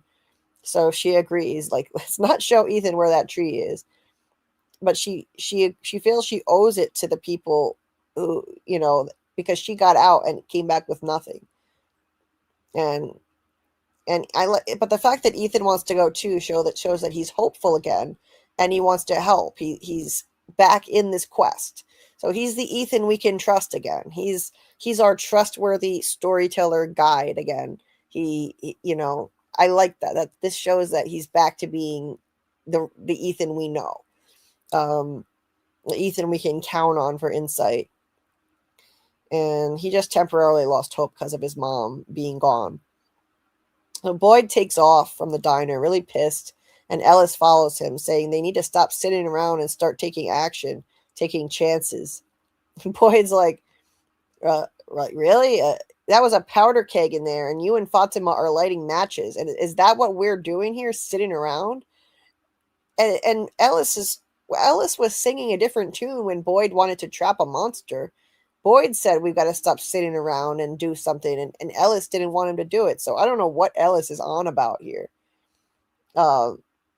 Boyd tells Ellis what happened in there was a dangerous thing, and he's right. That mob mentality is dangerous and could get people killed.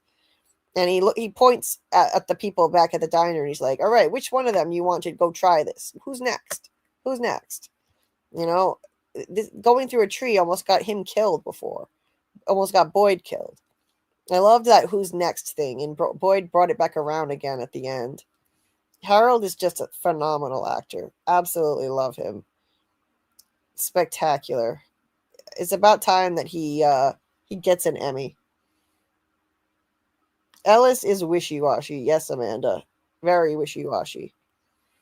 Who's your pick? Who's your pick? Yes. Who's your pick? Who is next? My favorite moment in performance in season 3. Yes, Daryl. Absolutely fantastic. Samuel says Ellis is just scared. That's true. You know, Ellis is scared a lot. Let's be real. I agree, Amanda, that Tabitha and Jade had chemistry from the start. They can even silently communicate. Yeah, you know, you can tell they're literal soulmates. From the origin story, they're soulmates. Their souls have been reincarnated over and over. Tabitha's ditching her husband for her other one, Daryl. T says it was funny when Dale followed Tabitha and Jade at Jim to the bottle tree. It had me dying laughing.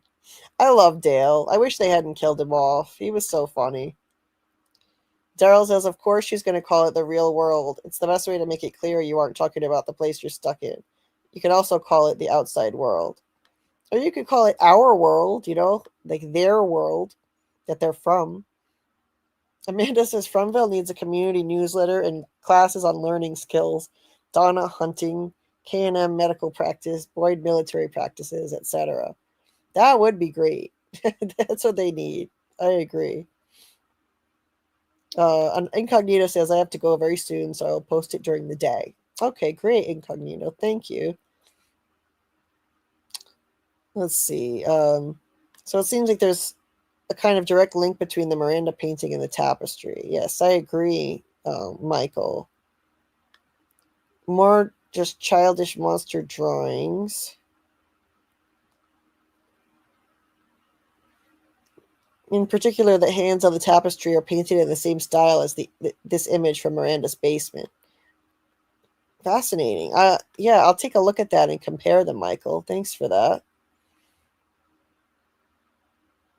No. Why exactly I do you always think... thought that was one of Miranda's and not one of Ellis's.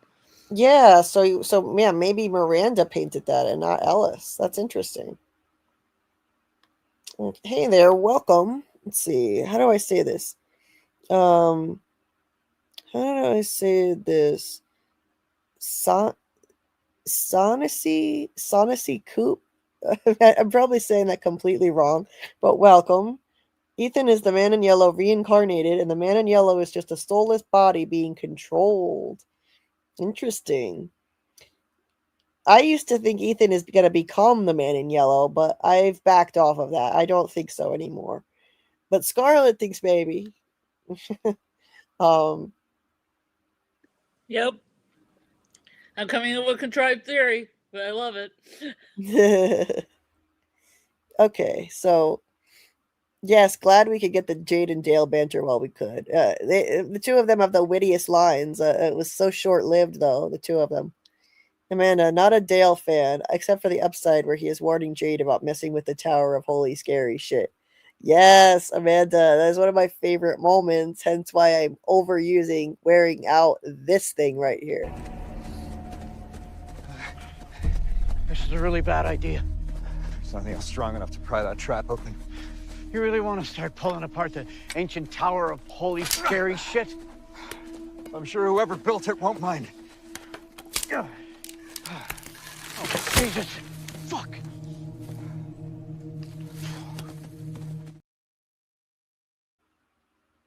Oh, R.I.P. Dale. I'll always miss Dale. So funny.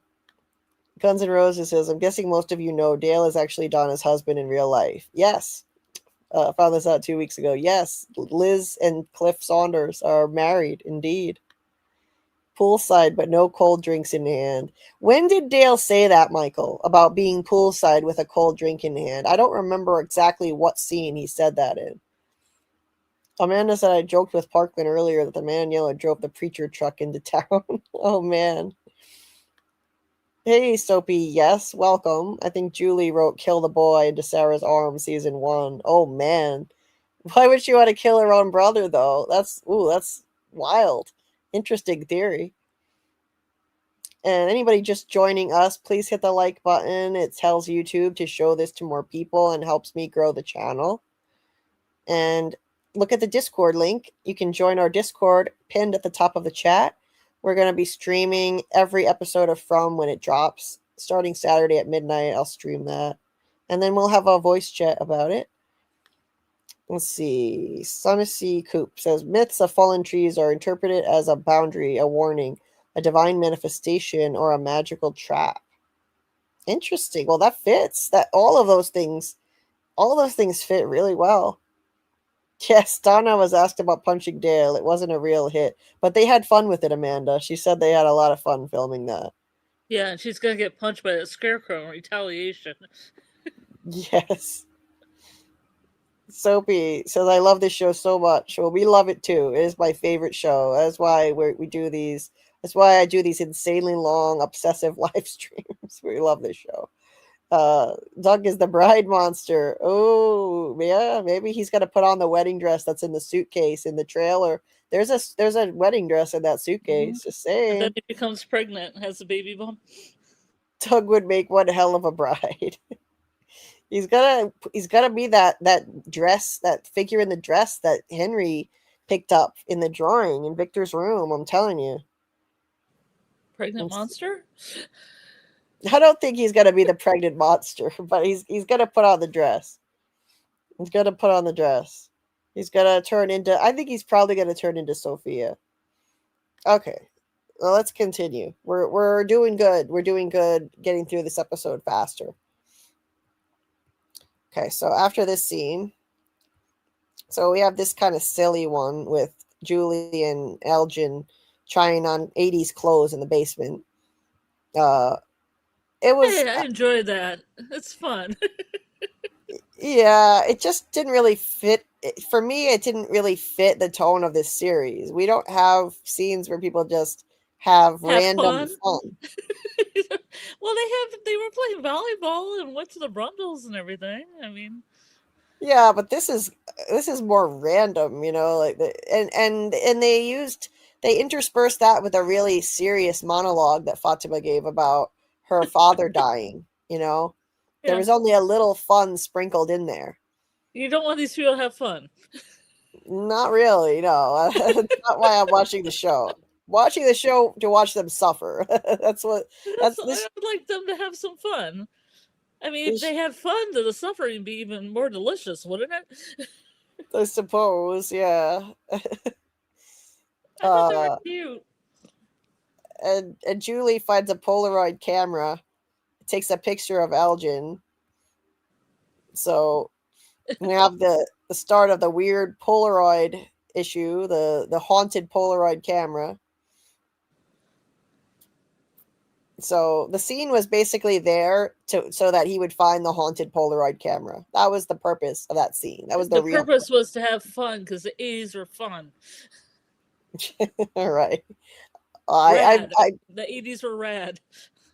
I wouldn't know. I only experienced 2 years of it as a baby, so I don't remember. Well, they didn't either, Elgin and Julie. So yeah. So, for the next portion of the live, I am going to get on the treadmill because I need to do that. For anybody who's new here, I have a severe pain condition. It's to the level of a disability, and I have really bad nerve pain. So every few hours I have to get up and walk, even though that hurts too. But I have to do that so that the pain doesn't get even worse. So you'll hear just a little treadmill in the background. I've been told it's not loud by people in the chat. So I am going to try and get something to just get rid of the treadmill sound completely. But I keep forgetting to do that. Anyway, back at the sheriff's station, Boyd is deep in thought when Acosta comes in to thank him for kind of backing her up. He defended her a little bit at the diner, you know, saying, I forget what he said about her, to be honest, but, you know, he sort of defended her at the diner.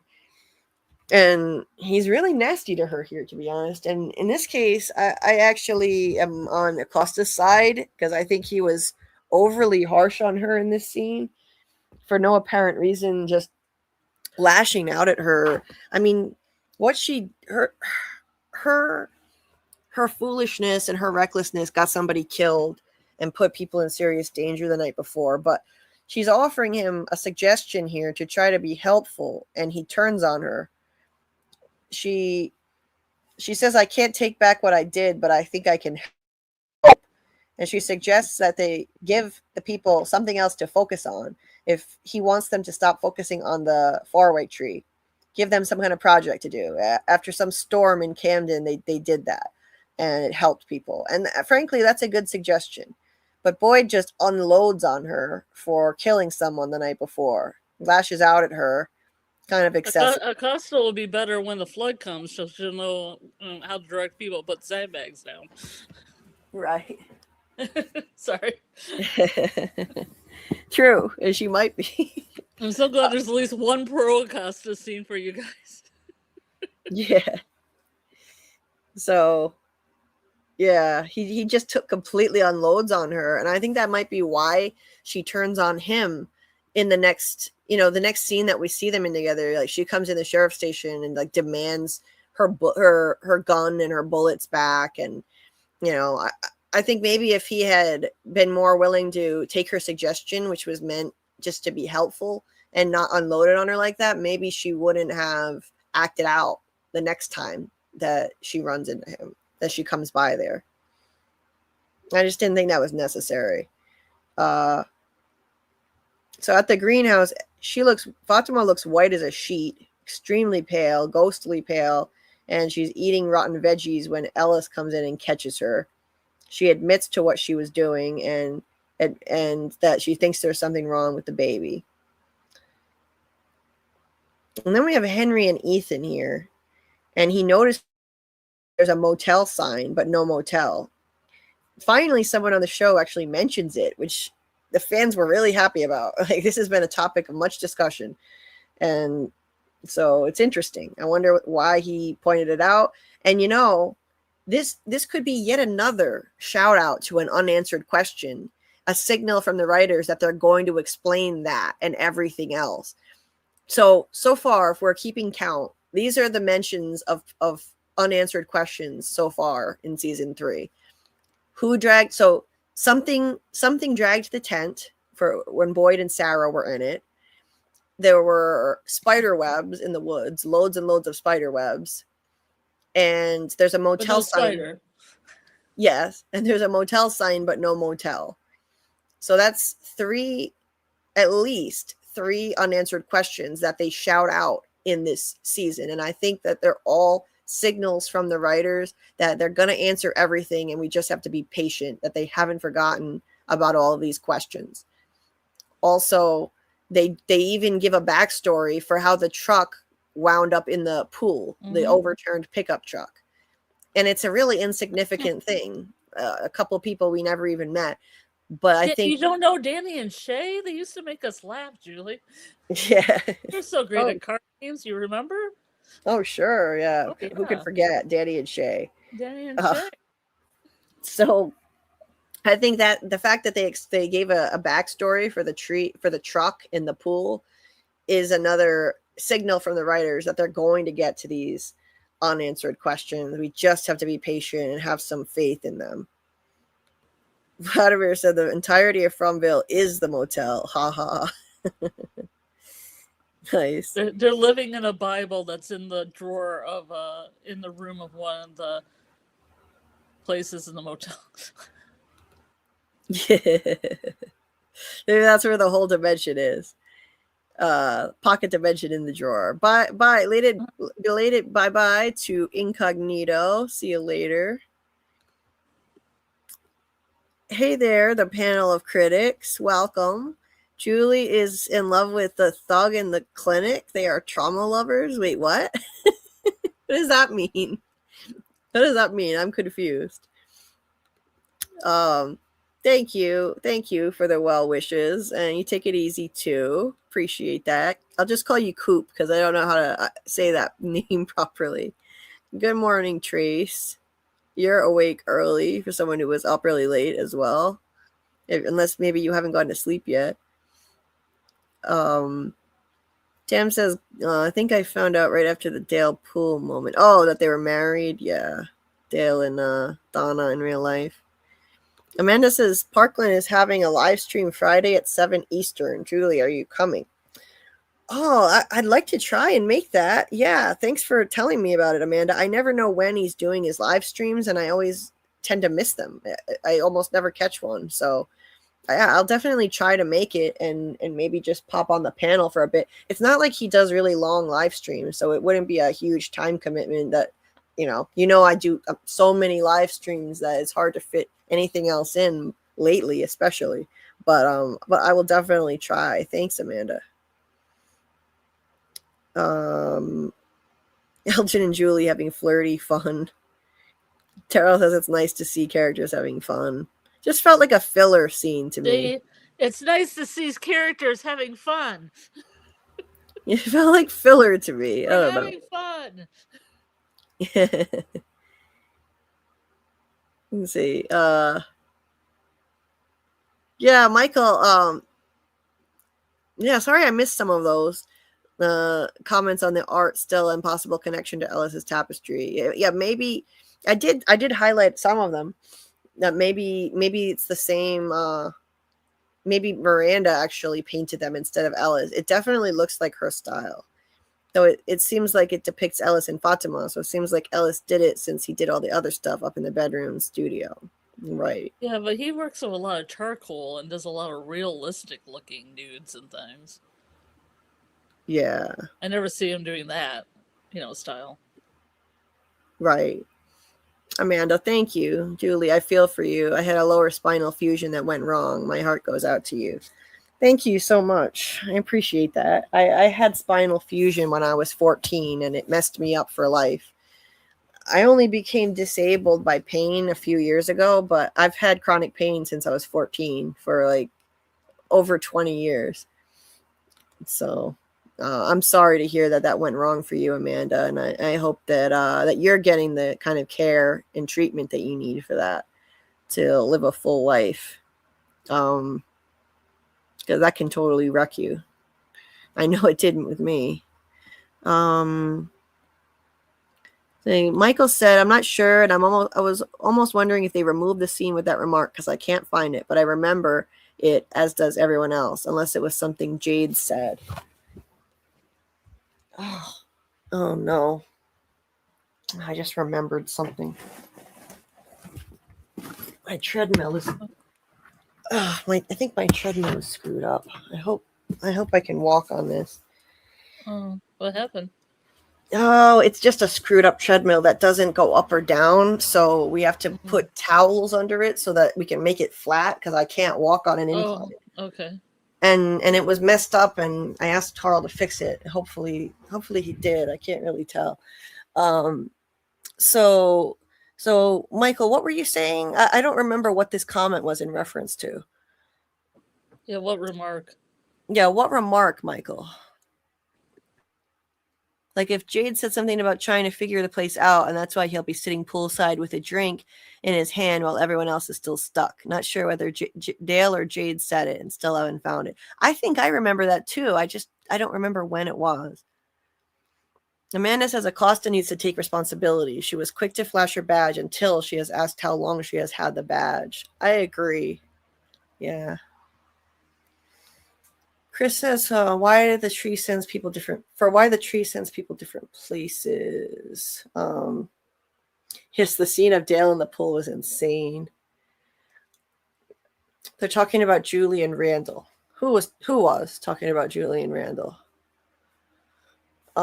Soapy is a Dale defender. Dale was right about a lot of things. I like Dale. He's a jerk to people, but he was right about a lot of things. He was right about the ancient tower of holy scary shit. Martin said they did answer that. Boyd said, remember to cover the spike strip. Last thing we need is a car barreling through the town, and that's the only car tipped like that or seriously damaged. Okay. Well, they're going to get another car barreling through town. Right. Live streams are a bit new for Parkland, but they are usually 3 hours long. So much fun. Oh, yeah. I'm really enjoying, like, exploring his channel now, and what I've seen of his live streams were a lot of fun. Julie, I am your pain twin. Oh, Amanda, I'm so sorry to hear that, because I would not wish my pain on anybody. It is horrific. Maybe motel is beyond from budget. Yeah, maybe so. Hey, Laura Butler, nice to see you. I think he said it right before he entered the tree. I was just rewatching that though, and I don't think he said it. I was waiting for him to say it, and he didn't. When I literally just watched it, so I don't know. And Wendy said the same. And yellow becomes Dale with a dress. Nice, Chris. Oh, okay. Daryl said they were talking about Julie and Randall, referring to Julie liking a thug and trauma bonding. Randall is like 30 years old, and she's supposed to be 16, so they're not a good match. We can't ship them together. They need the motel since the town only has 2 houses that aren't taken up by main characters. Yes, Amanda, they don't have enough buildings in this place. That is very true.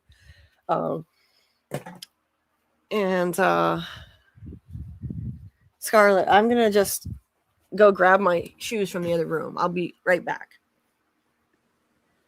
Okay, since you're going, I'm going to tell my crazy theory, okay? I still believe Ethan's the man in yellow. He gets stranded in time in the 1950s by Julie in a story walking accident. He grows up to be the man in white. He forgets who he is. They program him, zombie style, like you're saying. He comes back. He kills Jim. He becomes Jim. I think he can take form of the dead. And then he kidnaps Ethan, who is essentially himself. So he basically kidnaps his younger version of himself. And that's my theory. Nice, Scarlet. I caught the end of it. Nice. Thank you so much for the prayers, Guns N' Roses. I can use all the prayers that I can get, for sure. Okay. So let me get my notes. I'll get back to the breakdown. Ethan and Henry have a nice little chat here. Ethan thanks him for bringing his mom back and invites him to the barn to feed the animals, asks if he's seen Victor yet. This is the Ethan that we know and love. This is our Ethan. He's back to himself again after his mom came back. He went through a really dark, cynical phase, but this is the Ethan who can guide the adults. This is the Ethan who was pushing Sarah on the merry-go-round, and we saw an aerial view of it in season 1. They went out of their way to show us an aerial view of this little boy pushing the adult on the merry-go-round. That merry-go-round symbolizes the endless cycle of violence that they're all trapped in. And Ethan is the little child guiding. He's guiding the adult on the merry-go-round. It's like the Bible verse, a little child shall lead them. You know, I really think that since this place started with the victimization of children, they need to empower a child. They need the empowerment of a child to get out. They need Ethan's guidance. And here he is giving good advice, to giving good input and insight to Henry. Henry says that Victor ran off and doesn't think that he's very happy he's here. And Ethan just says, oh, he does stuff like that sometimes. He gets really grumpy. I don't think he means to. He's my best friend. Sometimes he gets so grumpy, he says we can't be friends anymore. But I think he's just scared that I'm going to die. Everyone he ever loved here died. This is what I'm talking about. He has insight. He's smart. He can guide the adults in the right direction. And not just with emotional stuff like this, with the quest. He's always spouting the rules of the quest and how it all works.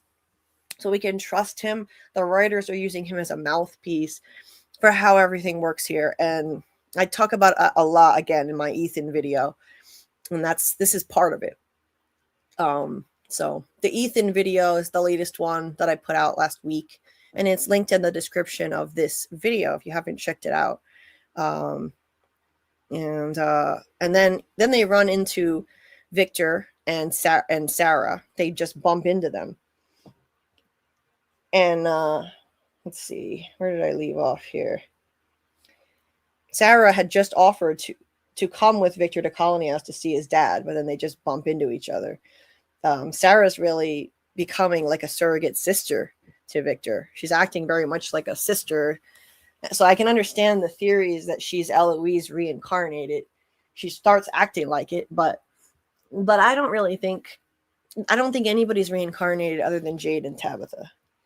And this is where we get that beautiful emotional scene between these two stellar actors, Scott McCord and Robert Joy, and just their faces when they see each other. Their eyes just speak volumes. And they walk toward each other and just embrace. And Victor cries on his shoulder, "I didn't know how to get home." Just beautiful acting. And even though Victor is a taller man than Henry, he's just like a little boy inside that 50-year-old body. And Henry treats him just that way. He just acts like his dad. And it's a beautiful thing. You know, he doesn't treat him like a freak. Victor was afraid that his dad would look at him like a freak, this man child. Victor knows that there's something wrong with him, that this place has screwed him up. And Henry just is an amazing dad to him and is there for him the way he wanted to be all those years. And Victor is stunted. His growth is stunted by all the trauma he's been through. He's forever frozen in childhood. And this is exactly what he needs. He needs a parent who'll still be there for him, even though he's all grown up. He needs this. He's going to need this forever. He's never going to be able to function like a normal person, sadly. So now I'm going to turn the treadmill on. So you're just going to hear a little bit of treadmill in the background so that I can manage my pain level. So sorry about that in advance.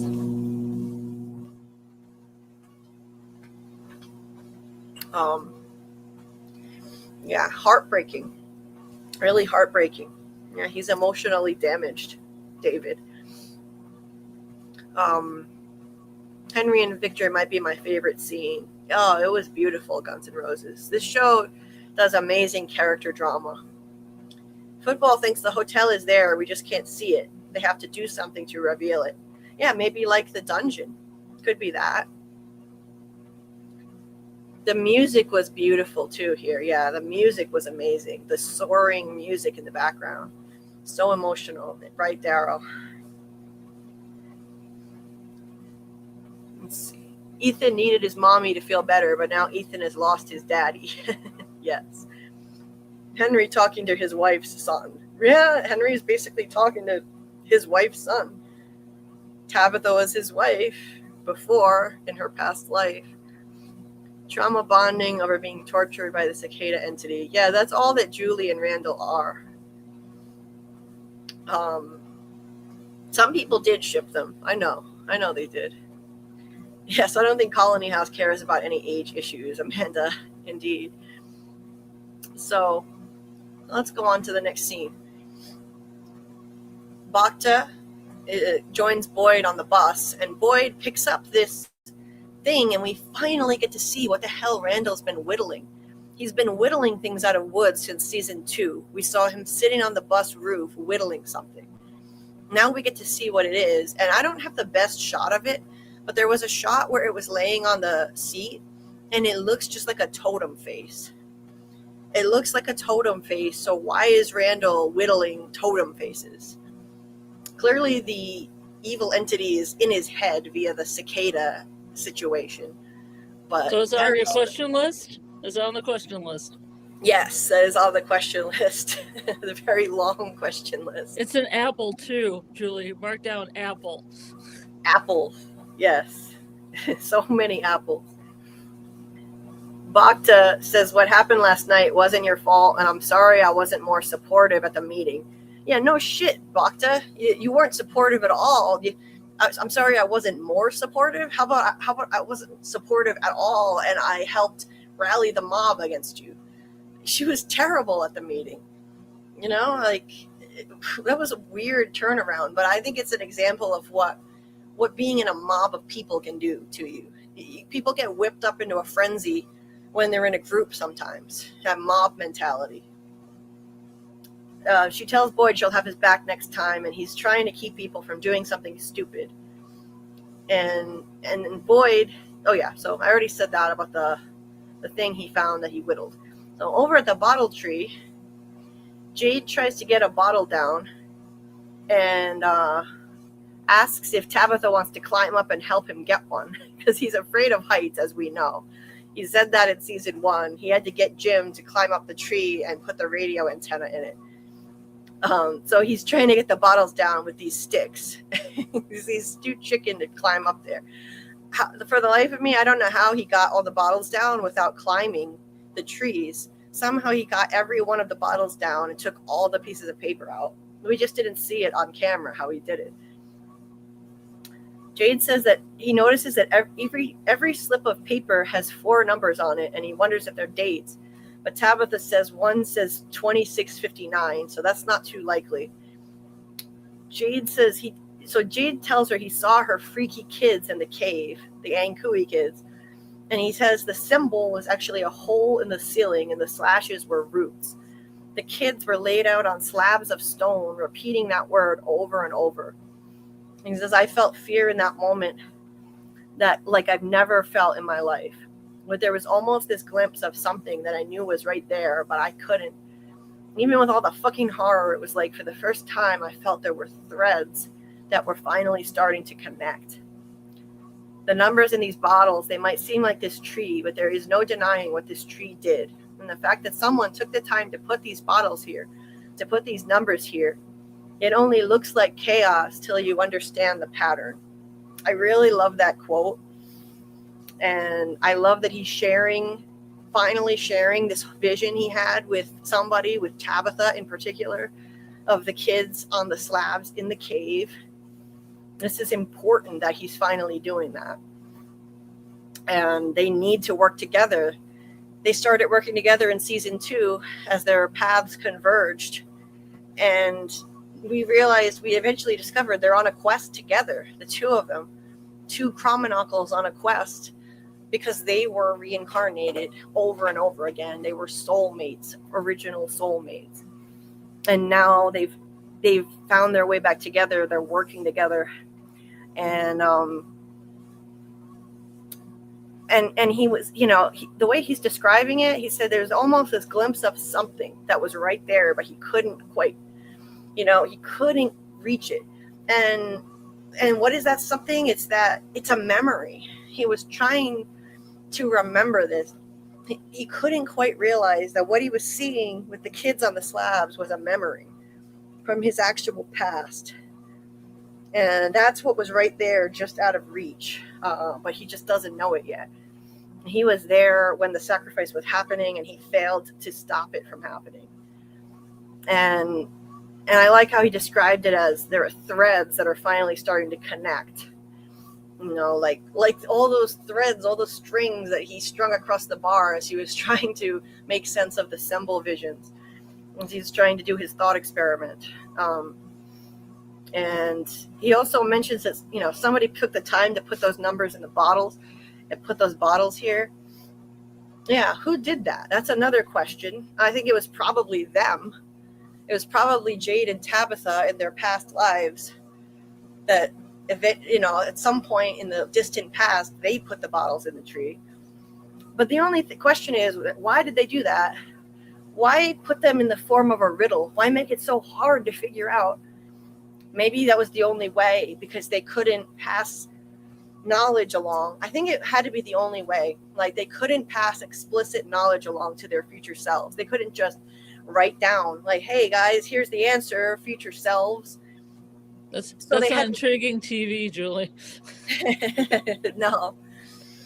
So they had to do it in the form of a riddle that their future selves would have to solve. I'm talking about like the original people must have done this. The original people. Oh, geez. Yeah, and then over the years, somehow though, here's the tricky part. Well, they're not years. So yeah, I guess it was the OGs who did this. Yeah, the OGs. Yeah, the OGs. The first violinist of the colonial village. Right. And I love how he said it only looks like chaos till you understand the pattern. And it does form a pattern. And eventually, thanks to Jim and his intervention saying this translates to notes, 12 notes on a scale, and Jade realizes he can translate all these numbers into a song. That's the pattern. It looks like chaos, but you can figure out the pattern and turn it into a song. It's an actual song. So interesting. And yeah, here they are having chemistry already. they look drawn together. You know, I don't really mean romantically. You know, they've been drawn together over and over again because of their linked past in the origin story. So no matter what, their paths are always going to converge every time they keep getting reincarnated and coming back here. They're always going to wind up working together. I think they may not always work together as well as this, though. I don't think it's ever gone this well. It's clear that something went wrong with Christopher and Miranda, and they obviously weren't working together, at least not anymore in the end. And she had to tell her kids to hide where Christopher couldn't find them. So something went horribly wrong there. And they were not working together at that point. Maybe they never were. Who knows? We have a lot to learn about that 1978 timeline. I really hope in season 4 we get more information on that. What a beautiful shot this is with this giant tree full of bottles and Jade and Tabitha sitting beneath it. And again, how the hell did Jade get all these bottles down from this tree? Look how tall it is. How did he do that? Anyway, like, this doesn't even look like an easy tree to climb. There are no easy spots to put your foot and like get a leg up. And he's terrified of heights, so this looks terrifying. Anyway, Dale shows up and interrupts their little moment here. He followed them to the bottle tree. Dale has always been a smart guy, and he followed them right there. But he wasn't smart enough to avoid getting in the street. They try to stop him, but he insists, and he plans on getting help for everyone back here. He's not just doing this to be selfish. So, yes, he's a jerk to people, but in the end, he was hoping to bring back help for everyone. He was. He went out in a heroic way, I think. Putting his life on the line to take a chance. Yes, part of it is self-centered. Part of it is self-motivated. He wants to get the hell out of there, but he also wants to bring back help for everyone else. So I think that's cool. And he said, somebody's got to try, right? It's okay. You guys can thank me later. They'll thank you later, and they're not stuck in the pool wall like you. Yeah. Yeah, I miss Dale. They shouldn't have killed him off. That was a mistake. Why kill off one of your wittiest characters? Like, don't kill off the funny people. Yep. Agreed. This shot was cool. Who they looking? And he's disappeared like magic, because it's a magic tree. I like how they keep calling it the magic tree. I mean, maybe they're teleporting somewhere else, like sci-fi, but I do look at it more like magic. Yeah. But I'm with you. Like you've said, like it's dumb to kill off the funny people. Why couldn't they have picked somebody else? Why did it have to be him? Yeah. Because you've said that before. Like, stop killing off the funny people. Yeah. Well, I thought Trudy was funny too, and they killed her off. Yeah, she was. She was entertaining and quirky. Yeah. So the final scene is we get the sound of people screaming and Boyd running to see what's wrong. And Dale is trapped in the pool wall. Oh. Horrible. Yeah, at first I thought he was still alive, and he was just, it would be horrible. Yeah. Like he was just suffering, and he wouldn't die. He'd just be in the wall. Oh yeah, I mean that would be horrific. Imagine talking about fates worse than death. But initially, he did die an awful death because he's still alive, being crushed to death in there. Yeah, yeah. And like the blood vessels burst in his eyeball and turn red. Ugh. Horrible.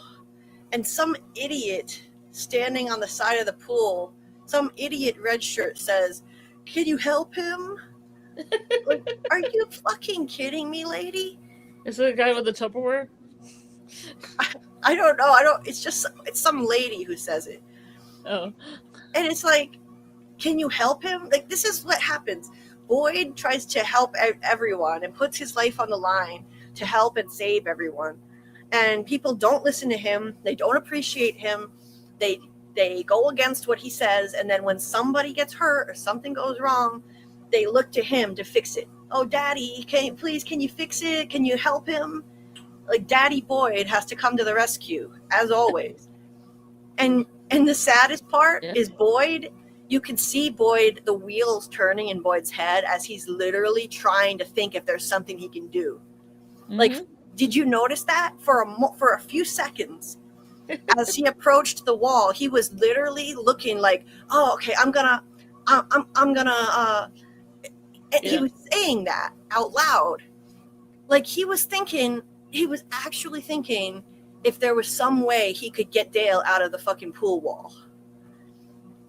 That's how much Boyd feels like he has to save everyone, and he's so determined and hopeful that he can save everybody.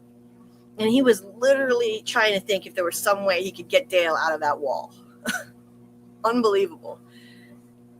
And people don't appreciate him nearly as much as they should. He really doesn't get the credit he deserves. It's not right, the flack that he gets. And it's going to get worse in season 4. I think the town's going to turn on him. Yes, he keeps a lot of secrets from people, and maybe he shouldn't do that, but in some cases you kind of have to. It's like the president has to keep a lot of secrets from the population of the country. The people in power, like, they have to keep certain secrets for national security, or there'd be chaos and mass panic. Boyd has to keep some secrets to avoid mass panic, and people just don't appreciate him nearly enough. He transformed this place. He made it possible to live again, not just survive, by finding the talismans and the livestock. And what thanks does he get? And so Dale dies. Boyd almost shoots him, and then he sees Dale dies on his own. Boyd almost puts him out of his misery, but then he doesn't have to because Dale dies. And then Boyd looks around and he's just like, "Who's next? Who the fuck is next? You still want to go through the tree? I am trying to keep you alive. Don't you see that?" I loved that. Loved it. I was so with Boyd on this. I am so team Boyd. It is not even funny. He was absolutely right. He was right. They should have listened to him. And this is like the ultimate, I told you so. Listen to me. And then Donna shows up and sees Dale, and she just looks devastated, even though he's an asshole. And she complained about him all the time. She loved him in a weird way, he was that lovable asshole. He was her asshole. Like, he was her asshole. Great soundbite. Well, I was wondering also, though they're married, though, so maybe Elizabeth Saunders is thinking, what if something really bad happened to her husband, and channeling that. Yeah, that must have been, maybe that was something that went through her mind, I wonder. Having to act that scene, his death scene. And when Cliff Saunders was a guest on Tony Teflon's live stream after he got killed off, I called in and talked to him, and I told him how much I loved his character and how much I would miss him. And he seemed so happy. He was such a nice guy. All the people who seem like jerks on the show are the nicest people. Same goes for Doug Hughes playing the man in yellow. They're the nicest people. When I talked to Cliff on the phone, he was so happy. He smiled so big when I said I loved his character, Dale. He might not get a lot of compliments like that because Dale is a jerk to people, but he was a lovable, funny jerk. And he was smart, and I think he's right that it's a pocket universe that they're in, and people should listen to him more. But while I was on the phone talking to him on Tony's stream, Donna, aka Liz Saunders, came into the shot with her face stuffed into the hole in a cardboard box, pretending to be him in the wall. It was hilarious. I was so glad I was on the phone during that moment. It was so funny. I didn't get to talk to her or anything, but I was so glad I was still on the phone when she did that. She popped on. It was hilarious. She made a big hole in a piece of cardboard, stuffed her face in, and just surprised everyone by photobombing into the shot. It was great. Gotta love those two. And that's the end of that episode. So, R.I.P. Dale. And We have concrete proof now.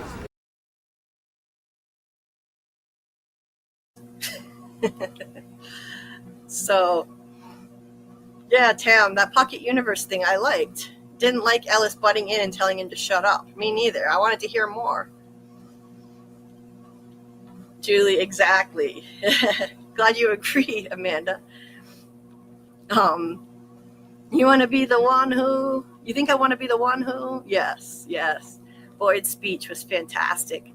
Boyd didn't let this tragedy go to waste. He turned it into a lesson, a teachable moment. Right, Samuel? It was a teachable moment. Boyd is a veteran. That's why he thought he could somehow save Dale. Yes, Guns N' Roses. His mind immediately thought it went to ways that he could save him in an impossible situation. Dude isn't even getting paid. The way Boyd committed quickly to the reality of this place leaves me in awe every time I think of it. Got there. The next day, he was stepping up with plans and organization. Yes, Tam. I talk about that all the time. That blew me away, too. That's because he's Mr. Fish and Loaves. He was in the military for 30 years, going around to the worst hellholes on Earth, making do with the most scant of resources. And he did it.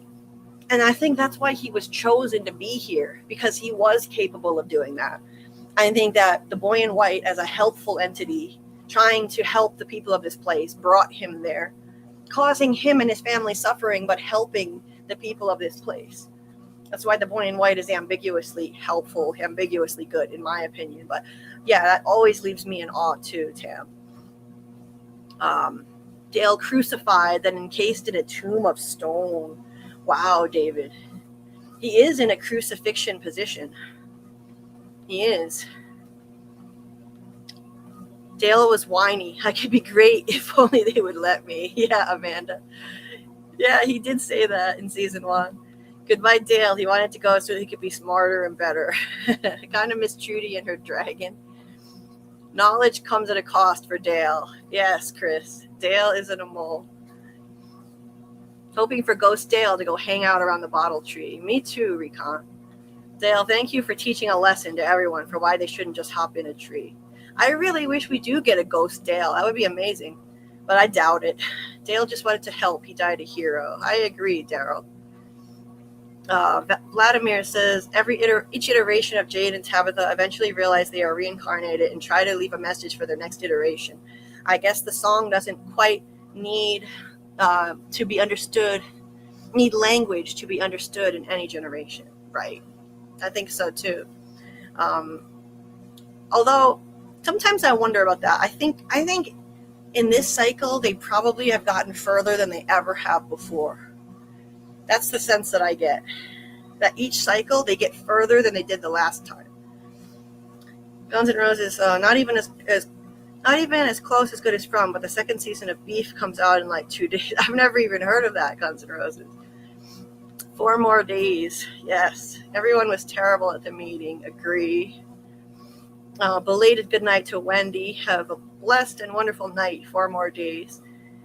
Awesome. Awesome meeting new people here. He's making a Boyd voodoo doll. Maybe that's what Randall was whittling. Let's see. The music might be the most underrated thing about this show. The violin music Jade plays was pretty. Oh, yes, absolutely. It was beautiful. And Jade really does. David Alpay plays the violin. That's really him. I can't say your name because I don't know how to pronounce that. There are no vowels, but welcome. Anyway, we're going to move on and cover one more episode.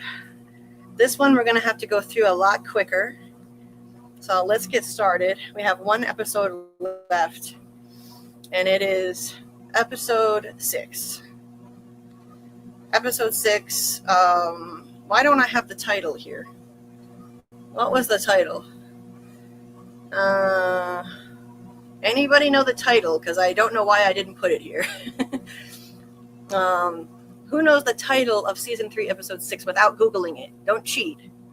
No cheating. My brain is tired because I'm in pain, so I can't remember. So I'm going to start. See, where are my notes for that? Episode 6. So the Matthews have a huge fight. Basically, Tabitha feels really guilty that she didn't come back with more answers. And Jim... Scar tissue. Scar tissue. Thank you.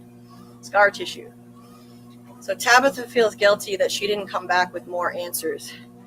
Jim basically tries to comfort her, and she just snaps at him and starts an argument, which I thought was ridiculous. I was on Jim's side in this altercation because he was. Is this a scene where the monsters are mad because they're fighting, and they just want to go away because Jim and Tabby are insufferable?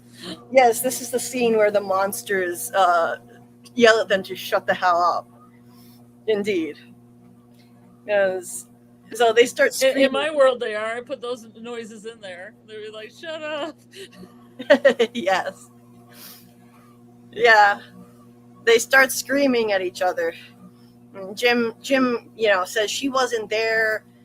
She spun out and she wasn't there after Thomas died. She wasn't there for the kids, and they're just flinging nasty words at each other. But it started with her picking an argument because he was just trying to comfort her, and she just rejected that.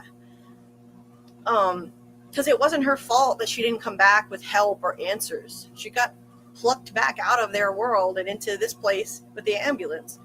She did what she could, and this was funny. He started to get in bed, and then she said something that made him rocket back out of bed and get in her face.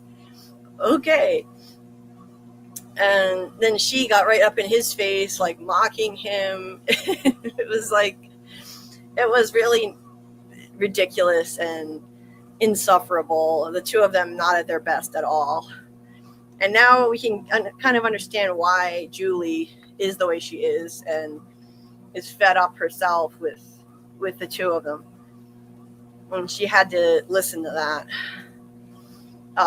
She and Ethan had to listen to them screaming at each other. Daryl said Tabitha felt bad and wanted to be yelled at. Jim flying out of the bed was great. Jim's on Tabitha's side. The monsters were like, we're the only ones allowed to screech. Yeah, the monsters started screeching. Like, shut the hell up. Monsters yelling, such an iconic moment. The monsters are like, even we aren't as toxic as you. I love this Tabby and Jim fight. My fave scene of the episode. It wasn't my favorite scene, but it was funny. They seem like Raising a child might fix our marriage, couple. Yes, Recon, agree. So Julie heard that the night before, and Tabitha tells Julie that Jim left for the lake to get food with everyone. So Julie obviously infers from that he just wanted to get away from them, from Tabitha. And she's not happy about having to hear that again. Over at the bar, Jade has drawn the bottle tree and put up all the numbers from both trees and the name Camden and the lighthouse. And he's trying to figure all this out with his genius brain. And Boyd has come because Jade wanted to show him. And Boyd says, "You're saying this is some kind of code?" Jade says, "Or an algorithm. All I know is Tabitha got pushed out of a lighthouse and landed in Camden, Maine. Maybe she experienced a quantum event or a wormhole." So he throws out a bunch of science fiction-y terms like that. And I don't think this show is that much in the science fiction realm. I know that it's listed as sci-fi horror in some places, but I think it's more fantasy than anything else. It's got a lot of mystical elements with the reincarnation and the monsters, people getting turned into shape-shifting monsters. That's not really sci-fi. It's haunting. But, huh? It's haunting, like MGM says. Yeah. Drama, psychological, haunting. None of that is horror sci-fi, but you can kind of infer some elements of that into there. Right. Like, who said it was horror sci-fi? I don't really remember what source that came from. But who knows? You know, I do think Tabitha went through some kind of wormhole back to her world. How else would we describe whatever mechanism brought her out of this dimension and into her world? It was probably some kind of wormhole. Absolutely. So there are some sci-fi elements in this. But he's trying to figure this out through too much scientific jargon and not enough mystical stuff right now. He needs to get his mystical brain going again, like he's been doing, trying to figure out the symbol and the visions. So he says, like, maybe the lighthouse in the woods occupies the same space in Camden. Maybe not a wormhole, but a dimensional rift. So more sci-fi jargon. Boyd says, "I thought you had something exciting to show me." This is pretty damn exciting. I don't know what Boyd is talking about. This is exciting. What is he talking about? Yeah, I mean, it's just like, what the fuck? Like, how is this not exciting? I would want to hear all about this. Like, Jade can ramble like that to me anytime. It's fascinating.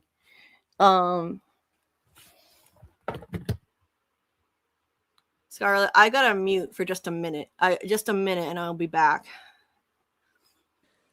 Let's see. I can check the chat for a little bit. Perhaps. I'm doing a fun... I'm on a laptop now that's new, so I'm looking at all the great little things around in here. I don't know. I don't really have any songs about Jade and Boyd. Maybe I should write about Jade and Boyd. I should probably make a song called Concrete Proof. Like, we got concrete proof. Dale went and got concrete proof. Dale went through the tree and got concrete proof. Dale's over here. He's got concrete proof for everybody. He's not really moving much anymore. He's kind of bleeding a little bit and his eyes are sore. Dale got through the tree and he made some history, but he got concrete proof. Dale got concrete. He got concrete. He got the concrete proof. I made one up about, I made up a really good one. Like, but now apparently people tell me that my voice was silent during that time. And that was unfortunate. I can't even remember what this is about. I unfortunately I just didn't have enough time to actually do a rewatch because like 3 episodes at a time is pretty rough for me at least. Let me see what else have we got here. I don't know. It's a hard picture to like do anything with, except for the fact that I feel like. I don't know. This scene has always bothered me with when Boyd was just like not. Not listening. I got concrete proof. He's got concrete proof. Yeah, he's got the concrete proof. Yeah, I should just go back to singing. It's too early in the morning to do anything else.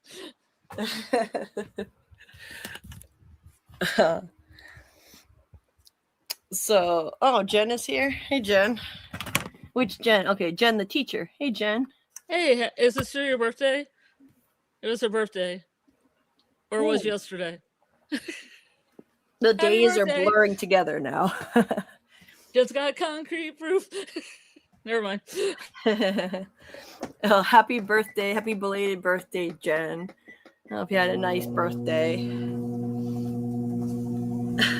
So let's continue. Boyd is like, Dale already told me this shit about pocket dimensions. Yes, Samuel. Yet Boyd can stand looking at that map for no reason whatsoever. Good point, Martin. He's always looking at that map for no reason at all in the sheriff's station. It just stresses Boyd out. That's why it's not exciting. Yeah, that could be right, Tam. Love seeing Boyd and Jade talk about the mystery together. A tease of what we'll see in season 4. Yes, except this time I hope it goes a little better and Boyd is more open-minded. But one of the episode descriptions says he's having trouble trusting the information coming out of Jade's head. The insights that Jade has. So that might be an issue. Because he's got to open up his mind. It was yesterday. You're welcome, Jen. Okay, so let's see. Where were we? Jade says, I understand you might be skeptical. I am too. Something tells me this has to mean something. This bottle tree was important to Miranda, and according to Tabitha, she was the only one who had a connection to this place long before she arrived. And Boyd says that he and Sarah found one of these trees that had bottles. It wasn't a portal tree, but had slips of paper in the bottles, and one said 1864. Now, this is a helpful thing. This sharing information here, this really helped. Jade didn't know that there was another bottle tree that wasn't a faraway tree that Boyd and Sarah found in season 1. This is essential information he just gave to Jade. This is what happens when you share info. This is why they need to communicate. See what happens? Like, now Jade knows there are 2 bottle trees, and he can figure out the rest of the pieces to this puzzle. He can put this all together. So Jade finds a slip of paper. It says 1864 on it as well, which came from the faraway bottle tree. So there's one from the faraway bottle tree that said 1864, and Boyd also found one that said that. And so Jade wants to know where the second tree is. So he's going to compare the slips of the 2 trees and see what they say, see if they match. So I think probably Tabitha put the bottles in one tree and Jade put the bottles in the other tree, because the handwriting and the style is different. One of them is just in numbers and the other is in cursive, spelling out the word for the number.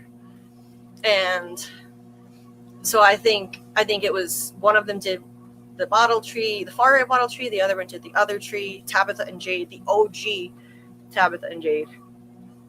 So I love seeing the wheels turning in this guy's head. Amazing. Figuring out the pieces of this puzzle.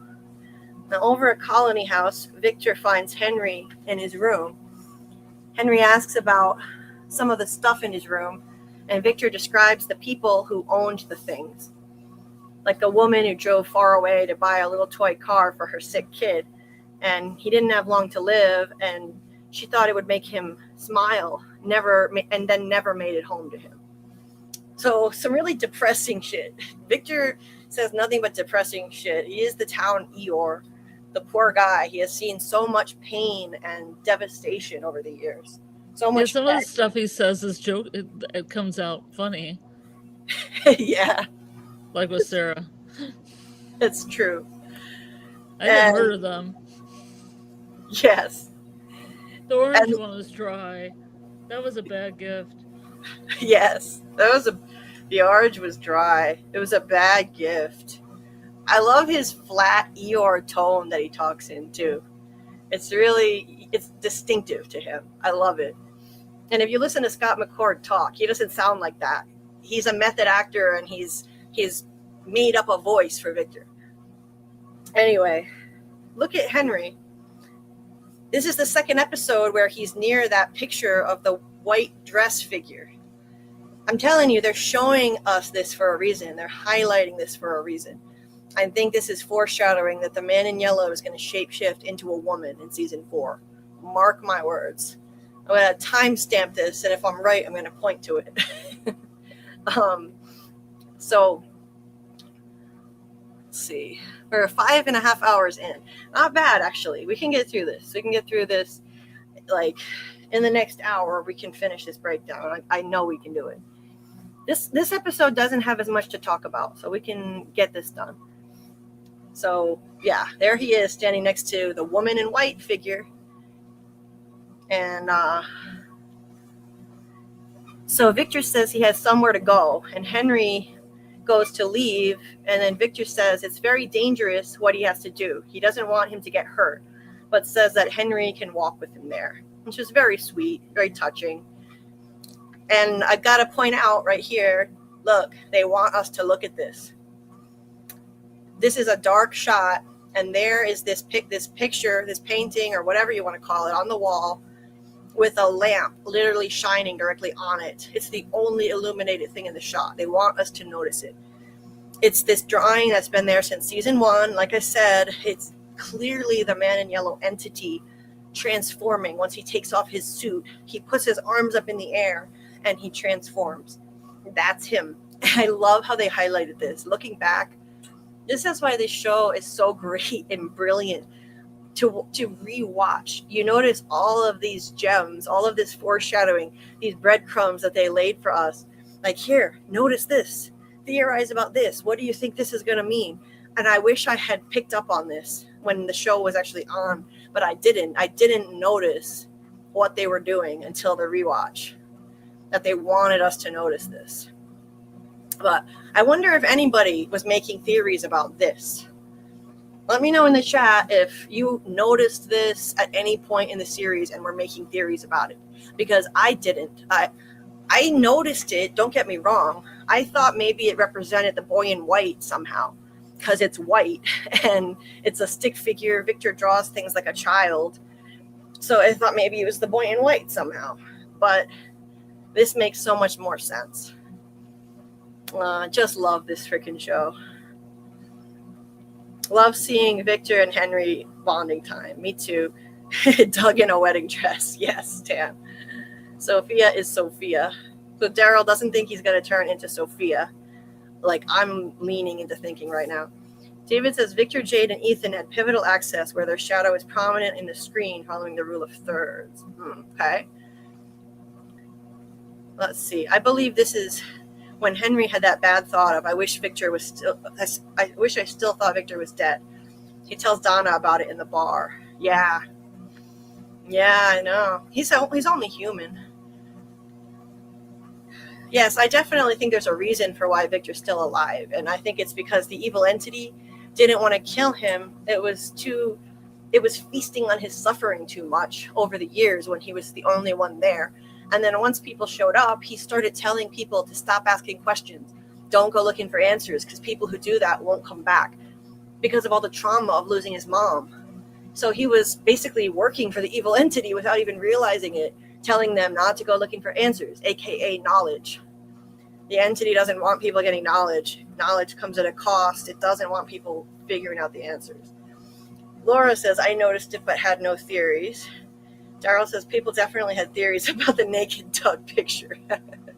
Sophie says, I didn't notice it until I saw people making videos on it. It makes sense. My rewatch has been so fun. Me too. Even though I've had to rush this because I started it too late. That's why we're covering so many episodes at once, doing marathon lives. I'm still having a blast doing this. Anyway. So let's continue. We're doing good. We're going to finish this before you know it and wrap this up for the night, maybe in the next hour. So they go off to the caves. So we get back to the end of that scene. So over at the clinic, Marielle is near the medicine cabinet again. Should we be worrying about her? I don't like that. She's near the meds. Christy's actually trusting her to be around the meds again. And Kenny walks in to bring her more supplies from the new ambulance. More drugs, Marielle. Great. Your prayers have been answered. I don't know. I did wonder if she was dipping into the morphine again, because she was acting suspiciously normal and okay even after the cicada coma situation when Julie and Randall were going through hell. She's acting so normal, but I think she's just covering it up really well, most likely. And then outside, Boyd runs in to check on Randall, but so avoids seeing Randall because he knows that it would just make things worse if Randall sees him. And Boyd runs into Kenny outside and asks if he's okay, and Kenny plays it off like he's good, but he's not. His mom just died. His avoidance coping method is showing. It's the same kind of method that Victor uses to cope. Avoidance. Anyway, Boyd looks in on Randall, but he doesn't let him see that he's there. Christy finds him and says that there was a portable ultrasound on the ambulance and says, tell Fatima to come by.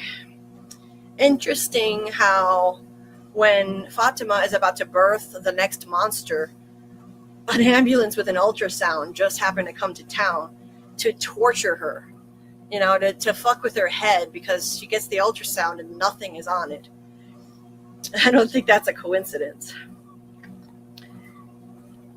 I think it was all orchestrated. So Ellis and Fatima are talking. She's scared. He knows now that she's eating rotten veggies. She doesn't want to go see Christy, but he says there's got to be a medical explanation. And she says that she doesn't want everyone looking at her the way he's looking at her, like he's afraid of her. Boyd shows up and knocks on the door to tell them about the ultrasound, and they let him come in. This episode is pretty straightforward, so we can get through this breakdown a bit faster than others. There's a little bit less of the overall mystery, and there's a heavy focus on the ghoulish pregnancy. And over at the pool, Donna is throwing rocks in so that she can build this cairn kind of structure in front of Dale in the pool wall. Tabitha shows up and Donna explains what she's doing, and Tabitha tells Donna Dale was just trying to help. She saw him go in the tree. And Tabitha says, everyone expects me to have all the answers. I feel like I let them down. I feel like I let my family down. Donna's like, let them down? Your children thought you were dead. They don't need answers from you. They just needed you back. And she's like, what if the people at the meeting were right? What if I wasted the only opportunity we're ever going to get?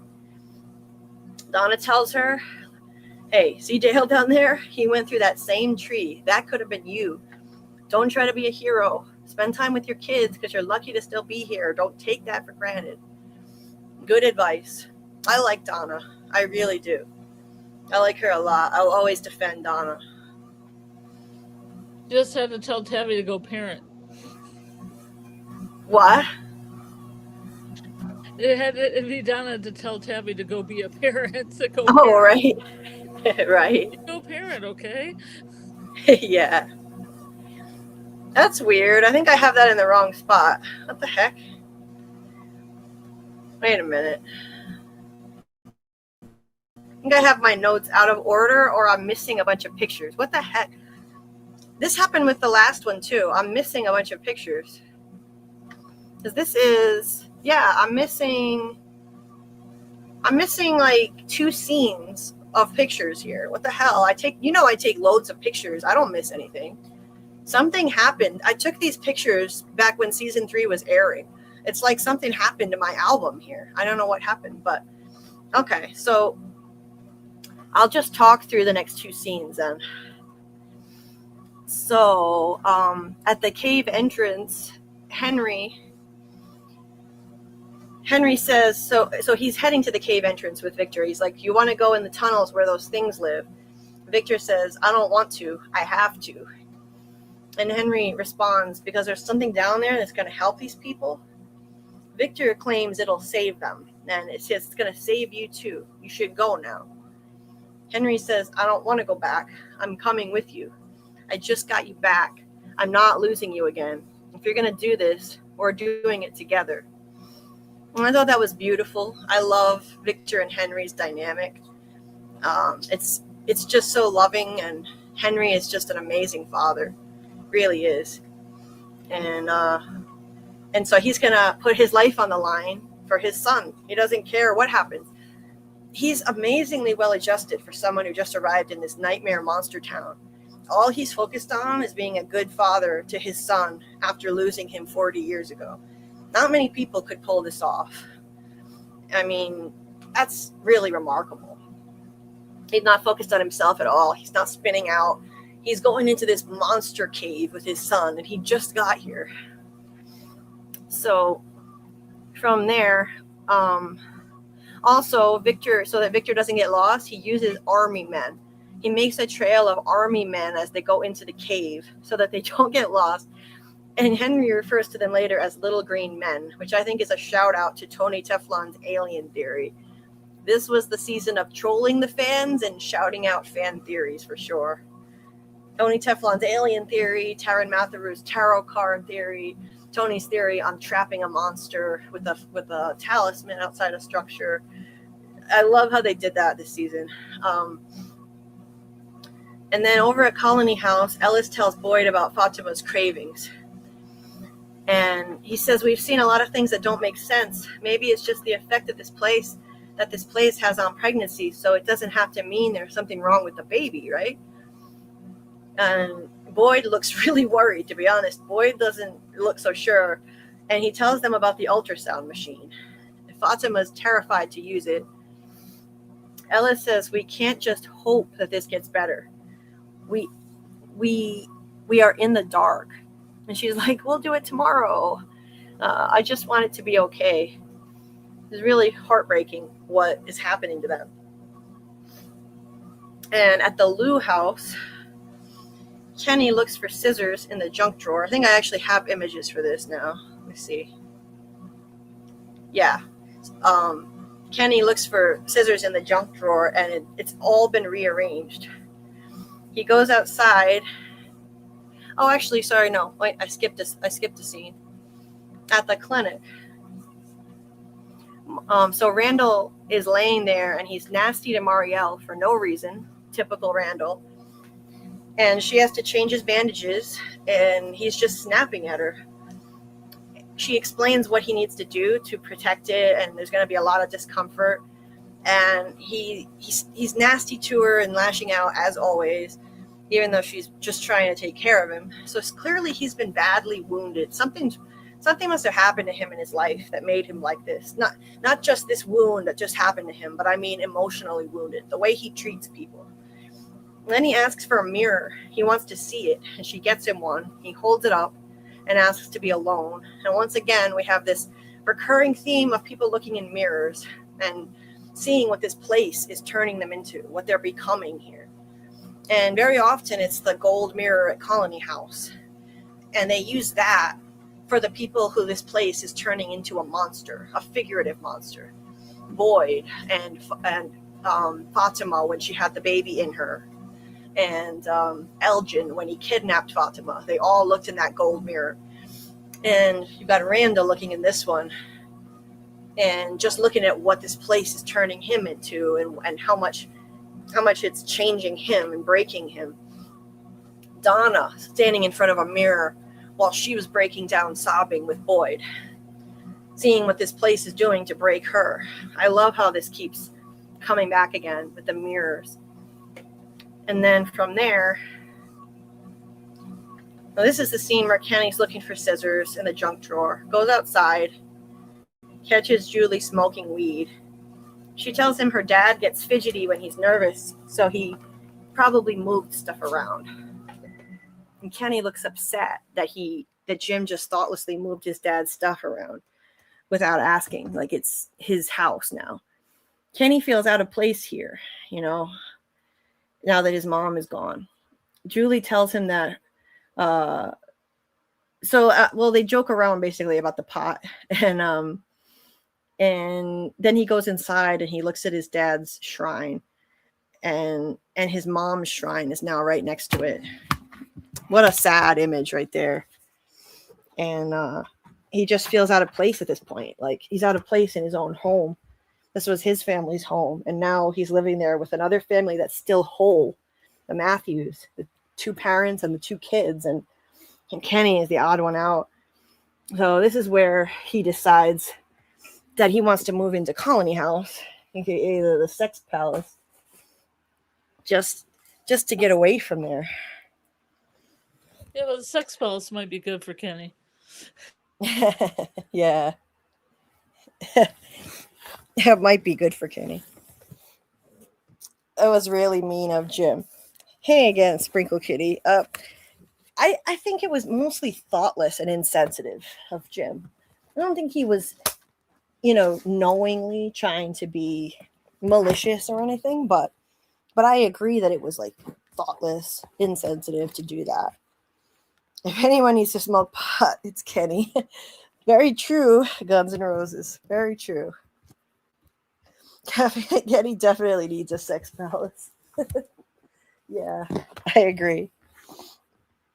Kenny no longer feeling like it's his home was so sad. Right, Daryl? Let's see.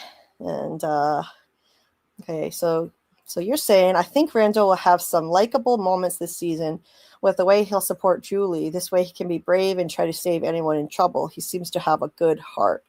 Yes, I agree. I think we're going to continue to see more of Randall's redemption arc and how heroic he is, which we've seen from the beginning, but we'll see that more and more, especially with Julie. I think he'll get Jehovah Sins. I think he'll get more screen time. I do. I think he'll have a really good storyline, but I predict a really bad ending for him, though. So for those of you who like Randall, I'm sorry to say that, but I think the foreshadowing and the writing is on the wall. His dread about going back to the ruins, to me, seems to be setting up a tragic end for him, completing his redemption arc with an act of heroism. I was going to say, is that just the tip of the... let me do it. Oh, excuse me, acting. Just the tip of the smear. Because he's going to... What did you say? This is the tip of the smear. That's great, Scarlet. I've been practicing. That's so great. It sounded just like Martin. Yes. That's awesome. I think he's gonna, become the next Martin. Not literally become Martin, but I think he might story walk into the ruins, get infected with the worms, and become the next Martin. He's like the legacy. Yes. I mean, that's why he freaks out, because he's imagining himself being chained to the wall and not being able to leave, and watching what I think 2 people decompose around him, like die and decompose. Yeah, he'll probably want to die like Martin did. I think so too. He talks about fate's worse than death. Hey, from Lee Theory, much love from the UK. Much love right back. Thanks for popping in. Phenomenal, Scarlet, Martin says.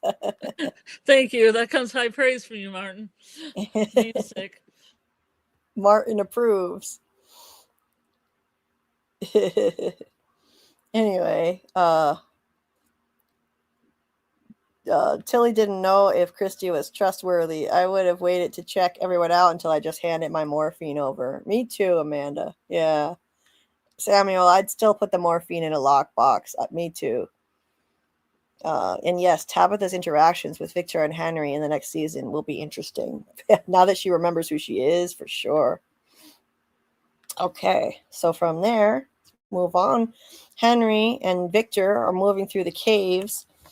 Henry is pulling a Tabitha, being a chatty Cathy when he should be shutting up, like Victor said. Be quiet. The monsters are in here. Henry's like, how much further? Victor, shh, this way. And Victor says they should be here. They should be here. This is where I saw them. The whole chamber was full. Jasper was sitting right here. There was a clock and a wheelchair, and the bad things, they were sleeping. And he's like, I know where I am, so we need to go deeper. We can't leave without Jasper.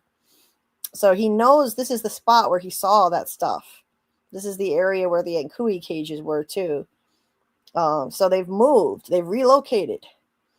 They must have moved in deeper, like Boyd said, after Victor and Tabitha found them in season 2, because Boyd said Jade didn't see any monsters in there when he was in there. So Boyd said they must have moved in deeper. So they must feel threatened. They must feel threatened because people found them down there. And when they're sleeping, they're vulnerable. And the evil entity doesn't want to have to impregnate the whole town, I guess, if somebody comes down and just torches all the monsters. So, because that's what would happen. You kill them all at once. I guess like every woman in town would get pregnant. The evil entity doesn't want to go through all of that work. So, over at Colony House, Ellis tells Boyd Fatima's coming, that she just needs a minute. And Elgin, this doofus, comes around the corner and sneak attacks Fatima with a Polaroid camera, taking a picture of her when she's not feeling well. It's dumbass. And he's got this stupid look on his face, this stupid smile, clueless. Fatima says she doesn't want to tell Christy about her weird symptoms, her cravings, unless they have to. And Ellis doesn't even know about her drinking blood. He only knows about the rotten vegetables, as far as we know. Okay, now we have one of my favorite scenes. It is none other than our super sus ghost Tom polishing a glass in the middle of the woods. Well, God, I love me some ghost Tom. I love this so much. He's just out there polishing a glass. yeah. Committed to the work. It's so great. He's committed to the bit. Because he's sus. Mm-hmm. And he's like, Tom's like, and then there were two. And Jade goes, oh, for fuck's sake. Because Jade is out here trying to figure out how the hell he's going to get all these bottles down from the tree. And then Tom shows up. And Jade, this is the last thing Jade's in the mood for. Tom says, ironic, isn't it? A drunk looking for answers and a tree filled with bottles. And Jade's like, why are you wiping that glass? He says, a man does what a man does. Yeah, I guess there's wisdom in that. You know, even in the afterlife, he's still polishing glasses. Even in the middle of the freaking woods. And incidentally, he's got no jacket on either. So, like, he's got to be freezing his ass off. But he's an entity. The real actor, though, that couldn't have been fun. So Tom says, you really think that's going to tell you anything? Jade says that this place has a design. I don't think anything is here by accident. Tom says, and maybe that's your problem.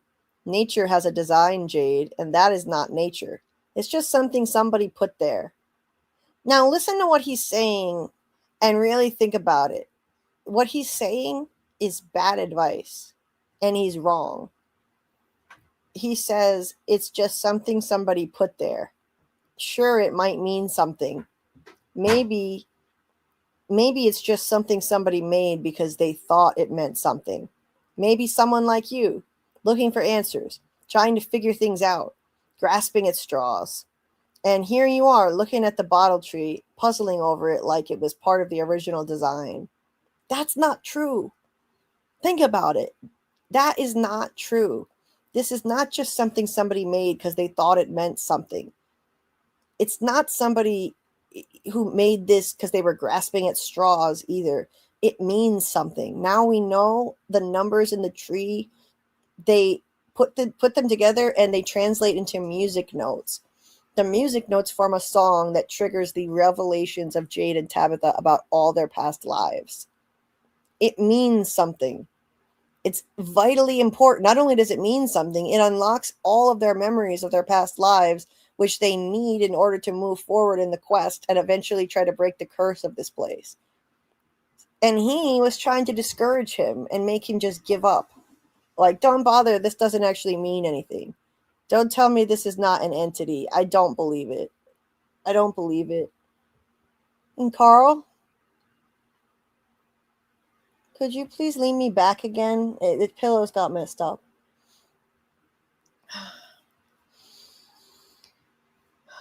So yeah, I think this is an entity that's here to discourage him from trying to figure out what this means and gain the knowledge that the entity doesn't want him to have. The big bad, the evil entity, the man in yellow doesn't want him to figure this out.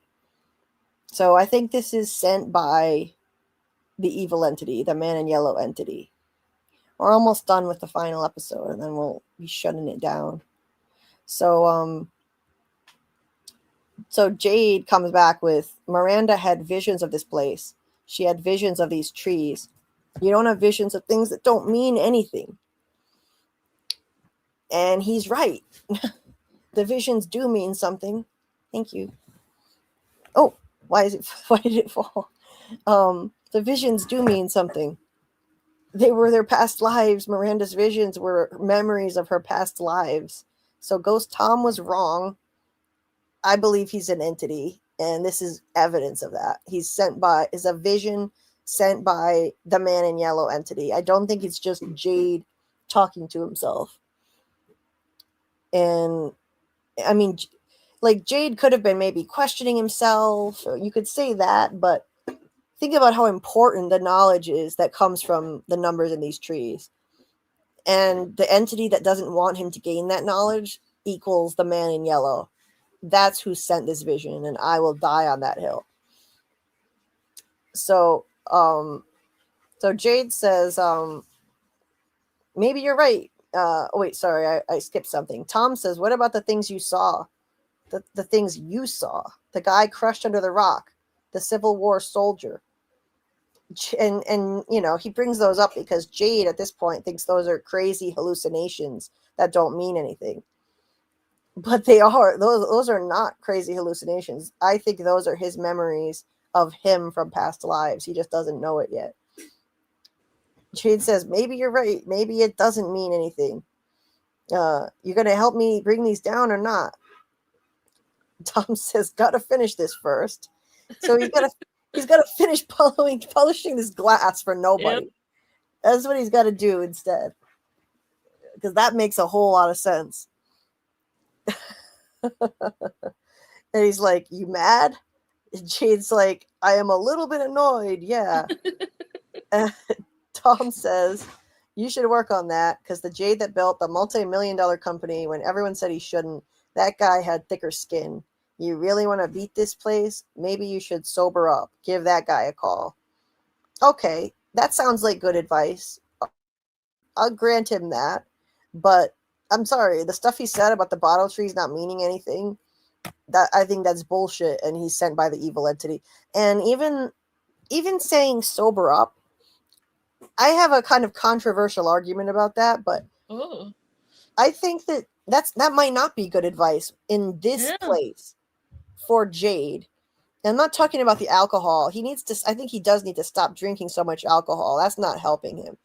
But the weed seems to be helping him. Yeah, he's got to hook up with Julie and get some of that weed. And maybe trip on some magic mushrooms in the woods. Randall's going to collect some medicinal mushrooms, and it'll be a party. Yeah, go on his own vision quest like Miranda did with the LSD and uncover answers from his past lives. So I'm sure that's going to happen sometime in season 4. Somebody's going to do this. Jade is going to probably trip on mushrooms. This is Michael's theory, and I think Michael's going to be proven right on this. Michael in the chat, MG Merkin. He's been saying for a while that he thinks that Jade and Tabitha need to trip on mushrooms. Randall joked that there were mushrooms in the woods that he was gathering, but it could turn out to be a real I thing. thought he was really doing it. You And think? also, I want to see Jade have a trip. I don't really want to see Tabby have a trip because she's going to be like, no, no, no, no, no, no. Yeah, she is. Yeah. Yeah, that would just be ridiculous. I don't really want to see that either. But But it'd be fun. in this place, I'm not saying I'm not advocating doing drugs, but in this Advocating doing drugs. place, but in Fromville, Eat some mushrooms. some drugs might be helpful. Jade's weed seems to help him focus and calm down enough to think clearly because he's so jittery. And the LSD, if he trips on mushrooms like Miranda with the LSD, it might help. And so being that kind of sober would not be a good thing. But I do think he needs to lay off the alcohol. And then Tom disappears with that and leaves Jade to collect all the bottles himself. Great scene. I love that. Love Ghost Tom. David says LSD amplifies the unconscious. Yeah, exactly. Exactly. Hey, Larry, they better find some shrooms there and figure this all out. Right. That's what they got to do. That's what they got to do. Maybe she'd finally loosen up after, Michael says. Let's see. Larry says Katri also gives decent advice, but still, two people having inner dialogues with dead people? Nah. Yeah, I think that they're all entities. I really do. I think Katri may be sent by the boy in white to Boyd because he seems like he's actually giving good advice most of the time. Samuel says dreams and visions feel like that. They feel real, but they're a little off. So Guns N' Roses says that entity told Jade to sober up, though. I almost wonder if bartender cleaning glass was actually him at that time. He told him to stop drinking. Yeah, it's an ironic thing, a bartender telling him to sober up. Guns N' Roses says, okay, great point about bottle tree. Never mind, you're right. Thank you. This is why I love live from chats. Just a moment.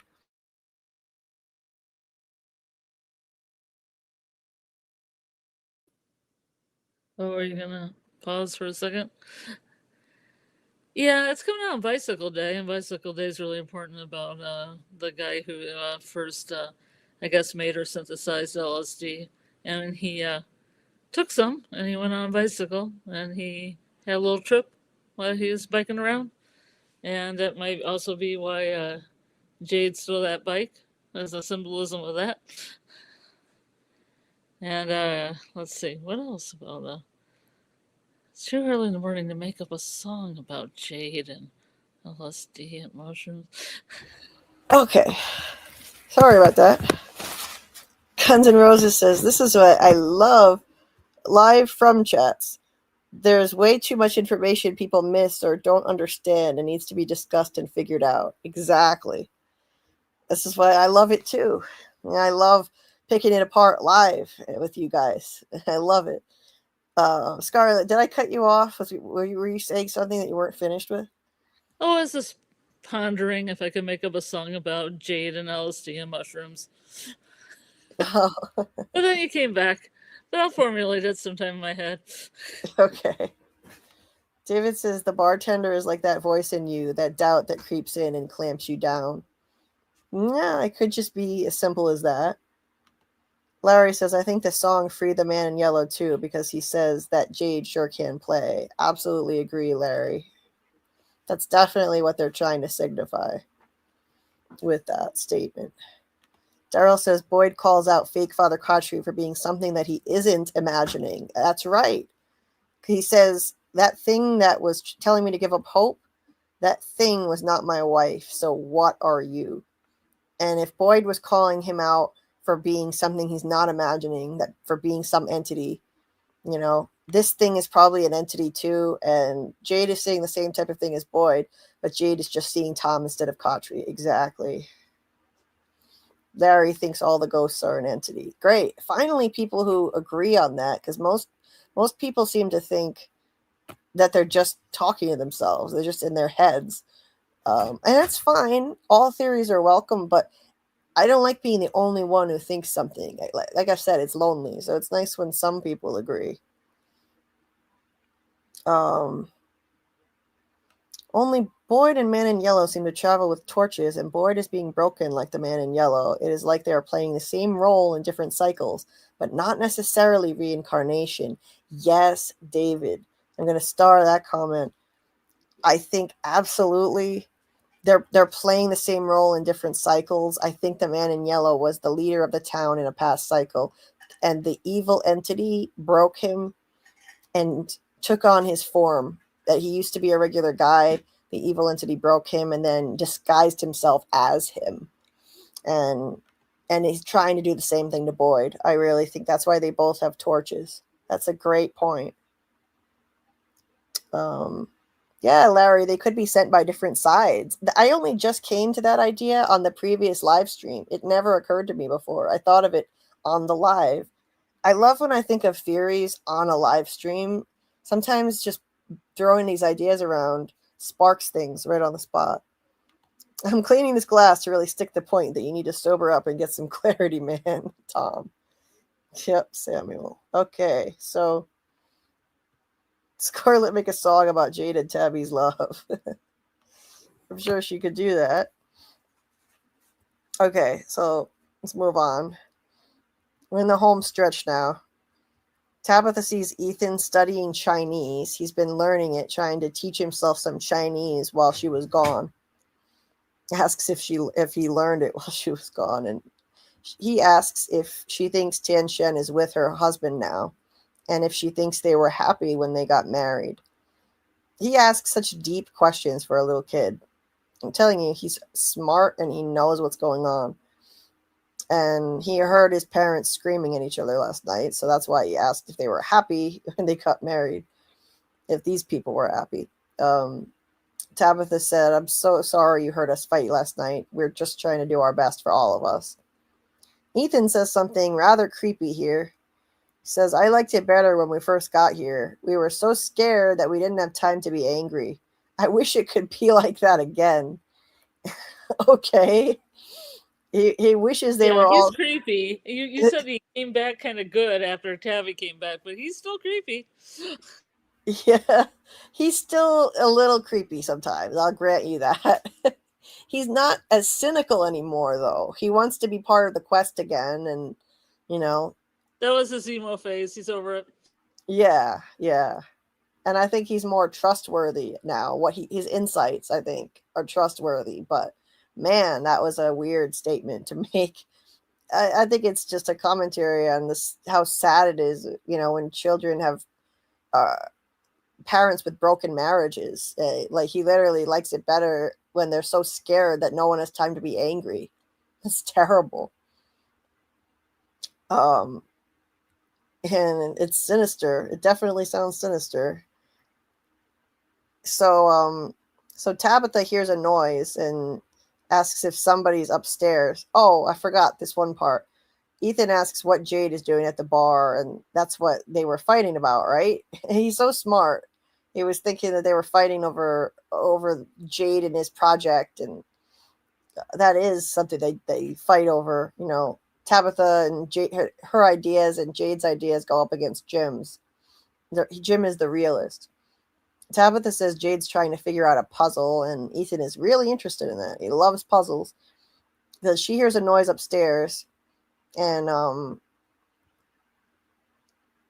she goes up and pursues it, and sees none other than the Ankui kids again, coming from 2 different rooms, just like when she was in front of the cave, and they came from a few different directions and surrounded her. Now they come from 3 different directions and corner her, saying Nkui over and over again while she goes into a fetal position. So it was basically a rehash of the cave scene, the cave opening scene from season 2. I don't know. I felt like it was a bit redundant. I wish they could have come up with a scene that was a bit more original looking, but that was okay. It was cool to see the Inkui kids make an appearance again. And she's, of course, oh my god, no. I tried to help you. Ethan hears and calls out to her, and when he comes to the stairs, they disappear. He asks if it was the children. I guess they told Ethan about her visions of the children off screen. She says yes. I'm glad she's being honest with him. Sharing this kind of information with Ethan, making him part of it, that's good. They need Ethan. I'm convinced that they need him, and he's going to play an important role. So they go off to see Jade at the bar. Over at the pool, Kenny visits Donna, and she's built this whole cairn-looking thing in front of Dale in the pool wall. And she says it's, Kenny says it's a dignity that everyone deserves. And he wonders if she has extra space at Colony House. And his mom was the only thing that made his house feel like a home, and it's meant for a family. She tells him, of course, there's always room for him. And he says, you don't still have those sex parties up there, do you? Oh, No. yeah, we party hard and we work hard, Kenny. No sex parties for Kenny. Uh-huh. I think that's what Kenny needs at this point. Yeah, he needs a sex party pronto, yeah. Yeah, maybe that would make things a little easier on him. He's suffered a lot. So Jade and Tabitha and Ethan visit Jade at the bar, and he's trying to figure out the numbers from the other bottle tree, and Ethan wants to help with the puzzle. I think this is excellent progress. Like I said in my Ethan theory video, I think that they need to involve Ethan. He's going to be part of finding the way out in the end, being part of the quest. They need his guidance. They need the guidance of a child, since this whole thing started with the victimization of children, the sacrifice of the children. That's why we saw that image of Ethan pushing Sarah, the adult, on the merry-go-round in season 1, and there was an aerial view of it. It was symbolizing that a child needs to help lead them. The children are powering this whole thing. And that whole merry-go-round symbolizes this vicious cycle of violence. So part of my theory on Ethan is that they need to involve him. And he keeps getting attempts to kill him by some entity here. Because I think it's because he's essential and they need his help. They need to work with him and get his input. He understands how this place works, and he understands quests somehow. And I have a whole theory on how he understands all this. That's part of my theory video. If you haven't seen it yet, if you haven't watched it, please give it a view and a like, a comment, hype it if you can. The link to it is in the description of this live stream, and it's Ethan, what did I call it? Ethan holds the key to everything. But I mean, think about the Thomas voice trying to lure him outside at night, saying his mom's coming back in an ambulance. He's got to be brave. And Sarah with the kill the boy message. This place is out to get him, and I think it's because he plays a vital role in it. So they're going to work through the puzzle together here. And Jade explains that so there's a second bottle tree. Oh, and by the way, he's also already talking to Ethan like a stepdad, saying, "You like puzzles, buddy?" It sounds like his stepdad already. So Evil Thomas was right. They're not Jim's children anymore. Jade says there's a second bottle tree. And not only that, but the messages, the numbers in them are all the same. The placement's obviously different, but in the second tree, they're written, and in the second tree, they're written out in cursive. But the actual numbers, if you line them up side by side, they are exactly the same. And some of them repeat over and over again. So he says, I am increasingly optimistic that somewhere in these dates, these numbers, is a key to something we need to understand. And asks Ethan if he wants to help him find it. So he thinks that these numbers, some of them at least, could also be dates. He specifically says dates. Some of them don't really work because one of them says 2659, but The future. let's hope Fromville doesn't go on that long. This is going to be the end. But some of them are dates. One of them says 1864, and that same number was in the lighthouse premonition dream, which was full of what I think are dates. So Ethan gets to work and starts looking at the numbers. And then Jade goes over and talks to Tabitha alone off to the side after that. But first in the clinic, Marielle tells Randall how to apply something to take care of his wound and change the bandages. And he's needlessly rude and hostile to her. And again, there must be a backstory behind his personality, why he is this way.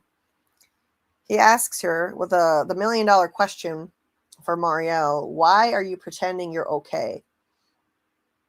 She says, if you're talking about Nikki, he's like, you know what I'm talking about. She says, just make sure you change the bandages. Classic avoidance. So she's another person in the show who tries to deal with difficult things by avoidance. Victor does it. Kenny does it, and so does she. One of the biggest themes of this show is how different types of people deal with trauma. So this is how she deals with it. And he says, you can pretend all you want, but you were there, the same as me. What if it's not over? She says, look, whatever happened to us, it wasn't. And he says, what? It wasn't real? What the fuck is real? It's got to be easy for you in a place like this, going to sleep next to somebody every night. You get to pretend you're okay, but it's not like that on the bus. I don't get to pretend. It's fucking terrifying. And she says, then don't go back to the bus. She invites him to move in there, saying they've got room. And he's like, are you serious? And obviously he's not used to kindness in his life. She says, yeah, no one has to be alone here. He looks surprised and agrees and changes his tone with her, finally. So basically, bottom line, Marielle's not okay. She admits it in the finale. She says in the finale that she's not okay and doesn't think she ever will be. So like Randall says, she is pretending. And in season 4, I think they'll finally explore what's going on in her head. Because clearly all three of them are screwed up from that cicada coma. Now, over in the cave, Henry asks, as they go deeper into it, how many of those little green men do you have? I've never heard of army men being called little green men. Toy army men. I think that was a shout out to Tony's alien theory. I really do. This is a season full of fan theory shout outs. Victor says, It definitely means aliens. Oh, yeah, right? Yeah. Mm-hmm. Because it's aliens, man. Hey, for all we know, the ancient evil shape-shifting entity could be an extraterrestrial from another planet. We don't know. Well, Cthulhu comes from the ocean, but there's other Lovecraftian deities that come from space. Cosmic horror. Mm-hmm. So Victor says they'll be fine, and Henry, once again, is the chatty Cathy who won't shut the hell up. After he's like, Victor told him, be quiet, the fucking monsters are in there. Just like Tabitha. And Henry's like, Victor, I think we should turn around. Shh. If we get lost out here, we won't get lost. Then Henry kicks a rock by accident. And Henry's like, we can come back, figure out a plan. Victor says, no. And shut the hell up, dude. God, these chatty Cathys in the cave, and Victor's the mature one all of a sudden. And then they see the furniture, the missing furniture, through a crevice in the cave wall. Somehow the furniture's been moved to this remote part of the cave. How the hell they got it in there is a mystery, because all we see here is a crevice.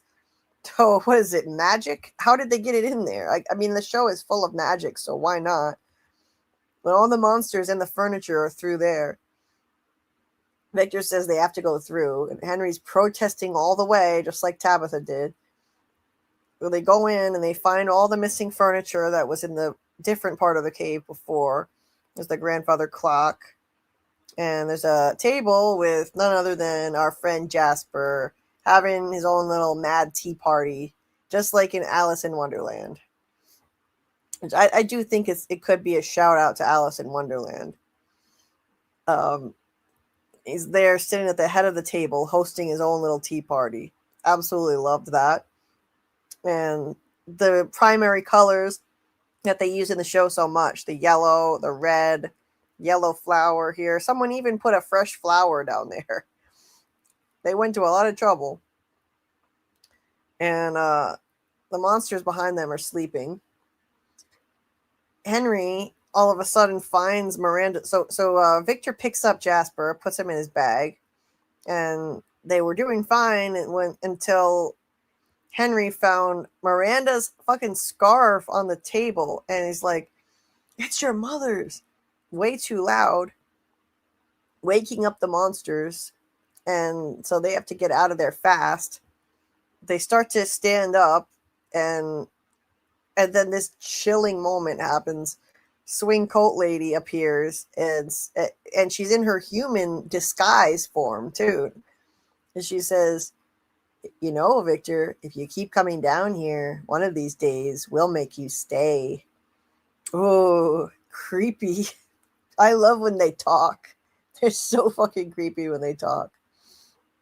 Love, love, love that scene. How many times is Victor coming down here? What is he doing? He's coming to those tea parties. I feel like a swing coat monster here might host some tea parties. I think she poses Jasper. She might be the one who poses Jasper in those cash positions. She probably did. I mean, somebody did, because they tricked us. He can't get up and walk around on his own, so somebody posed him. He does in my dreams, Julie.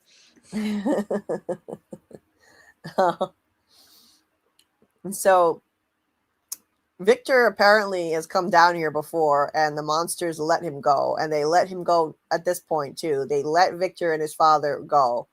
They could have reached out and grabbed them. I mean, they were not far away. The monsters can move fast when they want to. Remember that monster that lunged forward and slit Cautry's throat really fast? And then there's Smiley, who ran at Miranda. They can move fast when they want to. They just choose not to. They could have gotten Victor. But, so why'd they let him go? Why do they let him survive all this time? I think, ultimately, when he was alone for years, they needed his fear and suffering. The evil entity needed to feed on his fear and suffering. And if he was killed, then there'd be no one to feed on. And then once people started showing up, again, he kept stopping people from asking questions, telling people to stop looking for answers, which is good for the evil entity. It doesn't want knowledge coming out. Knowledge is bad. It doesn't want people to know anything about the history of this place. But now that Victor is digging up memories and actively trying to uncover knowledge, he could be on the chopping block. This is an ominous statement that she makes, and I really hope it's not setting up something bad happening to Victor soon.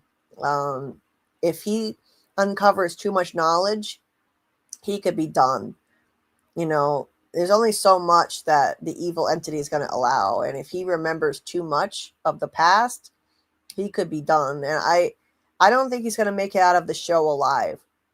I really don't. I can't even imagine how horrible it would be to kill Victor off, but I think in the end, he's probably going to die there. I can't imagine Victor even in the real world anyway. It may not be season 4, but it could be the final season that we lose Victor. Who knows? It may even be season 4. Henry said before they went into the cave here, I just got you back. I won't lose you again. It could be set up for Henry losing him and the tragedy of Henry getting stuck here after being without his family for 40 years, briefly reuniting with his son, and then his son gets taken from him again. And now he's trapped there alone. I don't want to see that. I really hope that doesn't happen. I'm not saying it's going to happen, but I have to allow for the possibility. Samuel says the monsters aren't done with Victor and Henry yet. Yikes. I hope what I'm thinking is not going to happen. Martin says, I think that's Cap from the monster. Ledness, yes, this is very creepy. The lady monster could have killed him right there and decided not to. Exactly what I'm saying. Tam says Victor is Miranda's son. Miranda is Tabitha. Yep. Guns N' Roses says, I think this has something to do with Eloise. Interesting.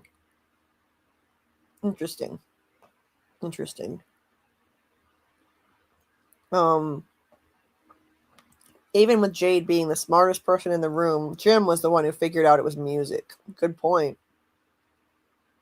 I thought that was crazy. Jade's the musician. He plays the violin. Yeah, I was going to say, Jim's not even the musician. Oh, my mom taught piano. Mm-hmm. Jade needs to step up and start treating Victor like a son, too. Yeah. Well, he's got Henry now. Daryl. Kenny's going to smash Sophia. Oh, my God. Jade messing with Ethan's hair like he's his daddy. Oh. Kenny doesn't party soon. He's going to break bad. Okay, Larry, he needs to blow off some steam. He needs a party. No. Terrell says, Tabby's seeing the Ankui kids. Good thing they did this because it shows that the real world didn't stop them from appearing and because of the revelation at the end of the season. Yeah, I guess that's true. Maybe they needed to show it one more time. Damn from rules. Getting through each week between episodes is going to be harder than the wait since season 3. We're all masochists. But it's fun. It's fun waiting week to week, though, and theorizing about it. That's the fun part for me. Larry says, I think that has to be true now that Man in Yellow was the leader, and we'll see a flashback to him in the yellow, all positive and friendly, especially because of the inspiration behind him. Absolutely agree with that, Larry. Okay. So, we're almost done. Very close to being done now. Look at that smile. It's even better. I should have left it on that image. So, okay, from there, just have a few more scenes. Oh, and she turns her head here. That's the best shot, yeah. It's that little head tilt for me. I love it. I love her little bob hairdo. Yep. Straight out of the 60s. So the monsters start to wake up and they run for it. Julie and Randall have a brief scene at the bus. Randall says he's moving into the clinic and says that Marielle's acting like nothing ever happened. Julie tells him that she gets stoned a lot and it helps, and he asks if she's got any on her now. So they're going to start bonding. Over at the Peach truck, Henry is all shook up about what just happened. They go in, and Victor sits Jasper down under a lamp to interrogate him, apparently. I really love how Victor did this. This is so cool. Debbie pointed this out. Victor took peach can labels and put them all around the inside of the peach truck so that it would match his bedroom at home, which had peaches just like this, a strip of wallpaper around the room with peaches on it. That is so heartbreaking. So that it would comfort him. So he sits Jasper down and turns on a lamp. I swear to God, the writers must have been literally thinking he's thinking he's gonna interrogate him because it's daylight. They don't need that lamp on. What's the lamp for? Then he sits Jasper under it. he's gonna shine the light in his eyes and question him, make him talk. Henry says, that thing, its voice. And Victor says, it's okay, we're safe now. He cuts him off. Some people were wondering if Henry was going to say something more about the monster, like, was her voice somehow sounding like Miranda or something, but I don't know. I think he was just surprised because that's the first time he heard a monster talk. And then Henry says, why did they have this? It's your mother's. So the scarf. Victor tells him they like to take things. They just do. He doesn't know why. And Victor says this peach truck is just somewhere he goes when it gets too loud sometimes. And he used to hide here before the people came. So that's a little bit of background. So before people came and he was alone there, he used to hide in this peach truck. Henry said, at night? And he nods. Henry is upset by that. He's like, because you were alone. And I think that he survived because the evil entity let him survive. There were no talismans. He was a little kid. And even with the protection of the boy in white, I think the evil entity let him survive. That's the only way he could have done it. I think the entity fed on his fear and suffering all that time, and it needed a sole survivor. I theorize that in every cycle there was a lone survivor after. So Victor says, it's okay. Everything is okay now. We found Jasper. That means we can save people. He knows things. He says, I heard him tell Christopher a story about this place once. See how he puts him under the lamp? Like he's going to shine the light in his eyes. He says, I heard him tell Christopher a story about this place once. And we have to make him tell it again. Henry's like, Victor, that's a toy. And Victor says, we'll make him tell it again. You'll see. This was such a cop-out, such a, a dirty trick by the writers, a bait and switch kind of ruse that they pulled on us, making us think Jasper was going to talk. All right, now I think it's going to be good cop, bad cop. Right? How dare they?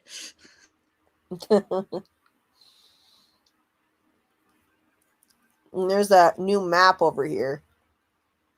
And that's not a good image of it, but that's a map we hadn't seen before. And the trees look like runes in it. It doesn't look like anything Victor drew, so maybe Miranda made that. So, yeah, so that's a better shot. I think Miranda must have made this map, mapped out the place.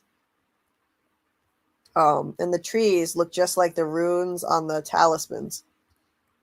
So from there at the clinic, they do the ultrasound. And I was really anticipating this scene. And ta-da, there's nothing there. Creepy. But the evil entity somehow messed with the pregnancy test in season 2 to make it positive. And now there's nothing here, though.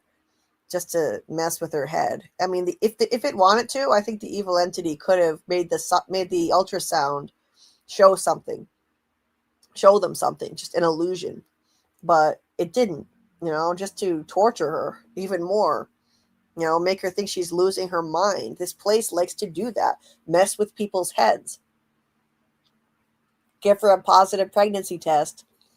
And then show her an ultrasound with nothing in it, even though there is definitely something inside her and she can feel it. And she gets very upset and insists Christy try again, but there's still nothing. And,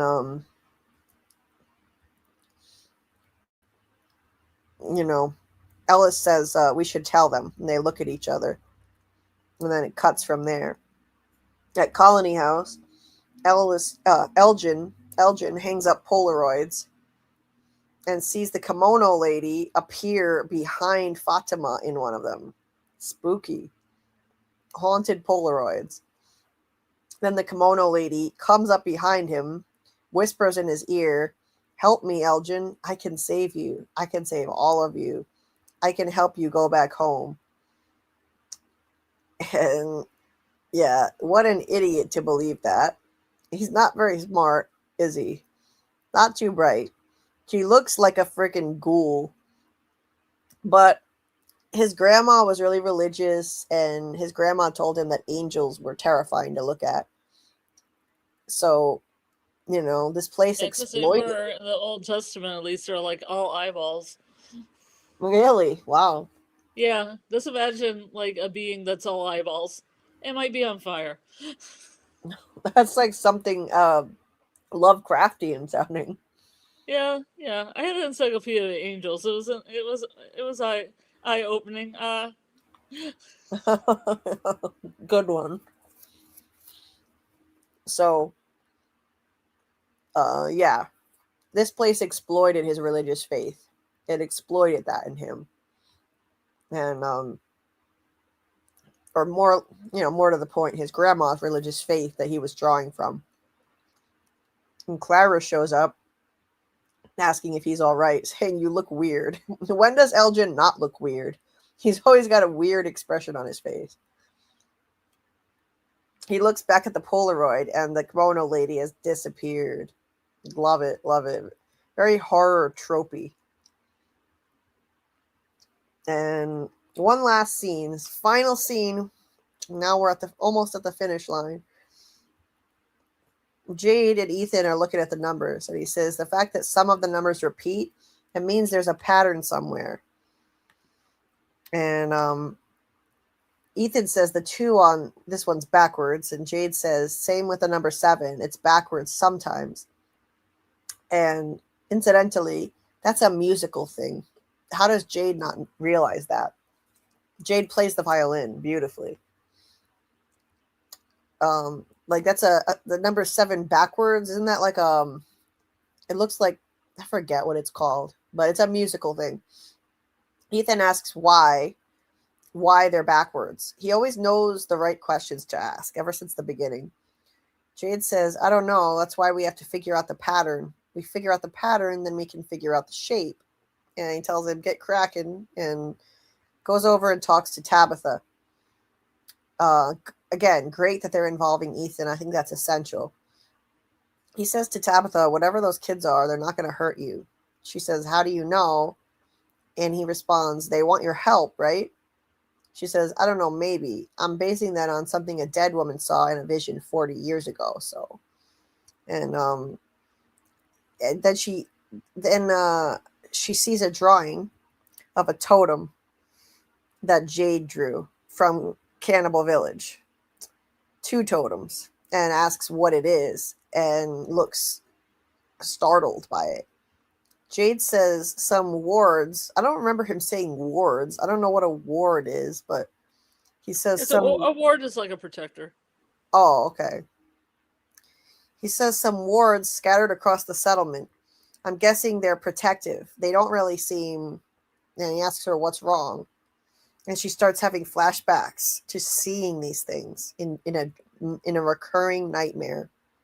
There she is as a little girl in colonial clothes, and she says 3 red stones. Did you see 3 red stones in a circle? And she flashes back to herself as a little girl approaching the 3 red stones and the totems, and then she says, "When I was a little girl, I would have the same nightmare over and over again. It wasn't just Miranda. I saw this place too. I just didn't know." And then there's the flashback of her screaming at something looming over her in daylight. What the fuck was it? Looming over her in daylight. We need to be paying more attention to this and talking about this scene as a fandom. What was attacking her in the daytime? This is not just a nightmare. It's clearly a memory. Now that we know she's confirmed reincarnated, this is a memory. So something was attacking her in the daytime. It's not the nightmare creatures. Maybe the man in yellow, maybe something else. But this is something to remember. And I think it may be the scarecrow monsters. Maybe the scarecrow monsters can come out in the daytime because they're out at the old village. They're out at the old village, and I mean, they probably have different rules than the monsters. We don't know if they function the same way. And she is out at the old village near these rocks and the totems in this dream. So it could be that. But who knows? I mean, I just think we should be theorizing more about this and not forgetting this moment. And so maybe we'll get some answers on this in season 4, and we'll see more of this nightmare. That's another question to put on the board. You know, what happened in the rest of this nightmare? What was she screaming at in the nightmare? What was making little Tabitha scream? So I'll never forget watching this episode for the first time. This is when I became convinced that Tabitha was Miranda reincarnated. This is what did it for me. I already was thinking it when she found the bracelet in Henry's glove compartment, but this sealed it for me, and I put out a video saying I definitely think that she is Miranda reincarnated based on that dream, because it looks like her in colonial clothes, and based on that and putting together all the other little breadcrumbs that were dropped along the way about her reincarnation, the bracelet, her maternal relationship with Victor, her very husband-wife dynamic with Henry, the very protective way that he treated her, you know, the way she picked up the crayon holder in Victor's room in season 2 and said, I remember this. And she picked up the suitcase and a dress inside of it in the cave and said, what the fuck, as if she recognized it. And you just put everything together and it starts to crystallize into a theory. And I was just positive at this point that she was reincarnated, and I put out a video, and it was to date, it's still one of my most viewed videos that I've ever done. And all my theory videos are in a playlist that's linked in the description of this video, including that from season 3. And I remember when I said it, somebody saying that reincarnation would be boring, and I was like, how is this boring? This is a unique storyline. I've never seen a TV show deal with reincarnation like this. This is fascinating. I love that they're doing this. So that's it. That is the end of episode 6. And we did it in the same amount of time as the last one. We finished the last breakdown right around this 6-hour, 50-minute mark last time, too. I was hoping that we could shave off at least an hour, but I couldn't do it.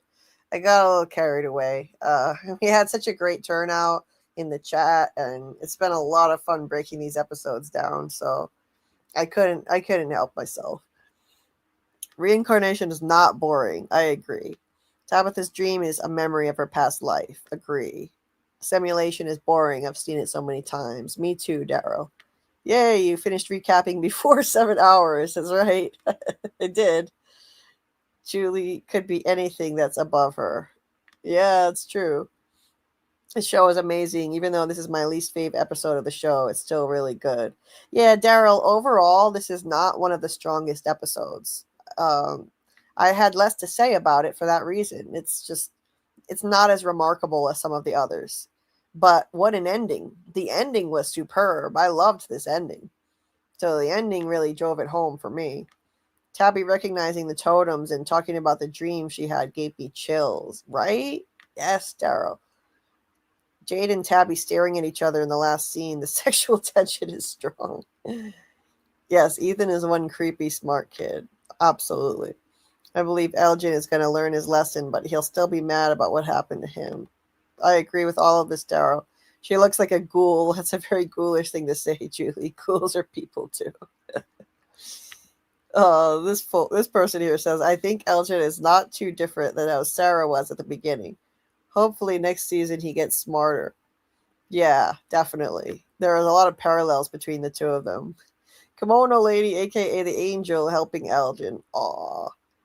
Smiley is a magician. He's so talented. He should apply for Fromville's Got Talent. Yeah, now you see him, now you don't. He's disappeared. He's not on the ultrasound. I hope Jade uses Jasper to aid Cooey. Me too, Samuel. I want more Jasper.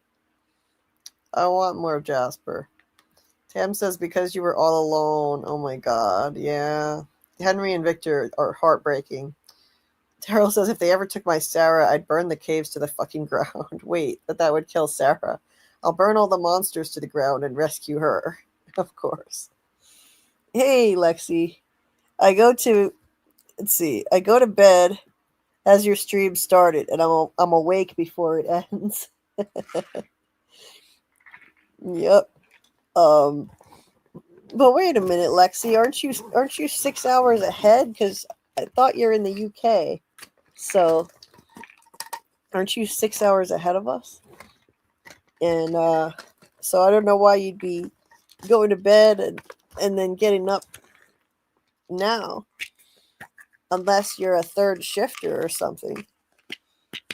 I don't know, but I'm pretty sure you said you're in England. Henry, Victor, it's a doll. Henry, like Victor, it's a doll. So confused.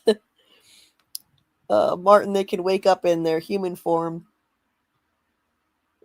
during the day. The season 3 finale also showed that. That's right. They can do that if they're in the cave. As Martin had said that he thinks that it's an illusion of a monster. Guns N' Roses says, Victor, if you keep coming down here, one of these days will make you stay. I think Eloise went down and stayed. Oh, that's what you were saying. Thinking this has something to do with Eloise. Interesting.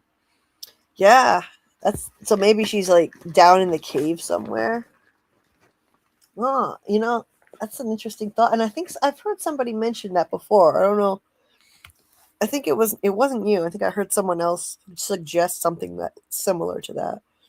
A lot of creative ideas about where Eloise could be. Lexi says, yep, I went to sleep at around 5 a.m. and woke up at 11 a.m. Oh, okay. I thought you were about 6 hours ahead. I'm a late waker. Me too, Lexi. I do the same thing. It's 5:47 a.m. my time, and I'm going to be shutting the stream down in a few minutes and getting ready for bed. So I'm with you. I am with you. We attract the same kind of people around here. Okay, so thanks, Martin. Great job, Julie and Scarlet. Win stream. Always a great time. Thank you. Thank you so much, Martin. Okay, time for us to say good night, or good more night is the better term, I think. And thank you all so much for coming. Truly appreciate you. Love Scarlet's avatar, Scarlet's evil twin's avatar. I forgot to mention that. It's creepy. Yeah, don't tell my other twin I was on tonight. Okay. Good morning. Good morning, Michael. And so we're gonna take a night off because I think after 2 nights of 7-hour streams, we need a night off. So we'll be back. Let's see, what the hell day is this right now? It's Tuesday. We'll be back Thursday.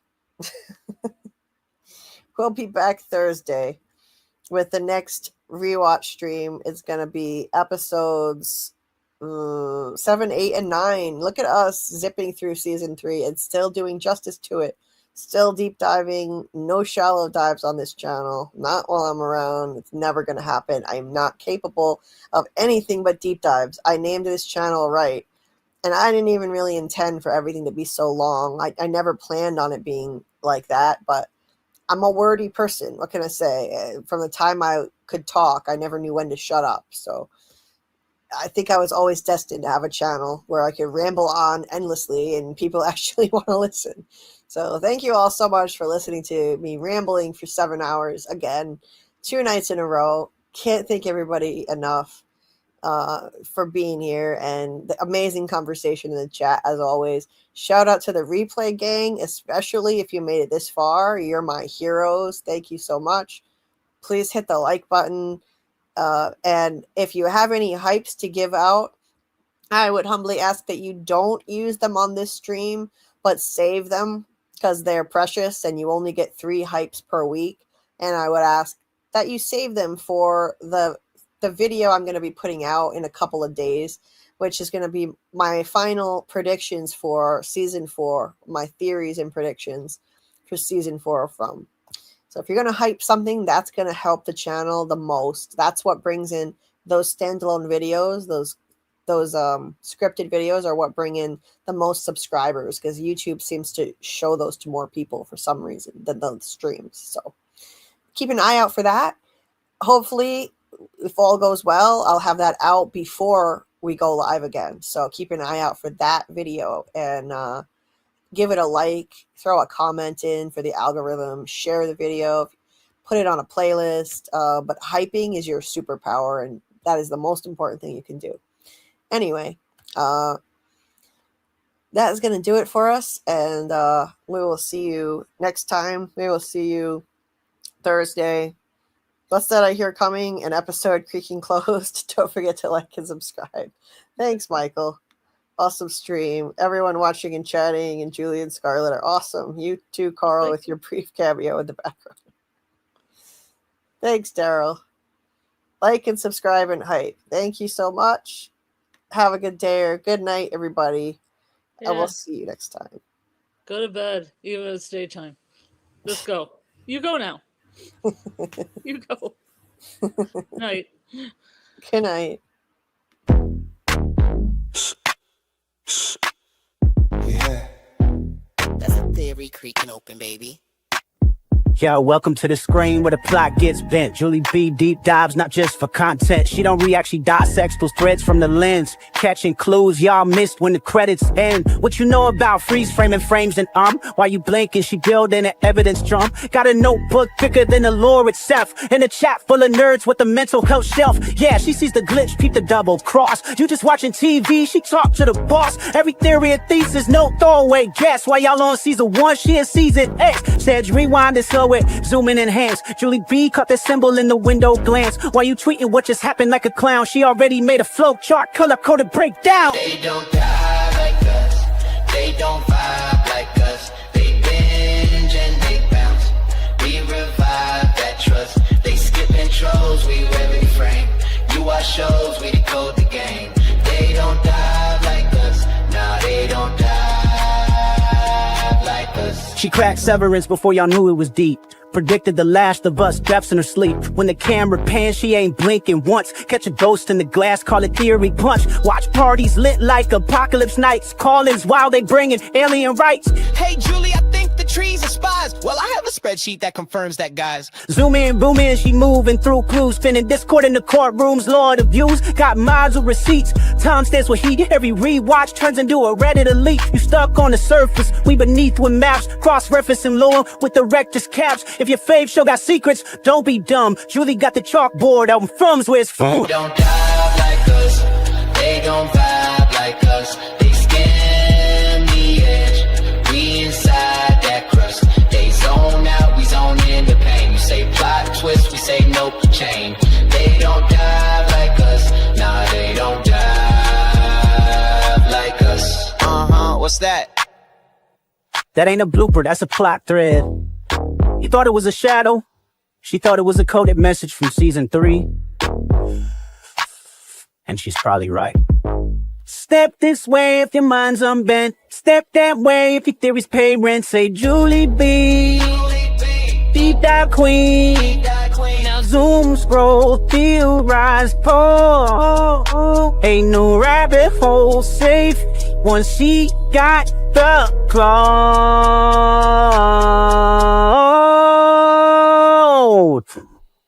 They don't